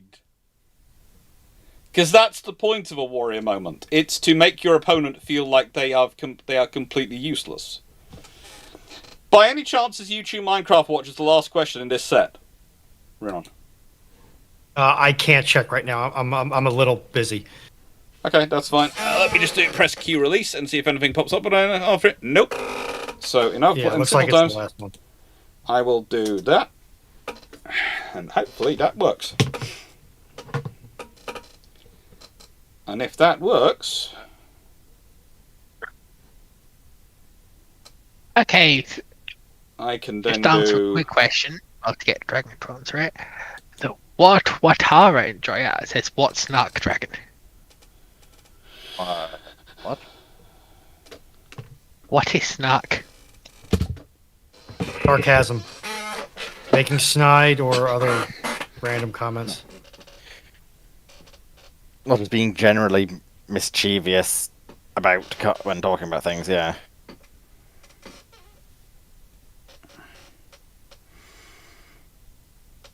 anyway, questions should now be open. He says. Stafford Thompson, the various Gundams or Robotech are as the panel's preferred mech series. Oh. Oh.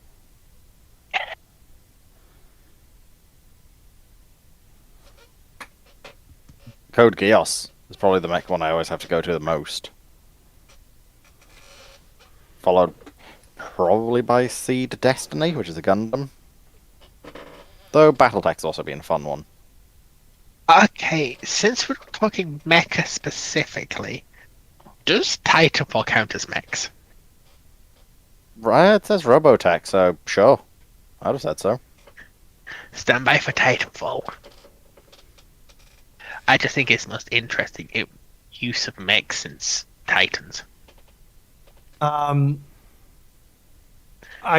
will hold this judgment tentatively, pending the alleged live action series that has been put in production. But it's going to be Pacific Rim. Mm-hmm. For me. We will pretend that there has only been one movie of Pacific Rim. That any notion of a second movie is complete Russian bot wave propaganda. What about the anime? I haven't seen the anime, but from the Anime's little actually Be decent. back in a second. yeah from the little snippets and clips I've seen of it, it, like you said, does look pretty good. There's only one problem with it.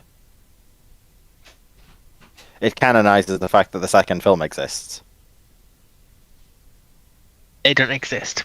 Because it's set after it. I don't care. I'm going to pretend that it doesn't exist at all. So I'm going to pretend that it was told by an unreliable narrator, and as such, the depiction of Jaegers in that movie are hyperbole and embellishment, and do not represent the actual weight or gravitas of the units involved. Right, gonna call her out on this. Anyone else think Foxer should be drinking energy drink right about now? I think she shouldn't. No. Please type in chat with Fox or Treat if you think I should drink an energy drink. You've already got one from earlier. Okay. In the nicest way, speaking as a person who's deceased today has drunk 1.2 litres of 1901 Iron Brew and nearly 2 litres of regular Iron Brew, I really can't critique you, apart from the fact that I am the functioning insomniac in this conversation. You are the non-functioning insomniac in this conversation. Yes, but it's Red Bull. It's cherry Red Bull. That doesn't make it better, Fox. You explicitly state you Have a drink Red milkshake. Bull to wake you up. Yes, Have a actually, I was milkshake. very tempted to do that myself. Have a I don't have milkshake. any milkshake. You're out of milkshake? Dragon! You've let your girlfriend run out Hey. of milkshake? That's Hey, terrible. It's not as easy as you think. It normally involves her trying to get her to go outside for good quality stuff. In the I'm out of nicest way, milkshake. that is why you have their delivery address programmed into your phone, and you send the delivery to them. Yeah, but that requires them leaving their room. And especially when it gets cold, especially when it gets like this, where it's not too hot but not too cold, they just sort of hibernate.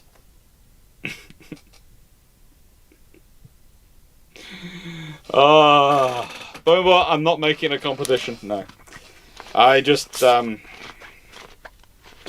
say that's the one of the good things in the last relationship I was in before it ended, which was a while back. I haven't been in a relationship since before we went to Canada, so that's a long time ago. But we did used to have each other's address programmed into Deliveroo. Even females are overrated, SMH. Technically speaking, my Domino's thinks I live where Foxo lives. That's sensible. My Domino's thinks I live in 3 schools and both houses. The fact that I have Domino's programmed into deliver to 3 of the schools I go and teach with for Justin Craig always causes me fun. The amount of times I have the conversation with them, they go, "Why do you get Domino's? You should get somewhere cheaper." And I go, because Domino's has the advantage of being a national chain, so I know what I'm getting. I could go to the cheaper local store. I could do. but I have no idea of their quality, and I have to feed other people other than me. And they do a discount if you order in bulk. Yes, I know, because I have, in the nicest way, I once ordered £500 worth of Dominoes because the school's kitchen stopped working. So I had to order dinner for all the students. And trust me, the 50% discount was appreciated when I'm ordering for 60 students plus 10 members of staff. Counterpoint, support your local business and the new English delicacy, kebab pizza. No. No. Next question. Kebab meat's really nice on pizza. You should try it. No. Last part of kebab meat I had was with Drac, and I still do not know how he ate all that. And nicest way, I taste him with it and going, this is like leather. And he's going, it's really good. I'm going, you are one of my best friends. I love you like a brother. But I ain't eating that. Yeah, Castanet, exactly. Domino's is like McDonald's. It's not the best, it's not the worst. And nicest way, this is the answer I always give to people. If you're anywhere in Westwater and you're not sure where to go because you're worried about the hygiene, go to McDonald's. Because they are pretty good hygiene wherever they are in the world, because they keep to a common standard. It's not going to be the worst meal you've had, and it'll give you some food to keep you going for years while you figure out the lay of the land. Now, how many questions we had come in? Now I have enough brain power to tell you. Let's see here. We've got Mail. 20. Okay, so shall I put index in the chat? We've got less than 20. Okay, we'll keep going on. YouTube Minecraft Check. Watcher, what if the Soviet Union appeared in Star Wars during the Clone Wars? They get annihilated. Yeah. Like, what are they going to do? It doesn't even take a regiment of clone troopers to deal with them. It takes basically, what are the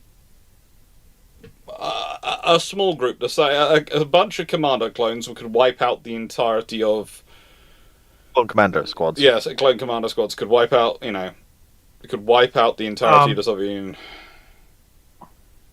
Yeah, in the nicest way.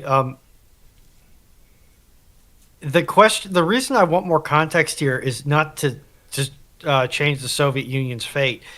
The reason I want more context here is so that I can give you a more accurate description of how the Soviet Union dies. Okay, Timu Loka, you are all now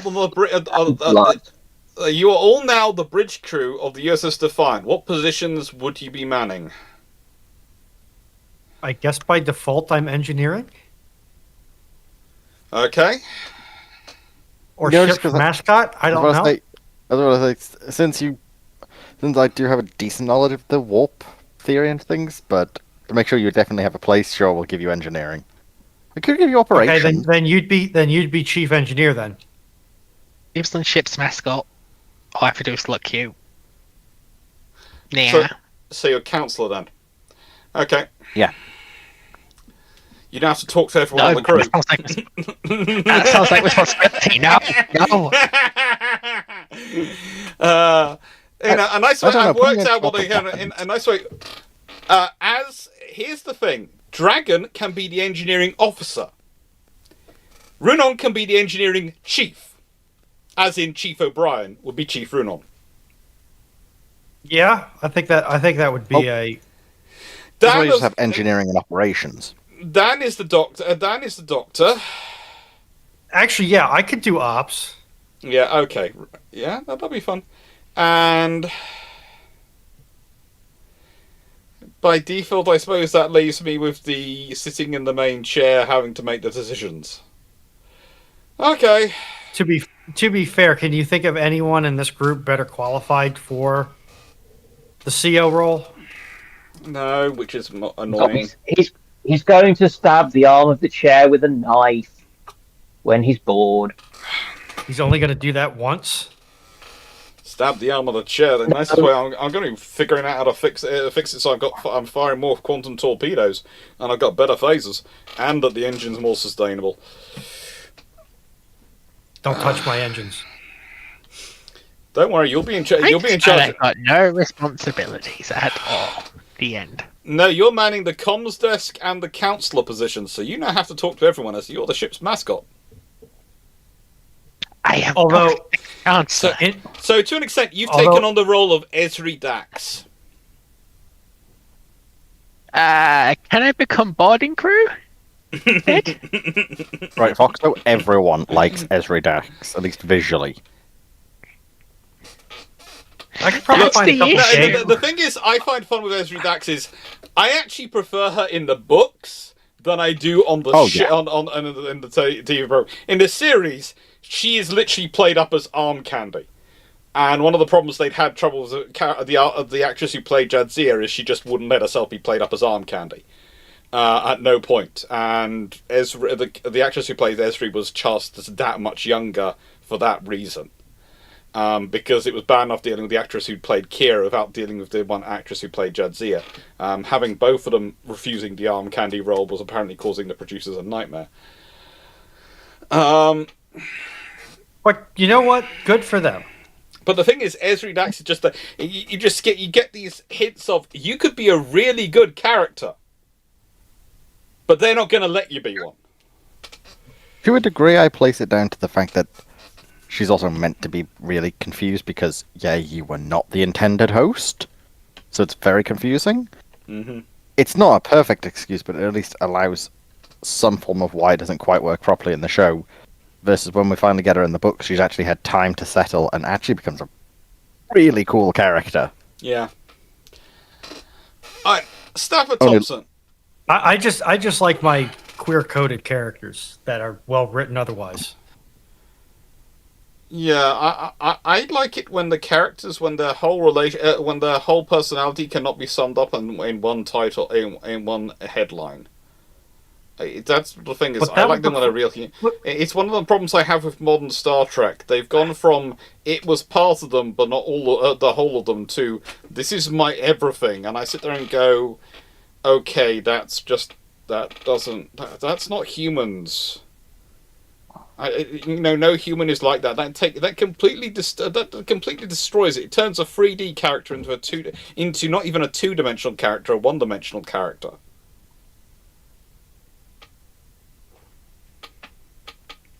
It's just annoying.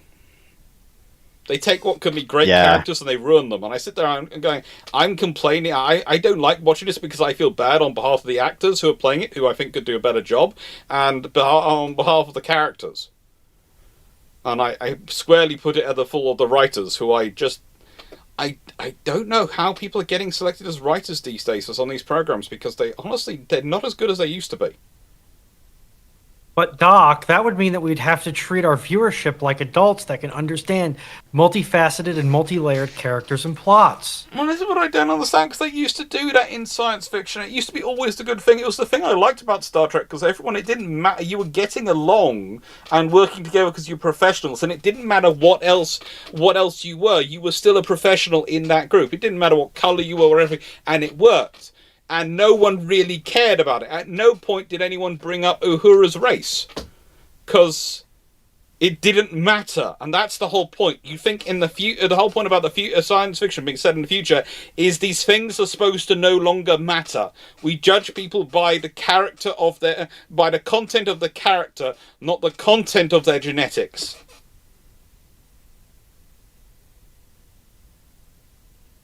You know? But how are we meant to make our ham-fisted political points if we have to do good writing? Yeah, let's move on. Sav Thompson, what's the best battle cruiser in science fiction? I have to sit between the Daedalus and Raven, because one, if I don't say I am going to be with Glyn for a whole month, he will hurt me. And the other one, because I've already done a video about it.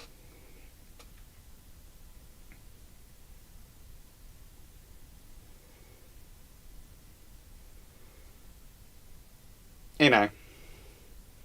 Daedalus will Best always have a soft spot battle in my heart. cruiser. Battle cruiser in space. Yeah, but Raven, it's Glenn's, Um, and it is a good one. a Dauntless will also have a special place in my heart. As in the The Dauntless, Lost, like, Lost Fleet series. right.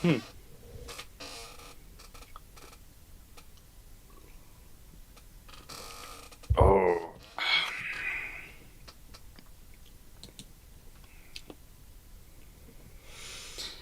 Now, Not actually that many battle cruisers in ones I look at. Bowman Boy, I know you've put in a second version of that question. So I'm just going to find it where it comes up, or didn't you put it in? Didn't it go through? If it didn't go through, don't worry. I'll translate it to the second version you did put in. I don't like the term battle cruiser for the most part. Actually, I think So- it fits better for space than it does for actually sea combat.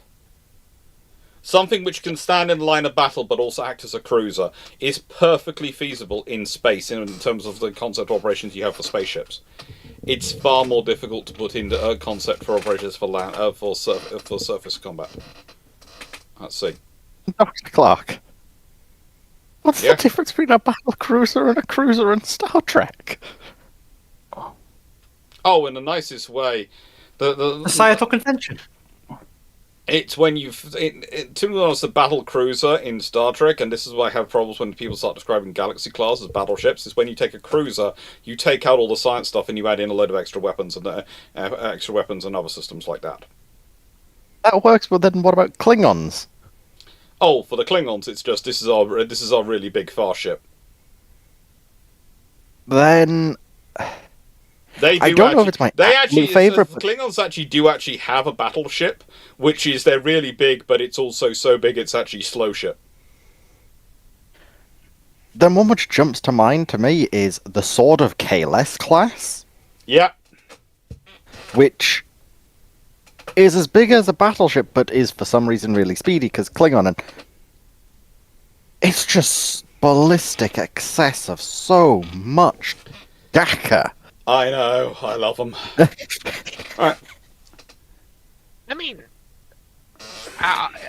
what was the question? Just battle cruisers in general? Space? best battle More cruiser in Dakka. sci-fi.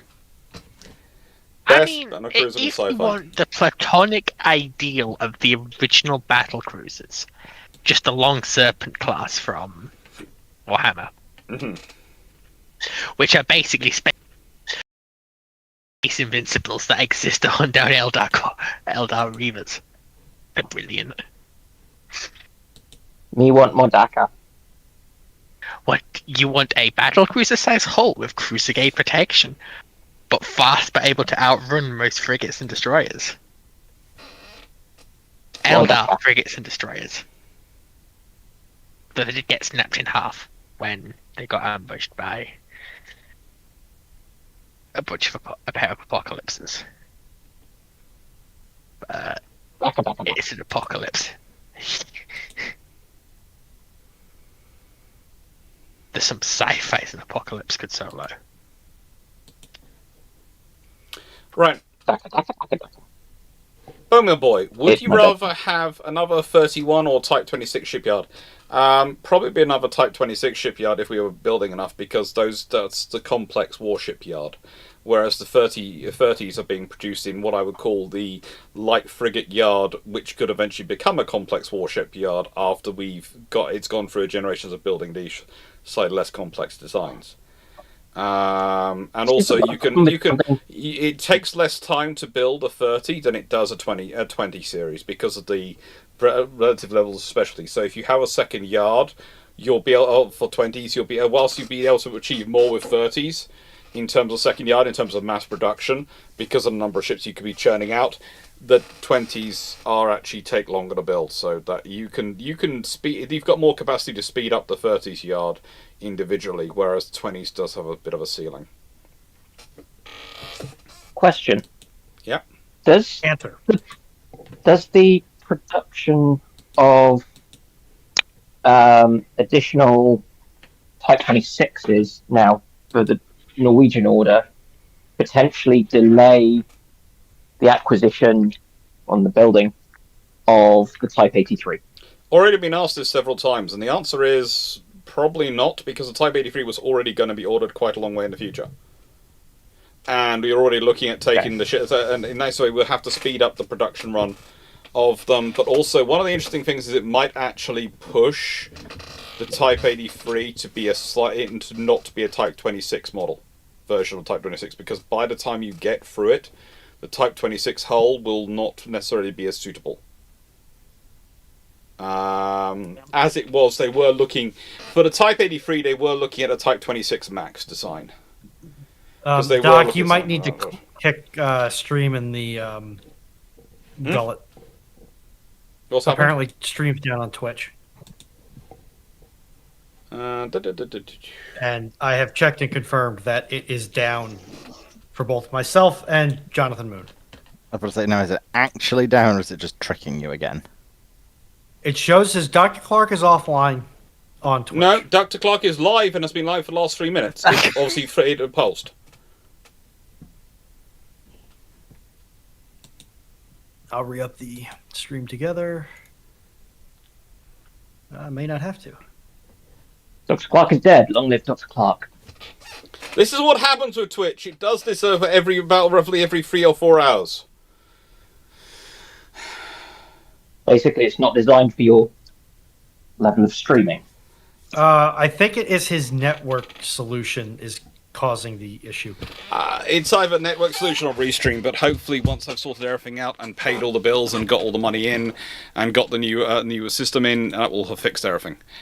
Right.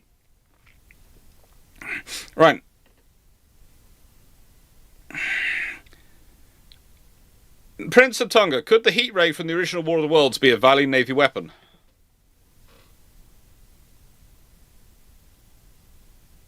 Yeah. Oh, it goes straight through an armored belt, so Yeah, it could be a valid naval weapon. I could see it being very useful for AA work. I mean, technically, we've kind of built one with the modern laser air defense systems. Yeah. Team Loco, you are all now being a British. We've answered that one. We've done the USS Defiant, Timo. We've done that. Brandon Larson, what if the USNC had 50 Punic-class supercarriers and 200 Epoch-class carriers, along with plenty of escorts for them? How does the war go?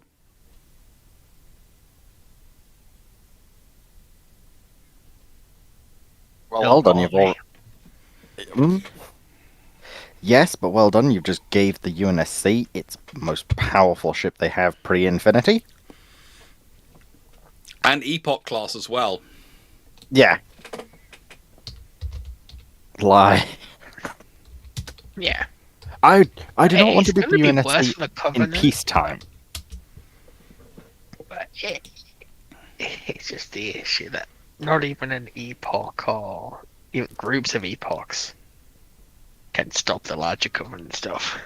They can, and did.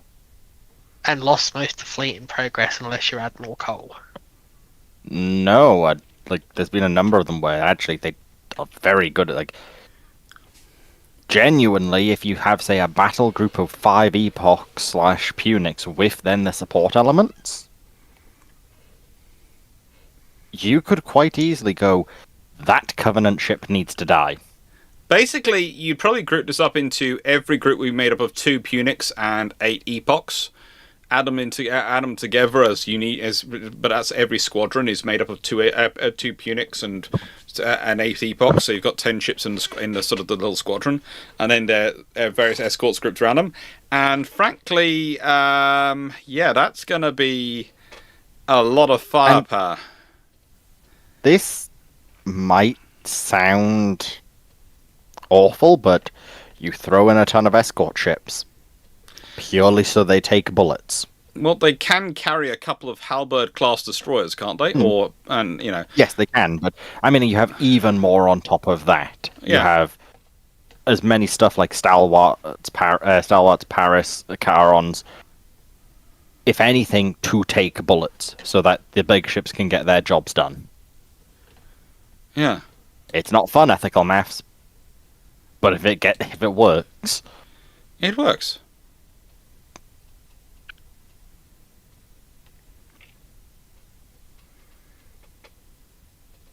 And that's probably what we'd be thinking about and doing. Definitely be an organized force, and it would be effective. I don't think. I have a feeling the Covenant would not like what we do to them in that scenario. They've still got good depth of resources to go, but it's going to be problematic. Into Morrison, what was the most important development of shipbuilding before 1800? Before Did 1800. diagonal cross bracing come in by then? Yeah. It's going to be bracing. Brace yourselves. But before 1800 is a long way, because before 1800 we could go to most important development of shipbuilding before 1800 is the development of the keel. That's there's a lot of I things. almost want to say iron rivets, but Meet a log. It's and before put other 18. log next to It's log before and 1800. tie together. Before 1800 dragons. So iron rivets I are thought a iron bit. rivets weren't used before them. They're Or perhaps using iron nails might be a better phrase. the then, iron but- nails. Yeah, rivets. No. Rivets require some specialist treatment. Lions. I think. The I was gonna say, Halo. I think we do better with kind of a short list. Yeah. Halo Huragok magically appeared in all Warhammer 40k Imperial ships and are not treated as Xenos, are welcome. How does this change the thing? Huragok. Sorry, the who? The Huragok. Are those the floating brain ones? Right. I know you said not to be classed as Xenos, but are they human? If answer no, Xenos. If close to human, maybe sanction. But if these are what I think they are, Okay, but in the nicest way, the Imperium is more than capable of twisting itself into knots when it wants to. not like that though. These are the floating brain guys from ODST, right? Yes. To an extent, yes. They get banned as AI. They're giant brain-shaped floating organic supercomputers. No, they don't. No, they don't. They probably get treated as basically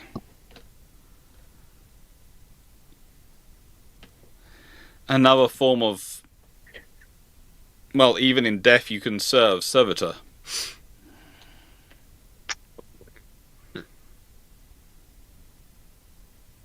They probably get quote unquote purged by the Mechanicus. Yeah. And then get disappeared into pretty much any forge that can get their hands on them.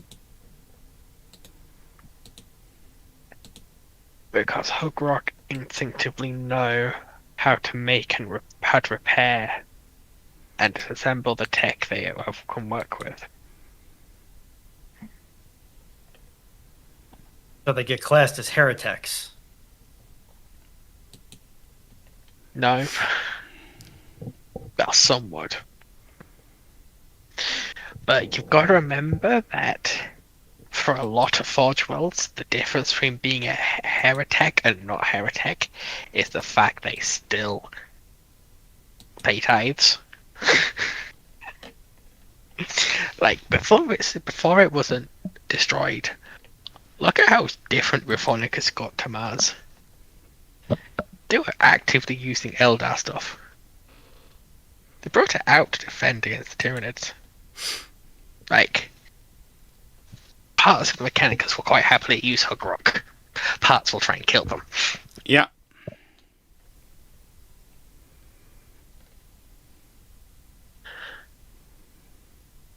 And on any other world, that's not a chapter or Inquisition holding, they probably get eaten. Do they taste like chicken? Because people on Hive worlds will eat literally anything. Like, Hive worlders have guardsmen have eaten Eldar because they were hungry and there. Again, And Hive worlders are perpetually hungry. Do Eldar taste of chicken? this is an important question. Apparently Eldar are really gamey, like a year-old deer. Okay. Prince of I'm Toga. not certain I want to meet the author who decided to make that education, but okay. The fact that they'd already eaten the deer was worrying me. Prince of Toga. Could a nuclear-powered battleship be viable? Theoretically, yes, but I wouldn't want to be in it. Something which is designed to pummel something else with that many guns should not have a nuclear reactor in it. I could see the Russian one, and if they did, I could see the Chinese building one. I'm not sure anyone else would, in terms of modern nations, states. Have you seen the United States of America and Congress? Have you seen the video I did on the Zumwalt class and what happened with Congress? In the nicest way, the odds are someone does it. Stafford Thompson, which sci-fi has the most powerful handgun personal combat arms? Okay. I'm going to say this is going to be a controversial one, but my favourite has always been the Lance from Andromeda and Ascendant, because it's able to be used as a quarterstave, a gun, all sorts of things you can use it as. It's a really flexible tool, and I really liked that. I really, really liked that. If I was going into, I would be carrying so many of those. Because also you can also set them up and you can put them on auto defense to defend behind you. So you can stick them you can stick them nonchalantly in some position, stick them on auto, and they will shoot at anything which comes up behind you. It's great. I'm gonna go 40k. There's just so many options to choose from for 40k. You've got grav weapons. You've got Melta, Flama, Laz, Bolter, Volkite, Neo-Volkite. There's just so many options. You have a smorgasbord of options. Mm-hmm. Okay, I've got a black horse opinion. Cyberpunk. Like, have any of you actually seen some of the handheld weapons in Cyberpunk? No, because I haven't actually finished the game. Well, okay with my spoiler alert? Yeah, go ahead. I don't care. We've had The a game game's get been out out so years. long, I really can't be, bent out of shape if somebody spoils something. Not that I Yeah, get too tied up about spoilers anyway. I recently got shouted at for giving someone a spoiler for The Sopranos. No, that doesn't count. In a nice way, Sopranos have been out long enough that it is no longer spoilers. It is you haven't watched it yet. And I'm pretty sure The Sopranos are older than me. So obviously they're, 58 years younger than I am. Well, you said it, not us. But I was taking the heat out of the joke before we even got there. Yeah, but actually, I no, still The turned it into a Sopranos joke. The Sopranos is literally 4 years older than me. I am young. I am young. Hell. Yes, we know you are the baby. Just so Anyway, so back to Very Cyberpunk. baby. There is a weapon getting into the Phantom Liberty, which is called the Midnight Arms Eberus. Do you want to know what this weapon does? horrifying things, I'm sure. It's a submachine gun that when you fire it at someone, uploads an AI into their brain that gets them to shoot themselves. So No. the amount of glee that you have in your voice when you say that, I find to be deeply concerning. But you get used to it. In a nice And way, I still haven't gotten used to it. And how long have I known her? Runon, in a nice way, that is sometimes a good reason to not move to the UK because you'll be moving closer to Foxo. So, Yes, It's but like- I can potentially get Foxo to act at least as my erstwhile ally, and therefore enjoy a smidgen of her eccentricities as a protective blanket from the interesting individuals. Yeah, but it's like the brilliant thing about the Blackwall SMG is the fact that it doesn't really care how strong the opponent is. Like, you could be fighting someone with the world's best armor, best cyberware, best weapons. You hit them with this thing, and they die. So, since Runo's already said 40k, I'll give a rather strange option. That's not as strange as Foxo's. For the most basic option, the C-14 canister rifle, or Gauss rifle, sometimes known as the Impaler, which is the standard issue marine rifle in StarCraft 2. Firing at 30 rounds per second, firing rounds which go past hypersonic capabilities with various different projectiles, and built-in tracking software to track targets that, I kid you not, when they move at their top speed, are travelling at high percentiles the speed of light. And this is a rifle. Considering the enemies they are fighting are literally shooting balls of compressed antimatter at them. StarCraft has some fun ground weapons. It does. Right. Next question. John Hegstead. Has your other house sold? Hopefully soon it will go through. We're literally waiting on the frigging paperwork. The Warrior Endure. If you are in charge of the Royal Navy during the Great Martian War, War of Worlds set in 1913, and the invasion begins in Bohemia, what do you do to fight the Martians? In 1913, I have a whole lot of dreadnoughts. I have a whole lot of other older ships as well. They're also in now called, I think, the Czech Republic, Yes. which is land. Yeah, so basically, I mobilize the Navy, I build as much as I can, and I wait until they reach me. Maybe I get the army to Europe if I really want to deliver them to their dooms. Build some land ships. Also, alternatively, by the time they reach me, the probably nicest way the atmosphere will have done its job.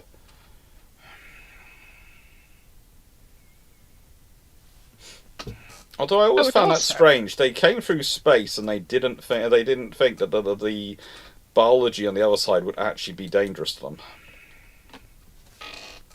Oh, that's a point. That is a definite reason to send the army. Why? Okay. Because they're walking petri dishes? Yes. Because they're cheesed and unwashed. I mean, I would just push for an early adoption of a 7.2-inch gun for the army. Heavy artillery. Yeah. Those probably could crack a tripod in 1 to 2 shots. The one good Battery thing is would absolutely kill them. the thing I've really got to do is try and make sure I bag their technology. So I've got to send some ships out there, probably to that particular world, to reinforce the Italians, to get some people ashore to try and nick their tech, so that the Germans don't get it all. That's what you have Marines for. Yes, Marines. And occasionally sailors in plain clothes. Wait a minute. That implies there's a story about ununiformed sailors walking out with something that somebody did not want them to walk out with. Look up what the guy who wrote James Bond was doing during World War II. Ian Fleming. Do I want to? Look it up. There's a reason why why Britain got pretty much all the German naval tech out of World War II, and everyone else was going, how the frigate did they get that? So what you're saying is that Operation Dynamo was not that surprising for the British. Basically, while the Americans and the Russians were competing over getting to the air aviation tech and everything else, the British were carefully taking everything they could from every German naval base they could get their hands on. And Ian Fleming was in charge of coordinating those efforts.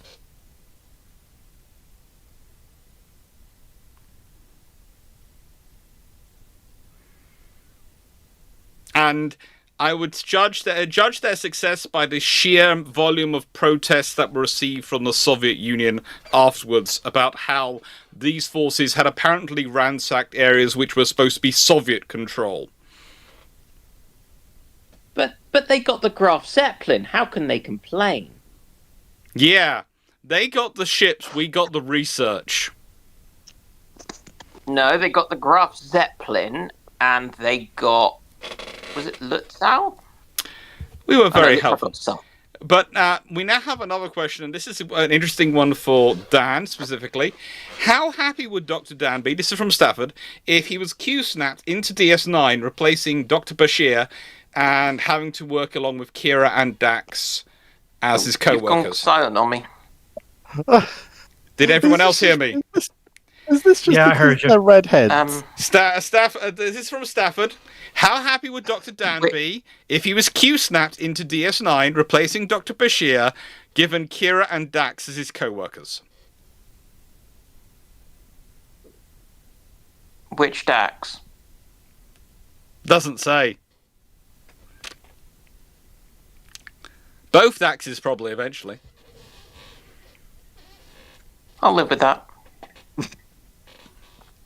Ah, yes, you'll live with it. Yes.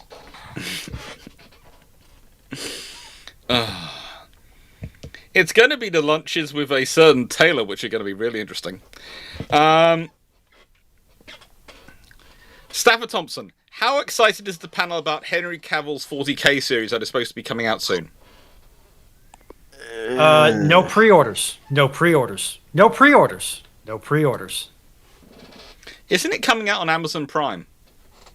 Yes. So it's going to be... That's essentially my way of saying Cavill has a reputation for being very much, this is the source material, we will stick to it. This is how we do business. Amazon has a really great way of corporatizing the IPs it gets a hold of. Yeah, It will be interesting to see who wins. Considering... Cavill hasn't stormed off and left it, which he's shown he's quite prepared to do in the past. He really doesn't care. He almost did. He threw a wobbly. Because the Amazon did try and pull one. They tried to insist that female Space Marines had to be a thing. And Games Workshop almost pulled the whole plug. Mm-hmm. They compromised on female custodies being more present. Which actually makes sense to me. It's going to sound strange because custodies are so... Custodies are such a work of art where honestly the base thing you're looking for is almost a personality, not... not even that much, than more than anything else, it makes sense to an extent. Whereas, in the nicest way, even the Primaris are basically the mass production. Mm. And also, too, ever since I've been exposed to 40K, it's been the reason Space Marines are male is because the Primarchs are male, and if you mix the male, quote unquote, gene seed with the female genome, it causes problems. Yeah. Whereas I have never heard any reasoning of anything remotely that strain for the Golden Banana Boys. No, because they're all custom jobs. They're all individual works of art. Well, but it's older lore that might not be respected as canon anymore. That Well, the if you go, Custodes are made from the third and fourth born sons of the surviving nobility and warrior class of Terra when during the Unification was. well, if you go back far enough, there were female Space Marines, or at least female Yes, there were. people in power armor. That's called the Sisters of Battle. That's the No, Sisters of Battle. no, actually, no. One of my little cousins, I will still done up on this one. One of my little cousins actually has gone and collected original Space Marine packs where there were actually female Space Marines. Don't think they yes, were actually. They're not 40k though. That's No, that was Warhammer 40K. Rogue. It is 40k. That was Rogue Trader, which is 40k. That's White Dwarf era. We don't talk about White Dwarf era. That's why I'm saying it's technically not 40k. That's That's fungibly how you get 40K. half Eldar Space Marines. Fun fact, those were a thing in the White Dwarf era. Half Yeah. Eldar Space Marine. I know it's a fun thing, but one of my little cousins has actually made up a whole battle group of them. See, my end So run around the whole it's female a fun Space thing Marines- of I've had fun because I've had in a nicest way. Sometimes when she's gone into shops and she's wanted to fight, they've gone, "Oh no, you've not got a canon army. We won't allow you to use that." And I've had to go in and go, "No, it is canon, and I can show you it's canon, and I can argue it through."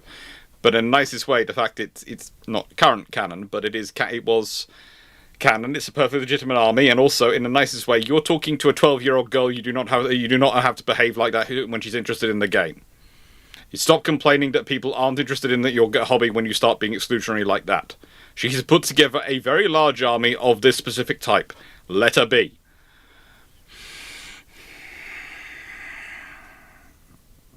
Yeah, for me, it's there's a question about whether or not in the third ed heresy codex whether they're weakening this or not. But to me, it's just as simple as either you say that there's a female Primarch, or you have call around and remove the prohibition. I would just say, just leave it as it is. Why do we have to changing things? You don't have to. In a nice way, there are Sisters of Battle. There's all sorts of other things you can put in there if you want female characters. Sisters of Violence. There's the female. There's the fact the female guardsman. The fact is that it's not exclusionary. The guardsman, all these things. All these things are, and literally, here's the fun thing. If you look at it, actually, it's kind of discrimination on the blokes, because it says, in a nice way, we were basically for factory production on the scale we need for producing enough Primaris, and I think this was the problem. I don't think Amazon really understood the scale of how many Primaris there were. We need a certain amount of pack mule in the DNA. There is going to be more in the male DNA than in the female DNA. There usually is, because of the way it's just the DNA, the pack mule. It's the amount of pack mule you have in your DNA. And yes, by the way, please note, the top 10% of girls are usually better at this than the basically the 50th to 60th percentile of males in terms of the pack mule DNA, and they usually rank out sort of higher and sort of things. Those things they do. But in the nicest way, when you're looking for Primaris Marines, even though they are mass produced, you're still taking the top 20% of males in terms of pack mule, i.e., ability to carry large loads and move them over long distances. You're taking the top 20% of males who can do those things. I mean, That's above. the law. Yeah. I mean, the law originally was that you needed for the gene for all of the changes. You needed to take a male on the verge of puberty. Yeah. For the changes to take effect, and anyone who wasn't that, so either too old or female, the gene stuff, wouldn't take, and and it was partly due to the kind of corruption and the way that it was not actually a truly exact science. Yeah. It's really strange because it's been a joke in the community quite a while that all Space Marines are technically female. Because in their genetics with the gene modification, the space in the genome where a lot of the genetics for their extra augments and extra organs are is in where it's in the part of the junk DNA of the Y chromosome. So it's basically an X chromosome. Yeah, it's strange. No,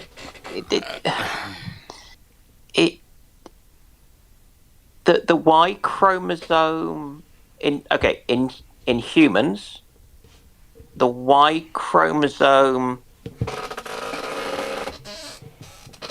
is the thing that kind of creates the changes.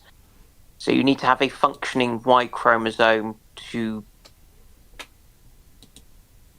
genetically, I'm not talking about anything else, but the genetics are that the kind of the maleness, all the male stuff is kind of empowered from that.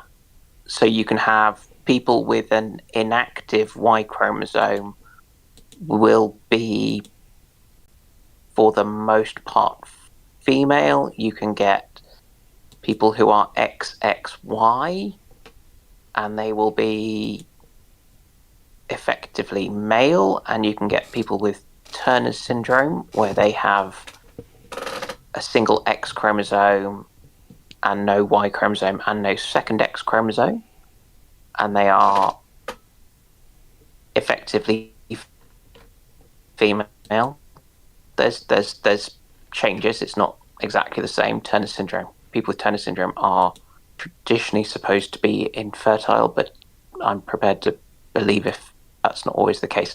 So it's weird. It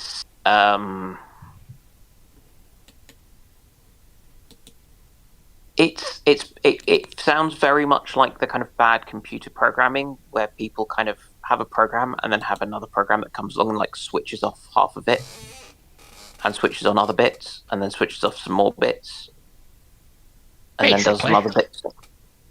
Yeah. That's quite a good way of saying it, because it doesn't really make any sense.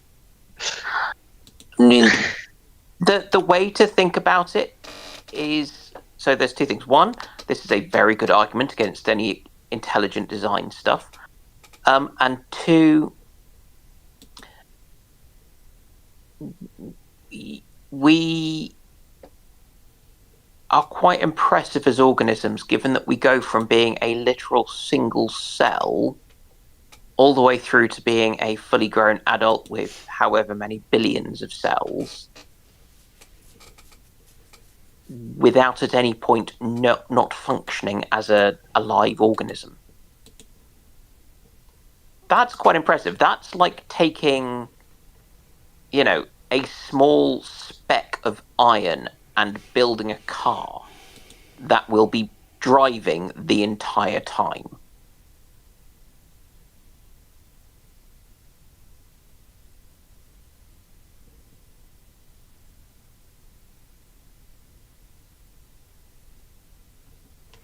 Anyway, It's a fun time. on that, And it's midnight, note, so I I think will you should be say off to tonight. bed.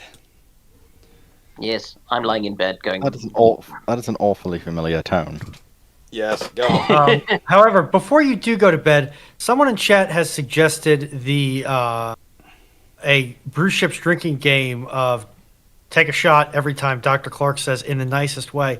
What is your medical opinion on the survivability of said drinking game? In the nicest way, don't do it. In the nicest way I can do it. In the nicest way, my record for in nicest ways in a Bruships has been counted, and over the 6 hours, I said it 112 times. That's 112 shots. Don't tempt her to drink. She'll take that I've bet. survived 38 in an hour. Just because you've survived doesn't mean you should. So, assuming I can keep half that pace, I should be able to do it. And I do expect there will be another of the bingo cards produced for the Historiathon this year. I did like that people produced a bingo card or things like I would say during the Historiathon. It would be 5.5. It would be about 5.5 British pints of alcohol of fluid, assuming a 25 ml or approximately 1 fluid ounce shot, which would be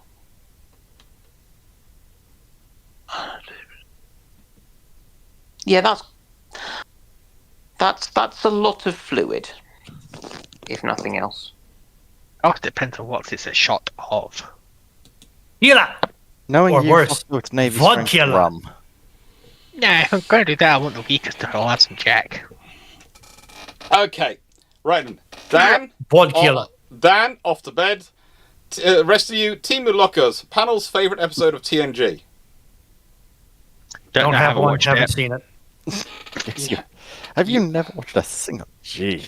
Not a Fox, single I can I episode. have seen understand, but episodes. Runon. I wish I hadn't, but I have seen episodes. What, of the Next Generation?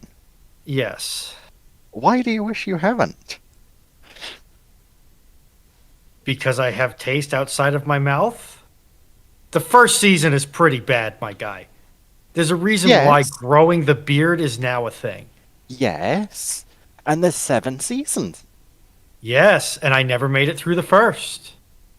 Probably one of the ones that first jumps to mind is Relics.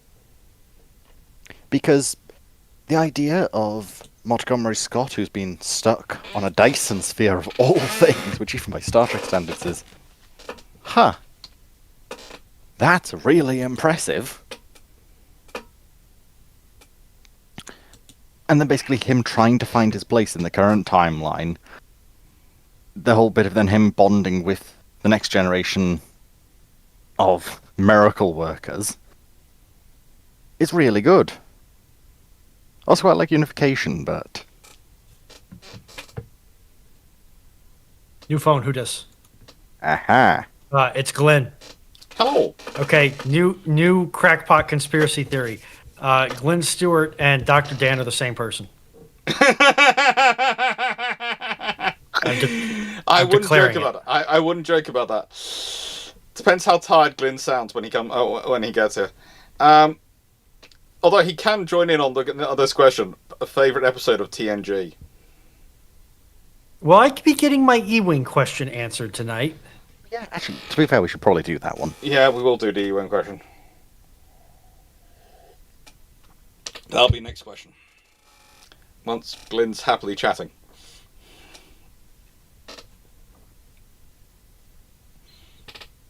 Because we have been joined by Glyn. Not to say that this show is rated R for Runon, but you know. It's rated F for fossil.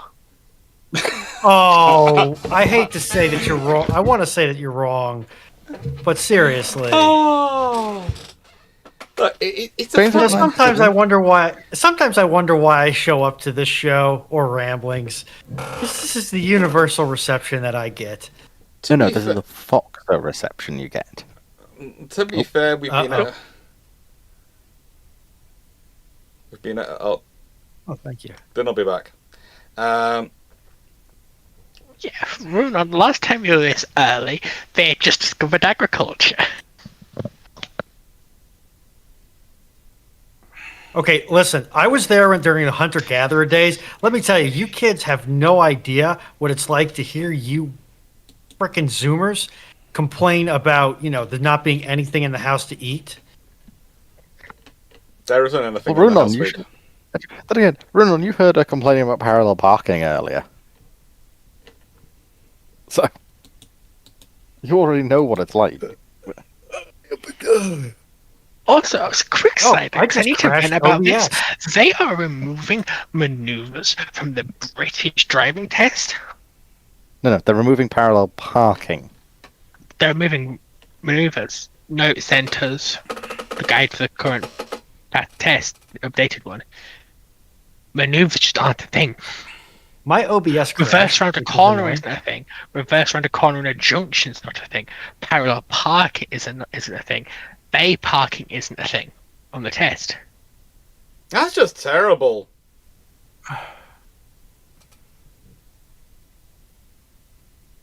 Like, how are Valley Girls meant to fail our tests now? Wait, no. You can't have Valley Girls. They're Californians. They come to the UK quite Yeah, a we lot can. in the nicest way. In the nicest way, there are literally Colonies of them. yeah. Essex. In Cornwall, there's a lot of them. They come from California. They come and live in Cornwall. They like the surf. They like the sun. They like the sand. Literally, I was in a restaurant the other day and I thought I was in America. There were so many.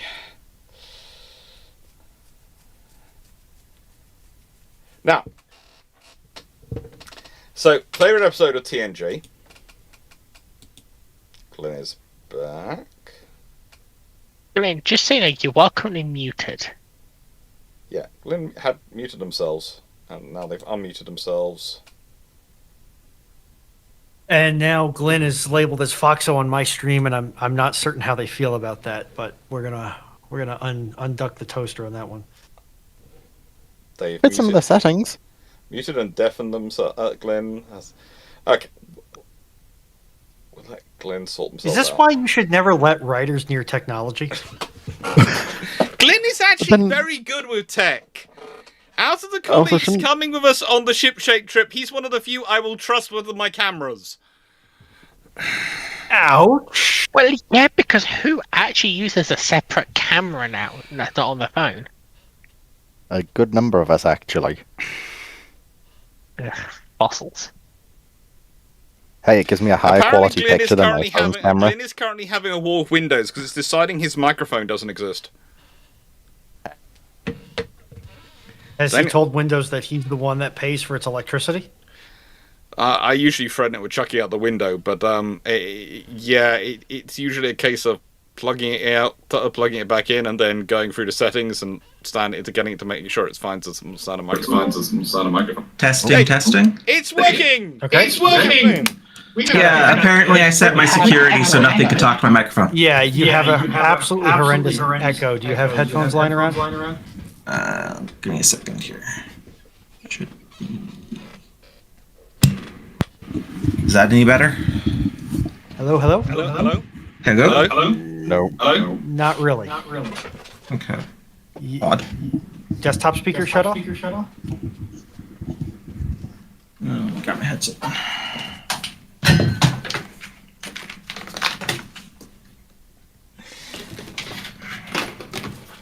To be fair, I would like to point out we've had as many questions tonight on Glenn's books as we have on what we call mainstream science fiction, which I think does show the strength of my viewership and what channel what they like in science fiction. I feel like it would be slightly more accurate to say that we've had as many questions that were Glenn Stewart inclusive. Yes.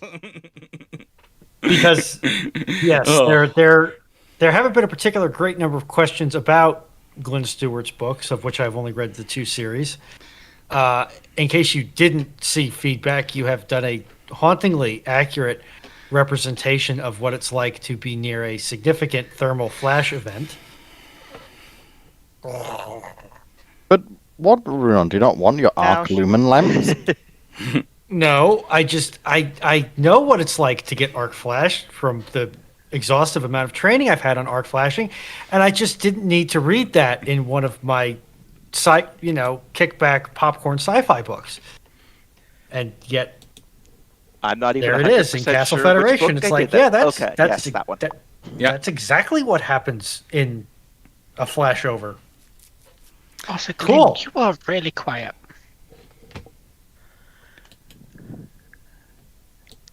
Is that better?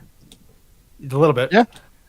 Okay, that's as loud as this microphone goes. So I hope that's Yeah, better. that is better. Don't worry, that is better. I'm pretty certain. Yeah, I can, and I have you turned down in Discord too, which doesn't help affairs.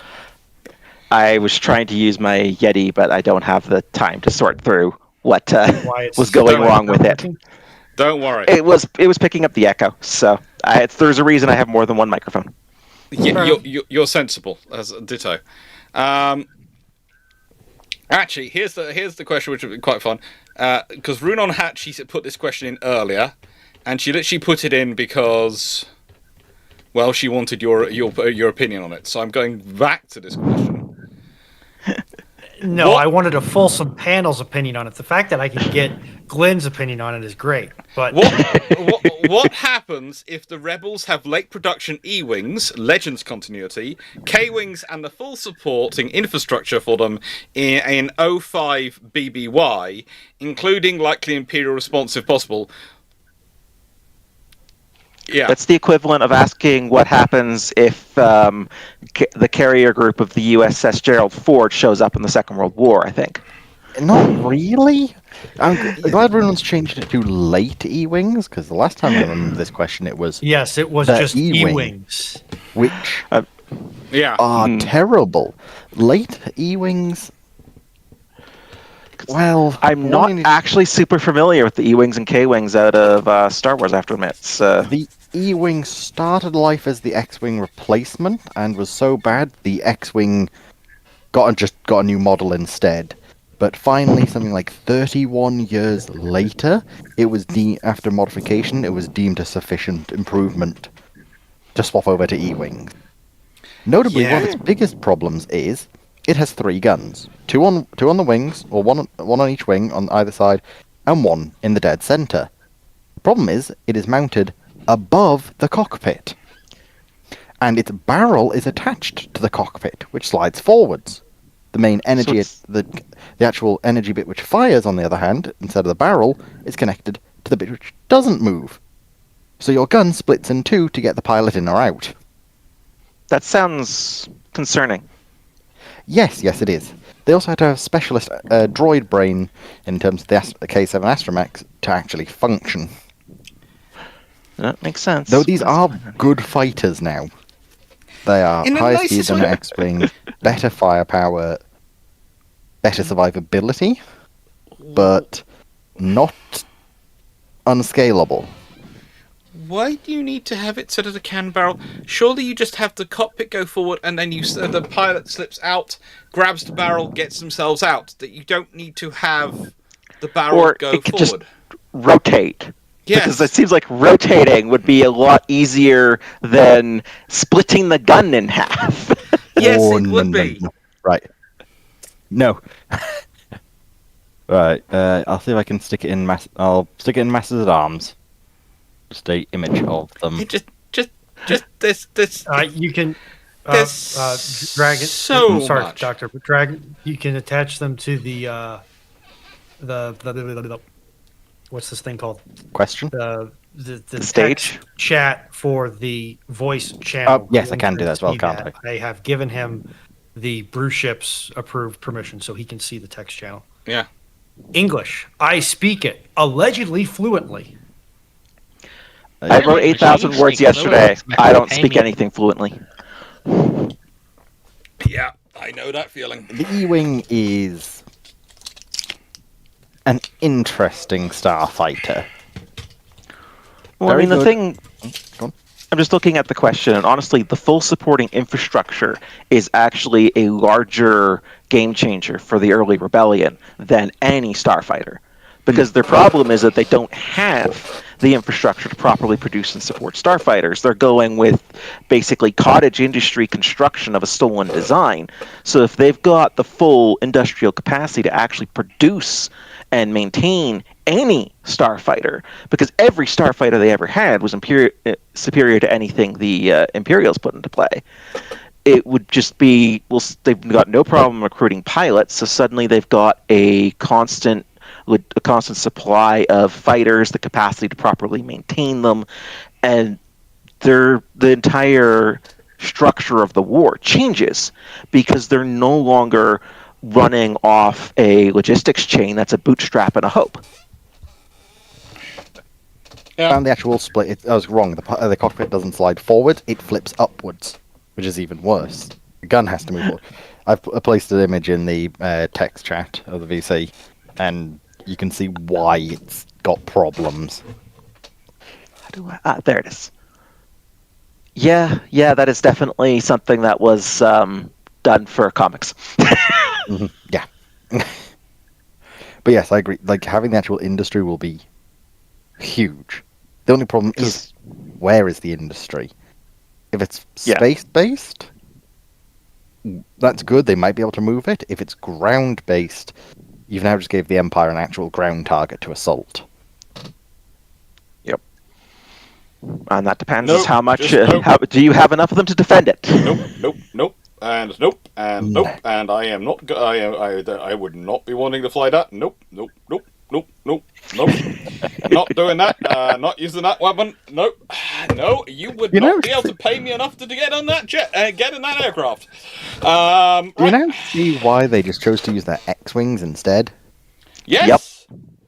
The X-wings has its flaws, but it's definitely a workable design given the somewhat drama-driven physics of the Star Wars universe. Yep. I know I tend to like some of the more uglier ducklings of the Star Wars, and not the classics, but I like the E-wing. Looks cool. It does look nice most of the time. It looks nice. Apart It's from wrecked that. it's wrecked by the artists. Now, I will say the new canon version I think looks much nicer. That's from the Ahsoka show. That's the one place I can remember seeing it. Yeah. Like, it's a lot sleeker. It no longer has the Top Gun. That means it's basically death to the pilot. The Top Gun is just not a sensible thing to do. Like, okay, you want that third gun, there's at least 5 better places to put it. Yeah. All of them on the underside of that central piece of the ship. Yeah. There are many easier structural places, easier technical places, easier power supply places to put that gun than you do not put it on the top. No. You couldn't pay me enough to get into that. I would go, fine, you give me an E-wing, that's great. Excuse me, I'm going to take my ship off and do some modifications. 24 hours later. Wow, the guns moved, yes! Now, on the other hand, the K-Wing's also interesting. I don't want to look up the I K-Wing think drive. I'm with Alex of, if you give me an E-Wing, I'm selling the E-Wing on the black market and buying a Z95 Headhunter, because obsolete as it is, I might survive better. You're gonna ow, that is a damning indictment. At least the Headhunter won't kill me itself. Instead of a Headhunter, I'll take an Arc 170. In the nicest way, I am looking at the K-Wing currently, and I am wondering who hurt the person who came up with it. It's a Someone giant who didn't have enough flying missiles. pylon. Its whole point is it is a really heavy bomber. I would say that whoever designed that had definitely been in a situation where they felt they didn't have enough missiles. Yeah. Honestly, and in my opinion, if you do see E-Wings and K-Wings earlier, you probably still see TIE fighters as the standard, but you probably see more investment into the specialized fighter projects. And also then training of an elite fighter corps. Might actually, give them the missile boats from TIE Fighter. The XG-1 Star Wings. Yeah. Yeah, the ones that really suffered from, we didn't have enough missiles one day, so we made sure that was never going to happen again. But so this is where you might see stuff like TIE Advanced, TIE Hunters, and the oh-so-glorious TIE Defender.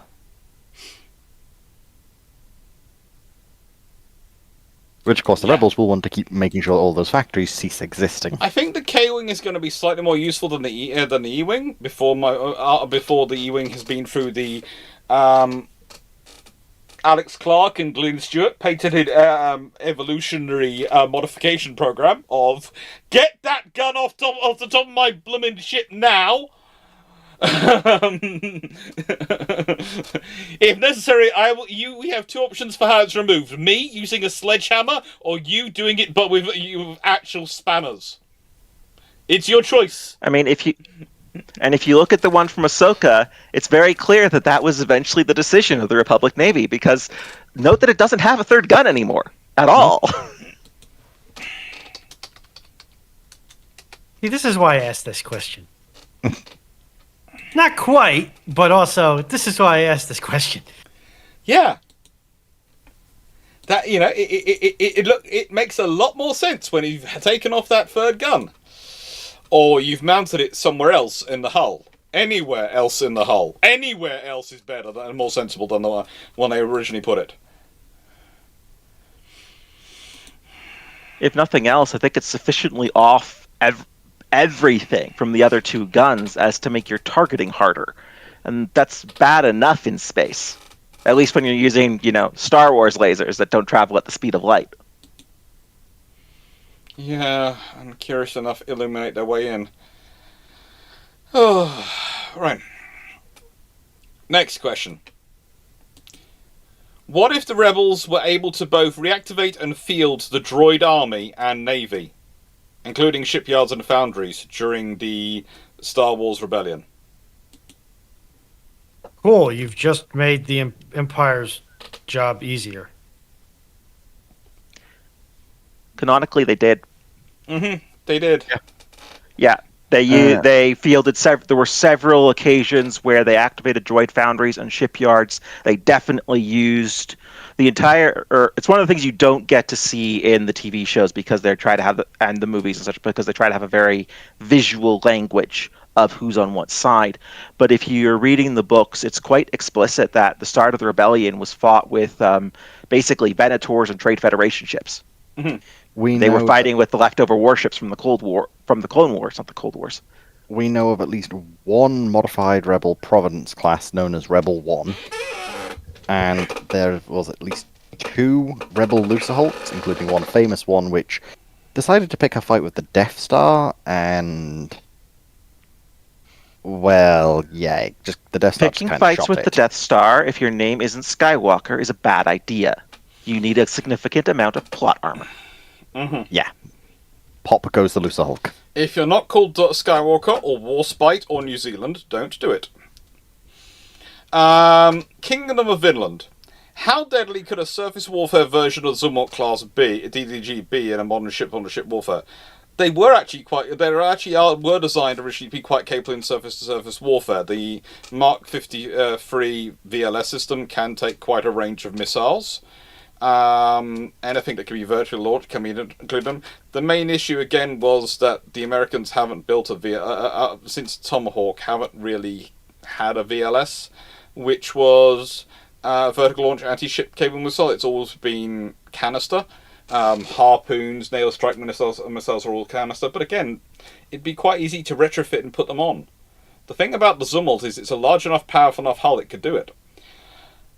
YouTube Minecraft Watcher, what if the USNC somehow got their hands on the Lord of Admiral ship from Ancient Humanity, the one with the big flood annihilating laser?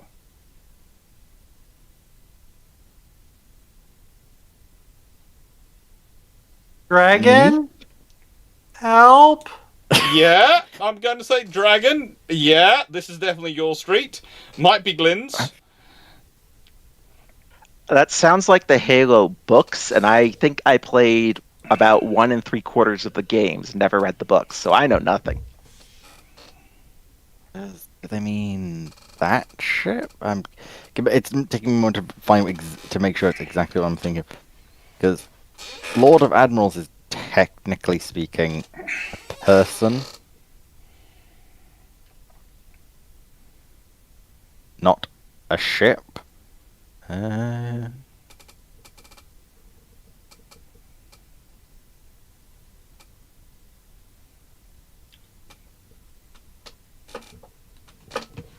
Yeah, no, I can't actually find proper information on his ship. Apparently he's from Halo 4. Yeah. Forgive Oh, me. I know exactly what it is. It's the Didact ship. Right. See, that's the one much that easier. solos the entirety of Earth, doesn't give a damn about Tesseracts, and almost turns most of humanity on Earth into robots to the composer. Holy mackerel! 130. Okay. Anyway, just as a bit of Oh, humor the here. Mantlet approach, is it? Mantle's approach, yeah. Yeah. So, Doc, you remember when your stream went down briefly Yeah. and it restarted? Yeah. You want to guess what time I got the notification that your stream restarted? Okay. 1901. Yes. I find that funny That's good. because 1901 Iron Brew. Sorry. That's good. It's also when you were born, Ronan. Basically, you've just gave them No, an that's incredibly when I had powerful my ship. third batch of kids. Get it right. So, Okay. Dragon. I'm not even sure if humanity has the capability to crew it. Crew 'Cause it. Yeah. I think that could be It's more from. entirely automated. yes, but it still technically yes, but it still has a crew. 25 Princeps, 800 Navarchs, 250,000 Praetorians, 5.5 million Venerautes, and over 1 billion constructs. Yeah, but those are all form of Praetorians. Oh, sorry, not Praetorians, Protheans. Yeah, kind of. Yeah. Which, so you wouldn't really need one person to command it, but... But if you can get it, it just kind of destroys everything. Because Yeah. Well, there's one guy in all of humanity that can turn it on. I'm And he assuming accidentally it's turns it turned on again. It's the plot of Halo 4. Okay. Yeah, I'm assuming it is capable of being turned on, but Let's move to Prince of Togo's question. Yeah. Accepting Dr. Alex, as we all know his answer, cats or dogs as preferred animal companion? Cats. foxes. Dogs are fine, but cats are family. But to be fair, Glyn, it is corgis you've put on ships. In space. That's because of you. And the royal cats are just as present in Starship's Mage as the corgis are in Peacekeepers of Soul. Yeah, I still think the corgis deserve their own fight scene in Peacekeepers of Soul. I could see them taking down an enemy boarding party quite happily. You interrupted dinner, you have become dinner. This is a war crime! You never signed the Geneva Convention. And the corgis didn't either. So, I have to step away very briefly, so I'm going to jump in here and say my lifestyle says cats, my personality says dogs. I love both cats and dogs equally, but foxes are a good choice too. Yes, I have to agree with that. I love dogs, I love cats. I don't have the energy to keep up with the dogs, and cats are quite self-sufficient. But, foxes or cats running on dog hardware, and they're great. You're just not allowed to have them as pets. Mm-hmm.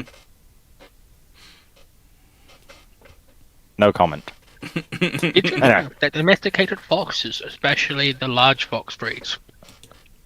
I know they Better exist, and- but they're not legal to own in Canada. Unfortunately not. Especially those Siberian silver foxes. When domesticated and kept clean regularly, they are better anti-pest animals than cats. Doesn't surprise me. William Anderson. Why did the Royal Australian Navy end rum ration early in 1925, and did it have any effect improvement compared to the Royal Navy? Nope, not really. It was they ended it because of cost cutting. Some people who felt were trying to ape some of the stuff going on in America, and it basically highlights the fact that Australia, even after World War One, was already starting to be caught between Britain and America to an extent culturally, because you have the strong anti-alcohol prohibition era going on in America, and Australia sort of going, well, which way do we go? You've got Britain going, prohibition, oh, good God, we won't try that, that would cause a blooming revolution. And the Royal Australia going, well, maybe, let's try it out in the Navy first. It did not go well. If the United States did not enact the 19th Amendment, we wouldn't have organized crime. And where would we be without organized crime? We'd have organized crime. We just have less organized crime. You Different have organized organized crime. But it predates prohibition. Yeah, it predates. You're not a criminal when you're the government. Doesn't matter what you do, you're just not a criminal. Well, it's more of what are taxes but an extortion racket enforced by the armed forces and police. I don't disagree with this assessment, except on principle, but... Yeah. Also, the new chapter master for Raven Guard has been announced as being up for pre-order next week. Everybody should go buy it. Show love to our Beaky Boys. Brunon's just desperate for there to be more than like 3 Raven Guard fans. I don't think Glyn has got actually got a legion force yet. I think he's still with his guard force, from memory. Dark Angels, Risen, technically. Good. Oh, no. no. I thought you were interesting, Glenn. For the lion. Oh, good I thought you were lord. interesting. But we've got another wall starer. Oh, good lord. I do have to specify that I do play Risen, which I'm sure is stereotypical in some way. And it has been every point of resistance not to end up writing a 40,000 word novella justifying this exact chapter, which is the description of, they are an Ultima Founding Primaris chapter. Please don't count the number of Firstborn. The Lion says they're Ultima Founding. Now, even before we got Risen, I always ran with the idea that surely not all Fallen are Fallen. Because it would make no sense, considering how many Marines were there. And then, when we finally got the whole bit about the Lion actually finding Fallen who were still loyal, cemented that. It's like, yes, we've made this canon. This is glorious. Glory to the Dark Angels and the Lion. Please now, all those who would like Glyn to write that 40,000 word thing and submit it to Black Library to be an official publication, please put so in the chat that you would like him to do it, because I think it sounds cool and I'd happily buy it. Plus, I think in a nicest way, adding Glyn into the Black Library, menagerie of people writing would be very interesting, because knowing the way Glyn works, we'd finally have a Black Library book which had actual scales right. The scales also a non-zero. Yeah, but they'd have to let me justify. They'd have to let me write the canonical explanation of how they found out the Primaris process works on women. Yeah. Let's not go back into that conversation, because we just had it 10 minutes ago.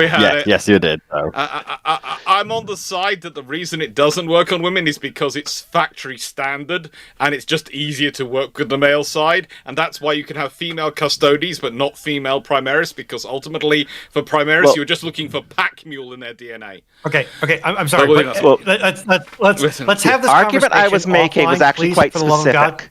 Yeah, just sort of the thing I was saying was quite specific. Not that the Space Marine process works on women, but that the Primaris process, the new process, works on women, and they just hadn't tried it yet.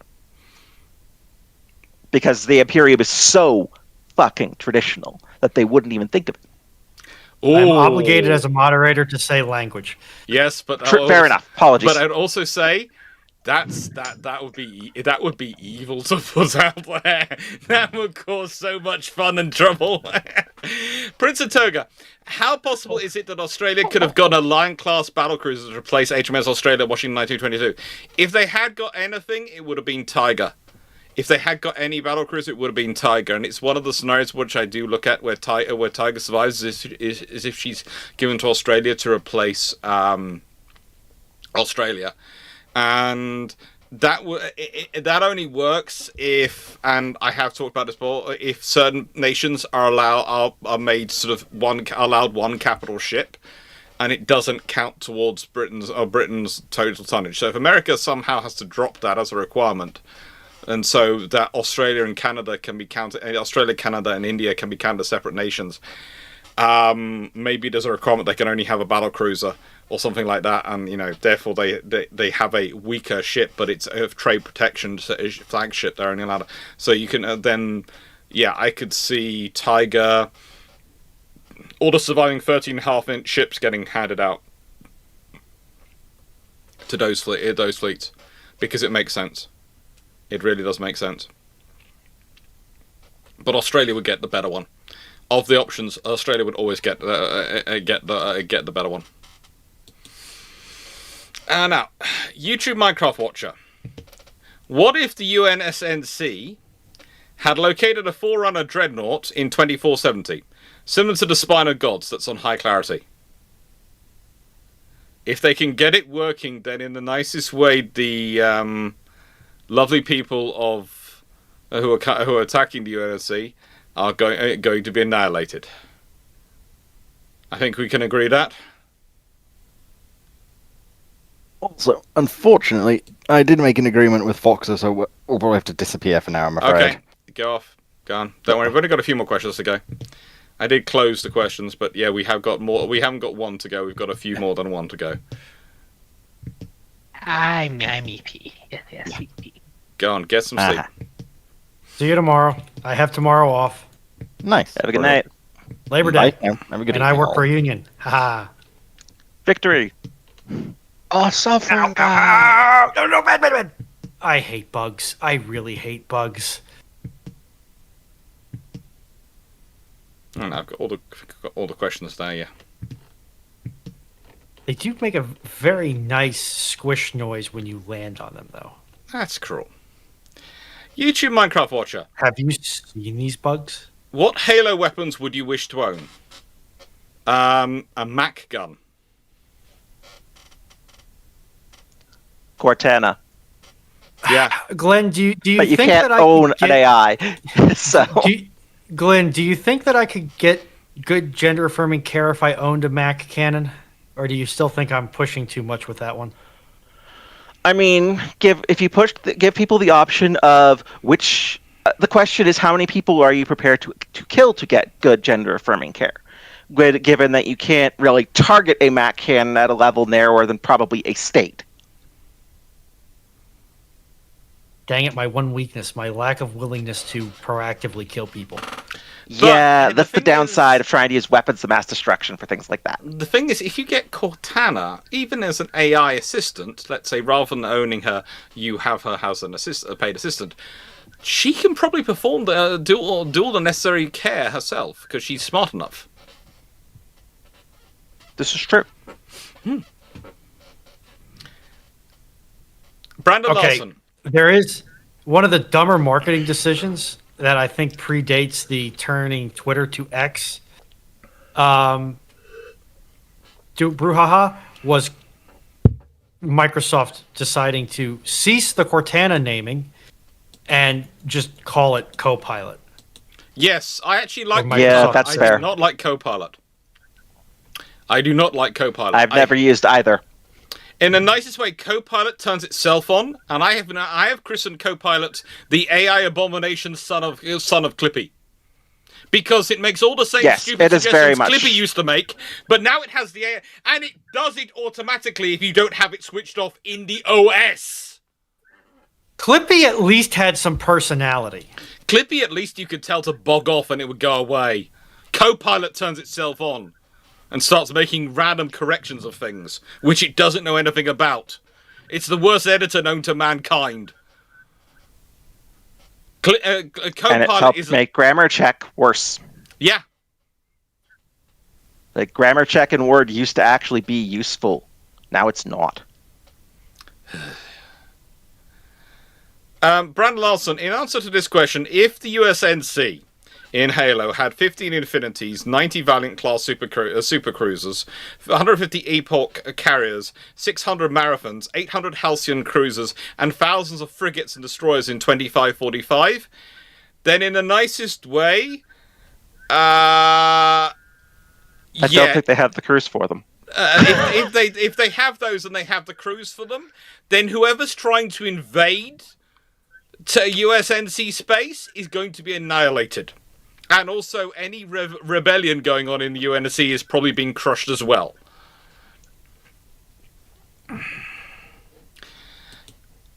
Okay, this is a more fun one. What is your view on the Venator? Is it a good example of how to make a battle carrier?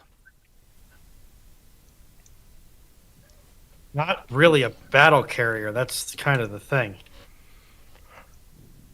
It's more a carrier with battle trimmings.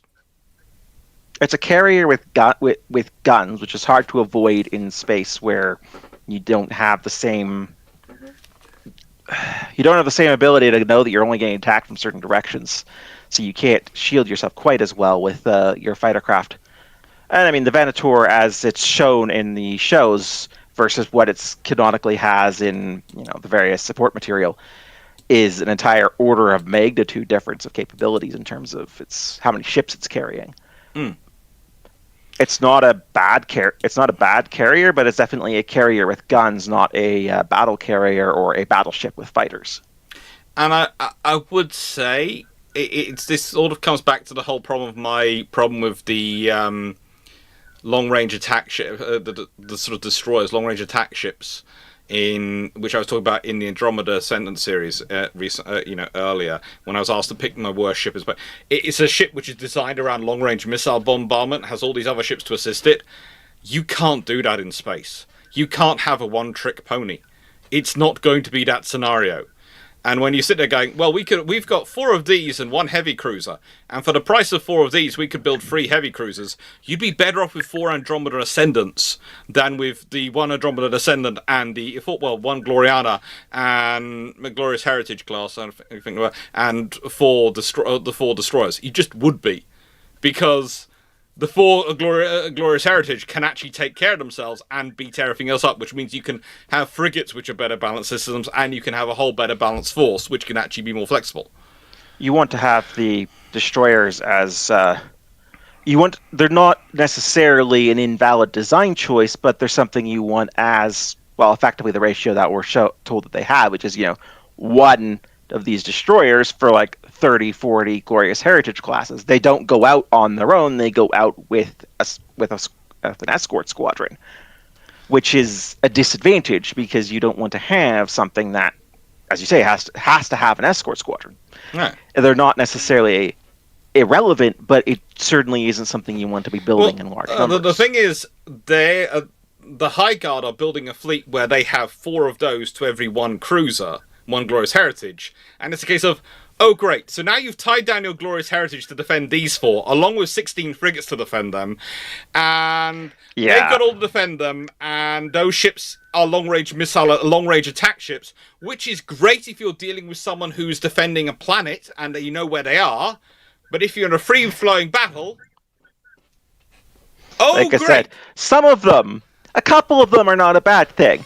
Building your fleet structure like that, no. Yeah, the ratio they had where they'd only built 2 seemed about right, but that wasn't their planned ratio, you're right. No. Castanet, could we see a 5-hour discussion on logistics with Sal Merciago? Yeah, we'd like to do that. Moshaw, there are many cases... Karen? Does that mean we want to plan we have a sci-fi Bruships, a logistics Bruships? I don't know what Sal does on a Sunday, but I will ask him. Moshaw, there are many cases of a ship being on watch and being tired, causing them to lose. Many cases of a ship... of a ship's crew, I guess, being on watch and being tired and causing them to lose a battle. Are there cases where superior ergonomics, crew quarters, sleeping arrangements were responsible for winning? You'd never be able to prove it. Actually, you can to an extent, okay? it's things like crew morale and time in war. One of the interesting things that takes place when you start looking at the Royal Navy ships in the Age of Sail, Napoleonic era, and the 19th century, people are always remarking how much cleaner they are than their counterparts. Royal Navy crews are obsessed with cleanliness. And this leads to a healthier crew overall, which means whilst the Royal Navy crews tended to have lower crew numbers than their French, Russian or Spanish counterparts per ship, their crews tend to be more healthy, and that's one of the reasons why they do as much training as they do, and they're as effective as they are in a battle, because they don't have as many people on the invalid list. And that's down to the cleanliness, it's how they keep their crews healthy. And I think when you start looking at spaceships, and you start thinking, and this is where I will hand over a bit to Glyn, when you start looking at spaceships in science fiction, you think about people being away from home for years on end. They need to be able to make a home from home. And you do need some space of your own. You do need something to draw from. And you do need some sort of comforts. Because you've got to be able to switch off before you can switch on. And you can justify a lot on a spaceship, especially depending on the setting and the scale. But it's like you can relatively easily justify a park on a spaceship of any that's big enough to have one, because the water and the trees and everything really do have a valid effect for your life support system. And these are things. And again, it's like any sort of long duration space mission is just. You, as Alex says, you have to have a place that isn't your duty station, or you're gonna go crazy. And if your crew goes crazy, they are not going to be doing their jobs. Mm-hmm. And so you end up with, it's the difference between, in a lot of ways, if, again, I'm just thinking about other comparisons, the situation between the High Seas Fleet and the Grand Fleet, where the Grand Fleet spent a significant chunk of their time actually at sea, and the ships were designed for it. Where the High Seas Fleet, a lot of it was the crews were expected to stay on shore. You couldn't keep the High Seas Fleet at sea for an extended period of time without running down the crew's capability very quickly, because the ships just weren't designed to actually carry their full crew for extended periods. Whereas the Grand If Fleet I'm remembering correctly, I'm sure Alex will poke me correctly. No, that is completely correct. The High Seas Fleet ships were not designed for long-range cruising. They weren't. Whereas, again, it was quite common for Royal Navy crews to live on their ships even when they're in harbour. For the Germans, it wasn't standard. They would live ashore, they'd live in accommodation ships. They wouldn't live on their own warships because they weren't set up for it. This has an effect, and this has a limiting effect on your operational capability. Cruisers were set up for that in the High Seas Fleet, but the battleships especially weren't. So yeah, it's something. It does have an impact. Black Horse, do you think that even if the Dunkirk evacuation failed, the British could continue fighting?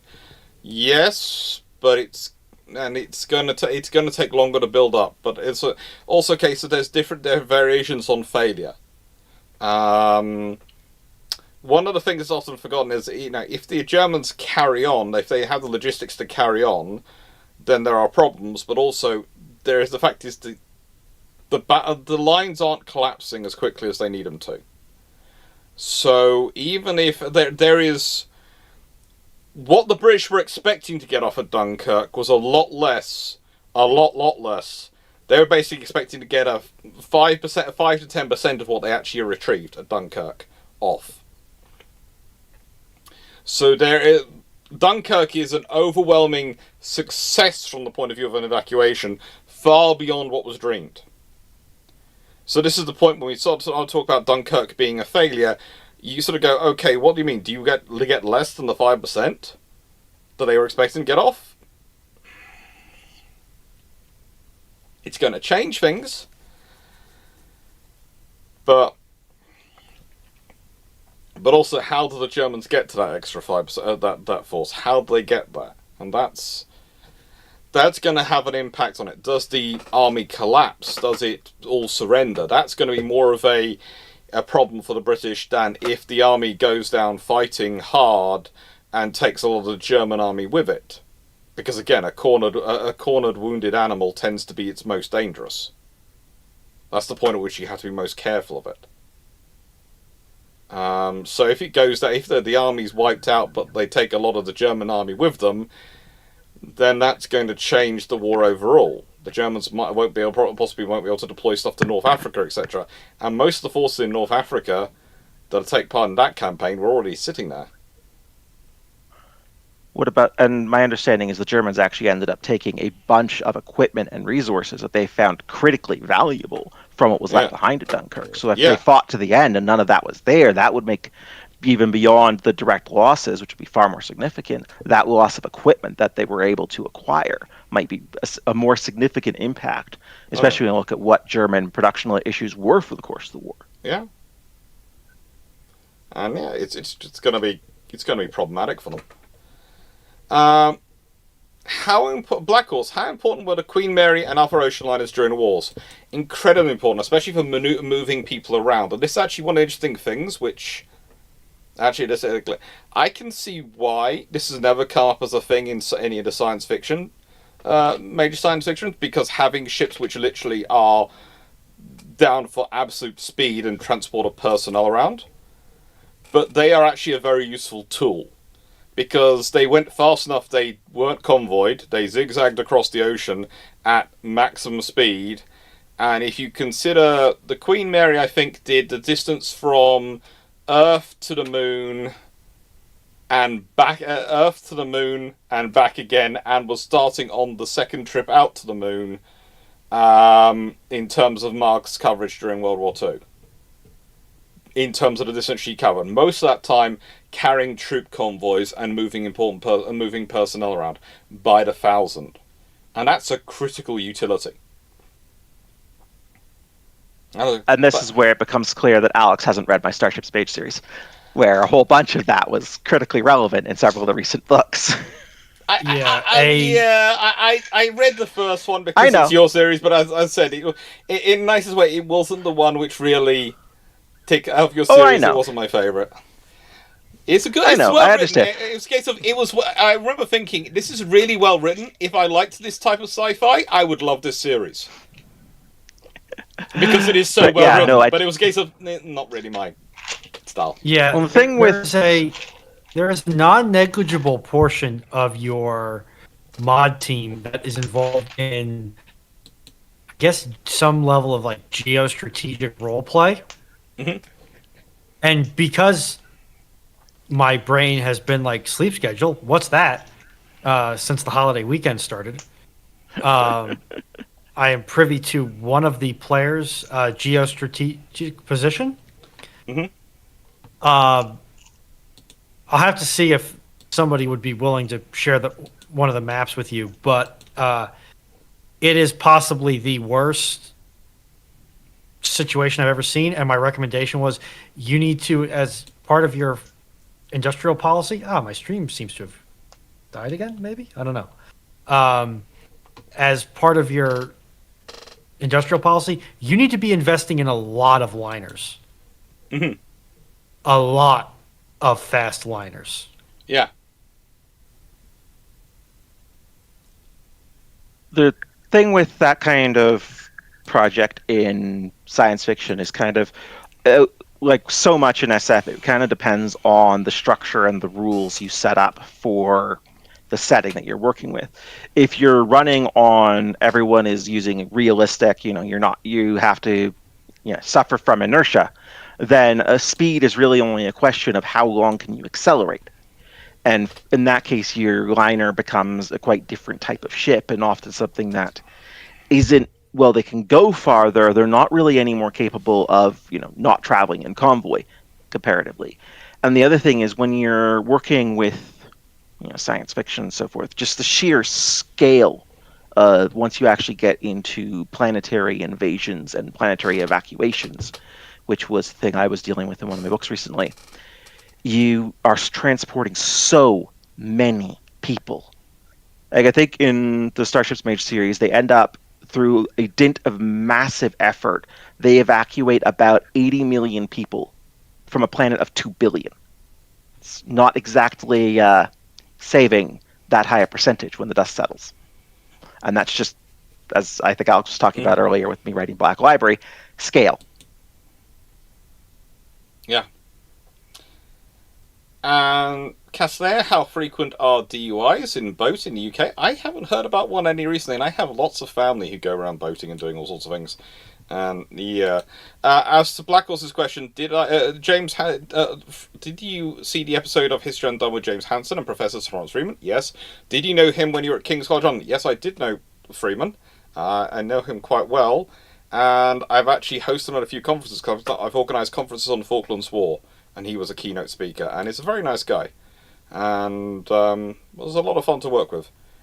Moshaw. Where does the RCN's peak stack up against the other Empire navies in World War II? How much of the top 10 navies were basically just different navies from the Empire?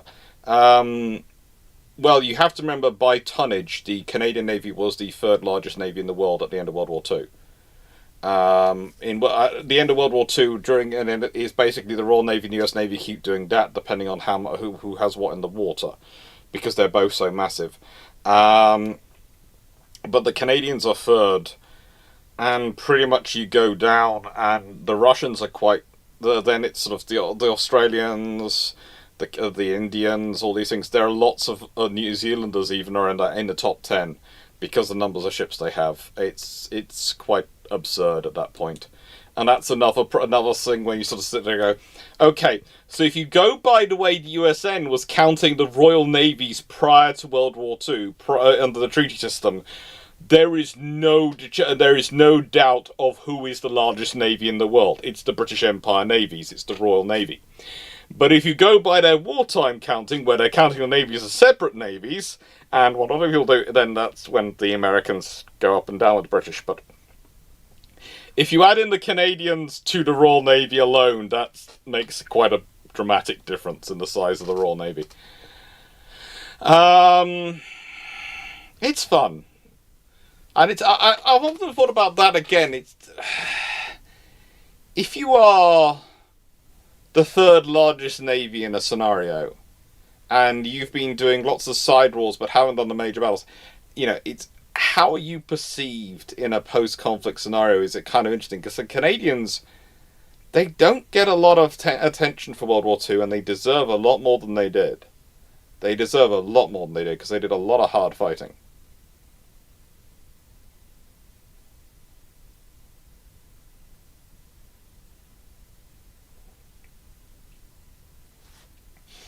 Now, Black Horse.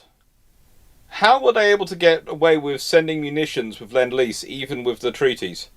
They just did it. They just did it. They could, and they just did it. The nicest way. At a certain point, you just do these things and just hope no lawyers get involved. Or you put your own lawyers involved and you get things sorted out. What's the underlying context of this question? Oh, there's the treaties are interesting when it comes to technically you're supposed to advertise the stats of anything you do for another nation, and if you're following the treaties you should not be therefore doing it, but the fact is the treaties basically cease to exist and cease to function, so the lawyers just ignore it.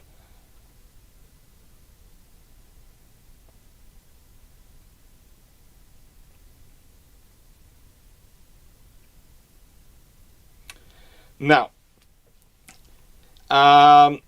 Black Horse. I know the Royal Air Force were present during the Dunkirk, but why has it become common knowledge that they were not? Because A, they're fighting land, it's perception of the army. It's like convoys. There is a good example. There was quite a famous convoy where they fought their way across the Atlantic. The Royal Navy escorts took out about 8 U-boats during the battle, but one U-boat managed to get in to the convoy and managed to sink 3 ships. When they were talking to the merchant crews afterwards, they were basically slamming the Royal Navy, going, "They did nothing. We lost 3 ships," and all this stuff, because they didn't see the battles, because they were taking place at ranges at which they weren't really visible from their section of the convoy. There was fights going on. And this is the thing: it's distance. It's one reason why when we're talking about a ship and events on a ship in a battle, we always ask is this person talking from? Because the person who's in the engine room will have a very different perception of what's going on around them to the person who's on the bridge, or in the fire control room, or in the turret. And it's the same with in a convoy or on a beach. You have perception of what you can see, what you can hear, what's going on in your world, what you see happening. You can't see 20 miles inland.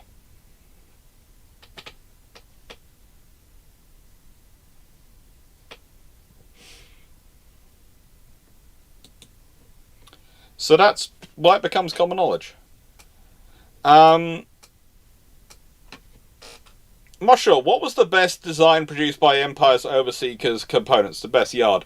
The Canadians produced some very good ships, but I'm going to go to Bathurst class corvettes because they're just cool. Okay, and they are entirely Australian and the earliest one. It's amazing to see that they produce this entirely from their own industry in World War Two. Anyone else have any ideas what they want to put in? The shipbuilding yard to yard, I don't know much, unfortunately. Okay. Last 3 questions. Black Horse. What was the most important shipyard or yards during World War Two? The Kaiser yards were the most important, really, for Liberty ship production. For warship production, you've got a few options, especially the ones churning out destroyers. I would say for Britain, your options are between Browns, Vickers, and Camel Laird's. There's so many. All the yards that are actually working and producing the ships are pretty darn important, and all are doing things. There's not really a yard which isn't critical. Most important is what are you asking for them, and as I said, if you're looking at Liberty ships. And considering logistics is the sinews of war, just remember there are more Liberty ships produced in World War II than there are Fletcher-class destroyers. It's probably got to be the Kaiser yards. Oh, this one is definitely for Glyn. What is the sci-fi version of the Blackburn? Y-Wing. It's underestimated, it's critical, it's everywhere. The Blackburn? I'm not actually 100% sure what the meme of the Blackburn is, if I'm going to be honest. It's an absolutely hideous aircraft that exists to do a very specific role and does it well, but my god, is it hideous?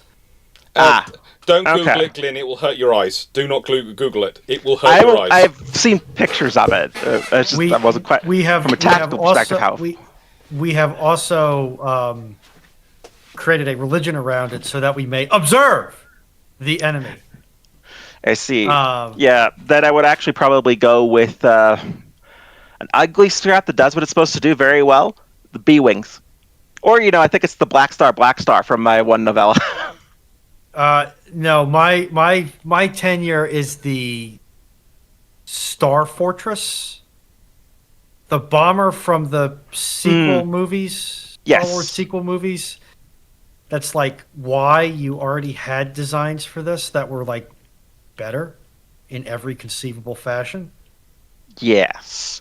Though to be fair, it's always one of those things where it's like, well, the actual technical specifications of the book of the ship that you find elsewhere say one thing. How it's actually deployed in the movie is completely different.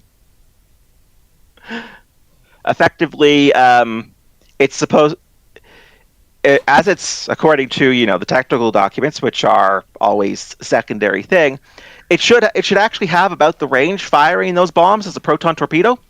They basically should be bringing the ship in about, XD 1,000 kilometers away, spinning it up to point the bottom at the target, firing all of those bombs in one single massive salvo, and then turning around and buggering off before anyone even realizes they're there to shoot at them. Yes. And then you've got a whole bunch of effectively passive projectiles using the technomagic equivalent of a high-powered magnetic field so that they will swing into their target to make sure they don't miss, or fewer of them miss. The actual concept that you can find of how that ship was supposed to work makes a lot of sense. This is not, of course, what was shown in the movie. What was shown in the movie was someone doing the most ridiculous version of low-level, straight flight, level flight, low-altitude bombing that I think even by the end of World War I was basically suicide. It was basically they were trying to take on the Dam Busters raid in that one, I swear. Yes, but the Dam Busters were successful from my memory. They got one dam, so that does count as success. But if they got the other dam, they'd have caused a lot more damage. And well, And I mean, no, to be fair, the Arc they- 170 is not comparable to the Blackburn. The Arc 170, as I understand, was a quite capable fighter and precursor to the X-Wing. And then Or its war. Yeah. And final question: what were the most attacked ports during World War II? Probably something German. London and Southampton. Because the Germans focused so much on them. Hamburg comes in a close third. But realistically, the big ports in the UK, where all the D-Day force were coming in, were major targets which the Germans kept trying to hit. And kept trying to drop mines in them. But yeah. Alright then. Well, that's the final then questions. I don't think there's any more in the chat I've missed. Thank you everyone for being here. Thank you Glyn for coming and popping in. Thank you Runon for doing all the work you done. Thank you to Foxo. Thank you for the reminder. Thanks for Foxo and Dragon, and thank you. And again, we will do this again at some point. I'll try to schedule a sci-fi one in occasionally because I know people like the sci-fi chats. And I think Glyn enjoys turning up and chatting away, judging by the energy in his voice. I do need enough to actually, schedule it into my day, rather than suddenly panic remember 2 hours after you start and charge in. Don't worry, life happens. But it's a case of, I will make sure. But during this, I don't like to give too much of a head start on when it's on a Sunday, because otherwise people rearrange their weekends for me, and I don't like people to do that. I want it very much to be a case of, if you're free, pop in, please. If you're busy, no. I never know how to phrase that. In the nicest way, Doctor. Yeah. You realize I have this blocked out in my calendar, right? Yeah, I have sort of worked that out, Runon, that you block out every single Sunday. I've also blocked out the Thursday lives, which I can't always make because of my work schedule, but it is on my calendar. Yeah, that does make me feel guilty, and does remind me that I need to send you at least several boxes of chocolates. But I have got an Iron Brew store set up for when you come to the UK. You are going to have plenty of Iron Brew when you finally get it.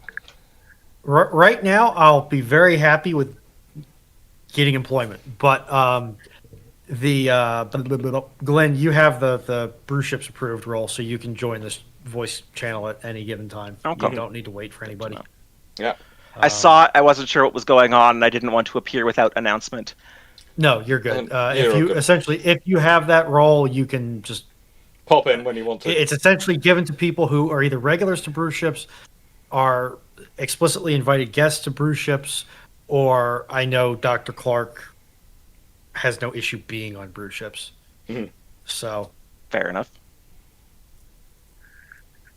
It works. So thank you very much, everyone, for being here. Thank you also, Dr. Dan, for turning up earlier.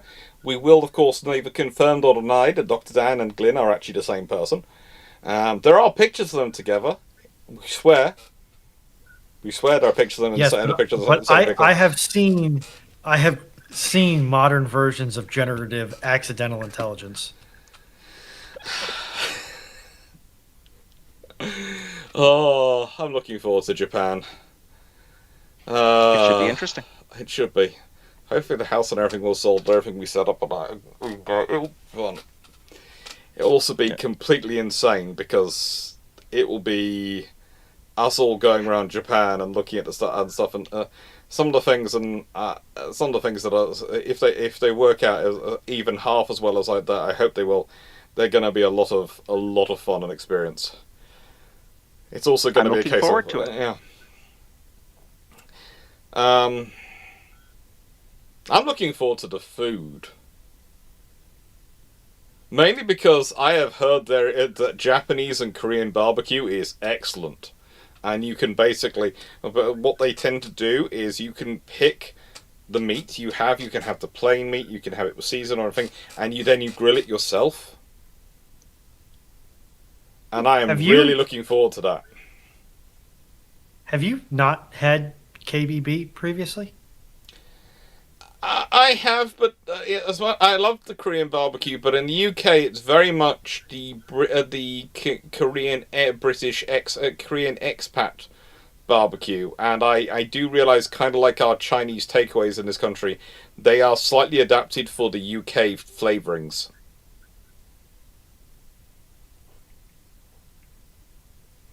In nicest way. It's going to be an interesting exercise feeding me and Jack in Japan. I know we that will much. work it out. We will work. We have. We work in the nicest way. I have found out that 7-Eleven are apparently a good source in Japan of gluten-free stuff. They have a good gluten-free range. Interesting. I have already had Japanese fans of myself and Drakenafel hunting that out.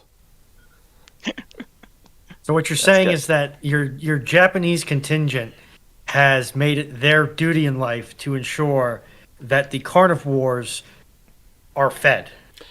Yeah, also I've been told that if in doubt, if we send Glyn and Jackie, as long as they can eat fish, to a traditional sushi place, they'll be fine. Okay. No onion, no gluten. Nothing which isn't traditional will be used in them. So if you think about it, their traditional is they don't have a wheat-based. It's not traditional for wheat-based. It's traditionally rice-based. Okay. Which that's promising. Yeah. So you should be you'll be okay. And so it was basically the instructions were the barbecue restaurants, the traditional sushi places. Look for traditional restaurants. You'll be possibly sitting on the floor and eating with given chopsticks to eat with, but you will be okay from the food perspective. And I went, in a nice way, I have no qualms about sitting on the floor eating. Nope. I have spent enough... You might have to help me... You might have to bring the engine hoist in to help me get up off the floor. But... Yeah. I know there's some details around Jack's part of the trip that I'll want to talk with you offline. Don't worry, we'll do that. Yeah. Anyway, take care, everyone. Thank you very much for being here, and yeah, it's going to be fun. Thank you all for your support, by the way, on the ship shape. Those people giving money and supporting it. It's very kind of you. It's very much appreciated and very much needed, because yeah, it's one of those things of every time we set up these strips, we go, can we self-fund it ourselves? In theory, we might be able to. Let's put up the funding. And then we all end up in a scenario where we're all going, oh, good Lord, where did that bill come from? Or in my case, the house still hasn't sold. The money still hasn't gone through. So all those things I put on my credit card, because they only need to be on my credit card for a few weeks, have now been on for the credit card for a couple of months. Which is always entertaining. Expensive. Yeah. It's fun. Yes. Anyway, thank you very much, everyone, for being here. Take care, and toodles.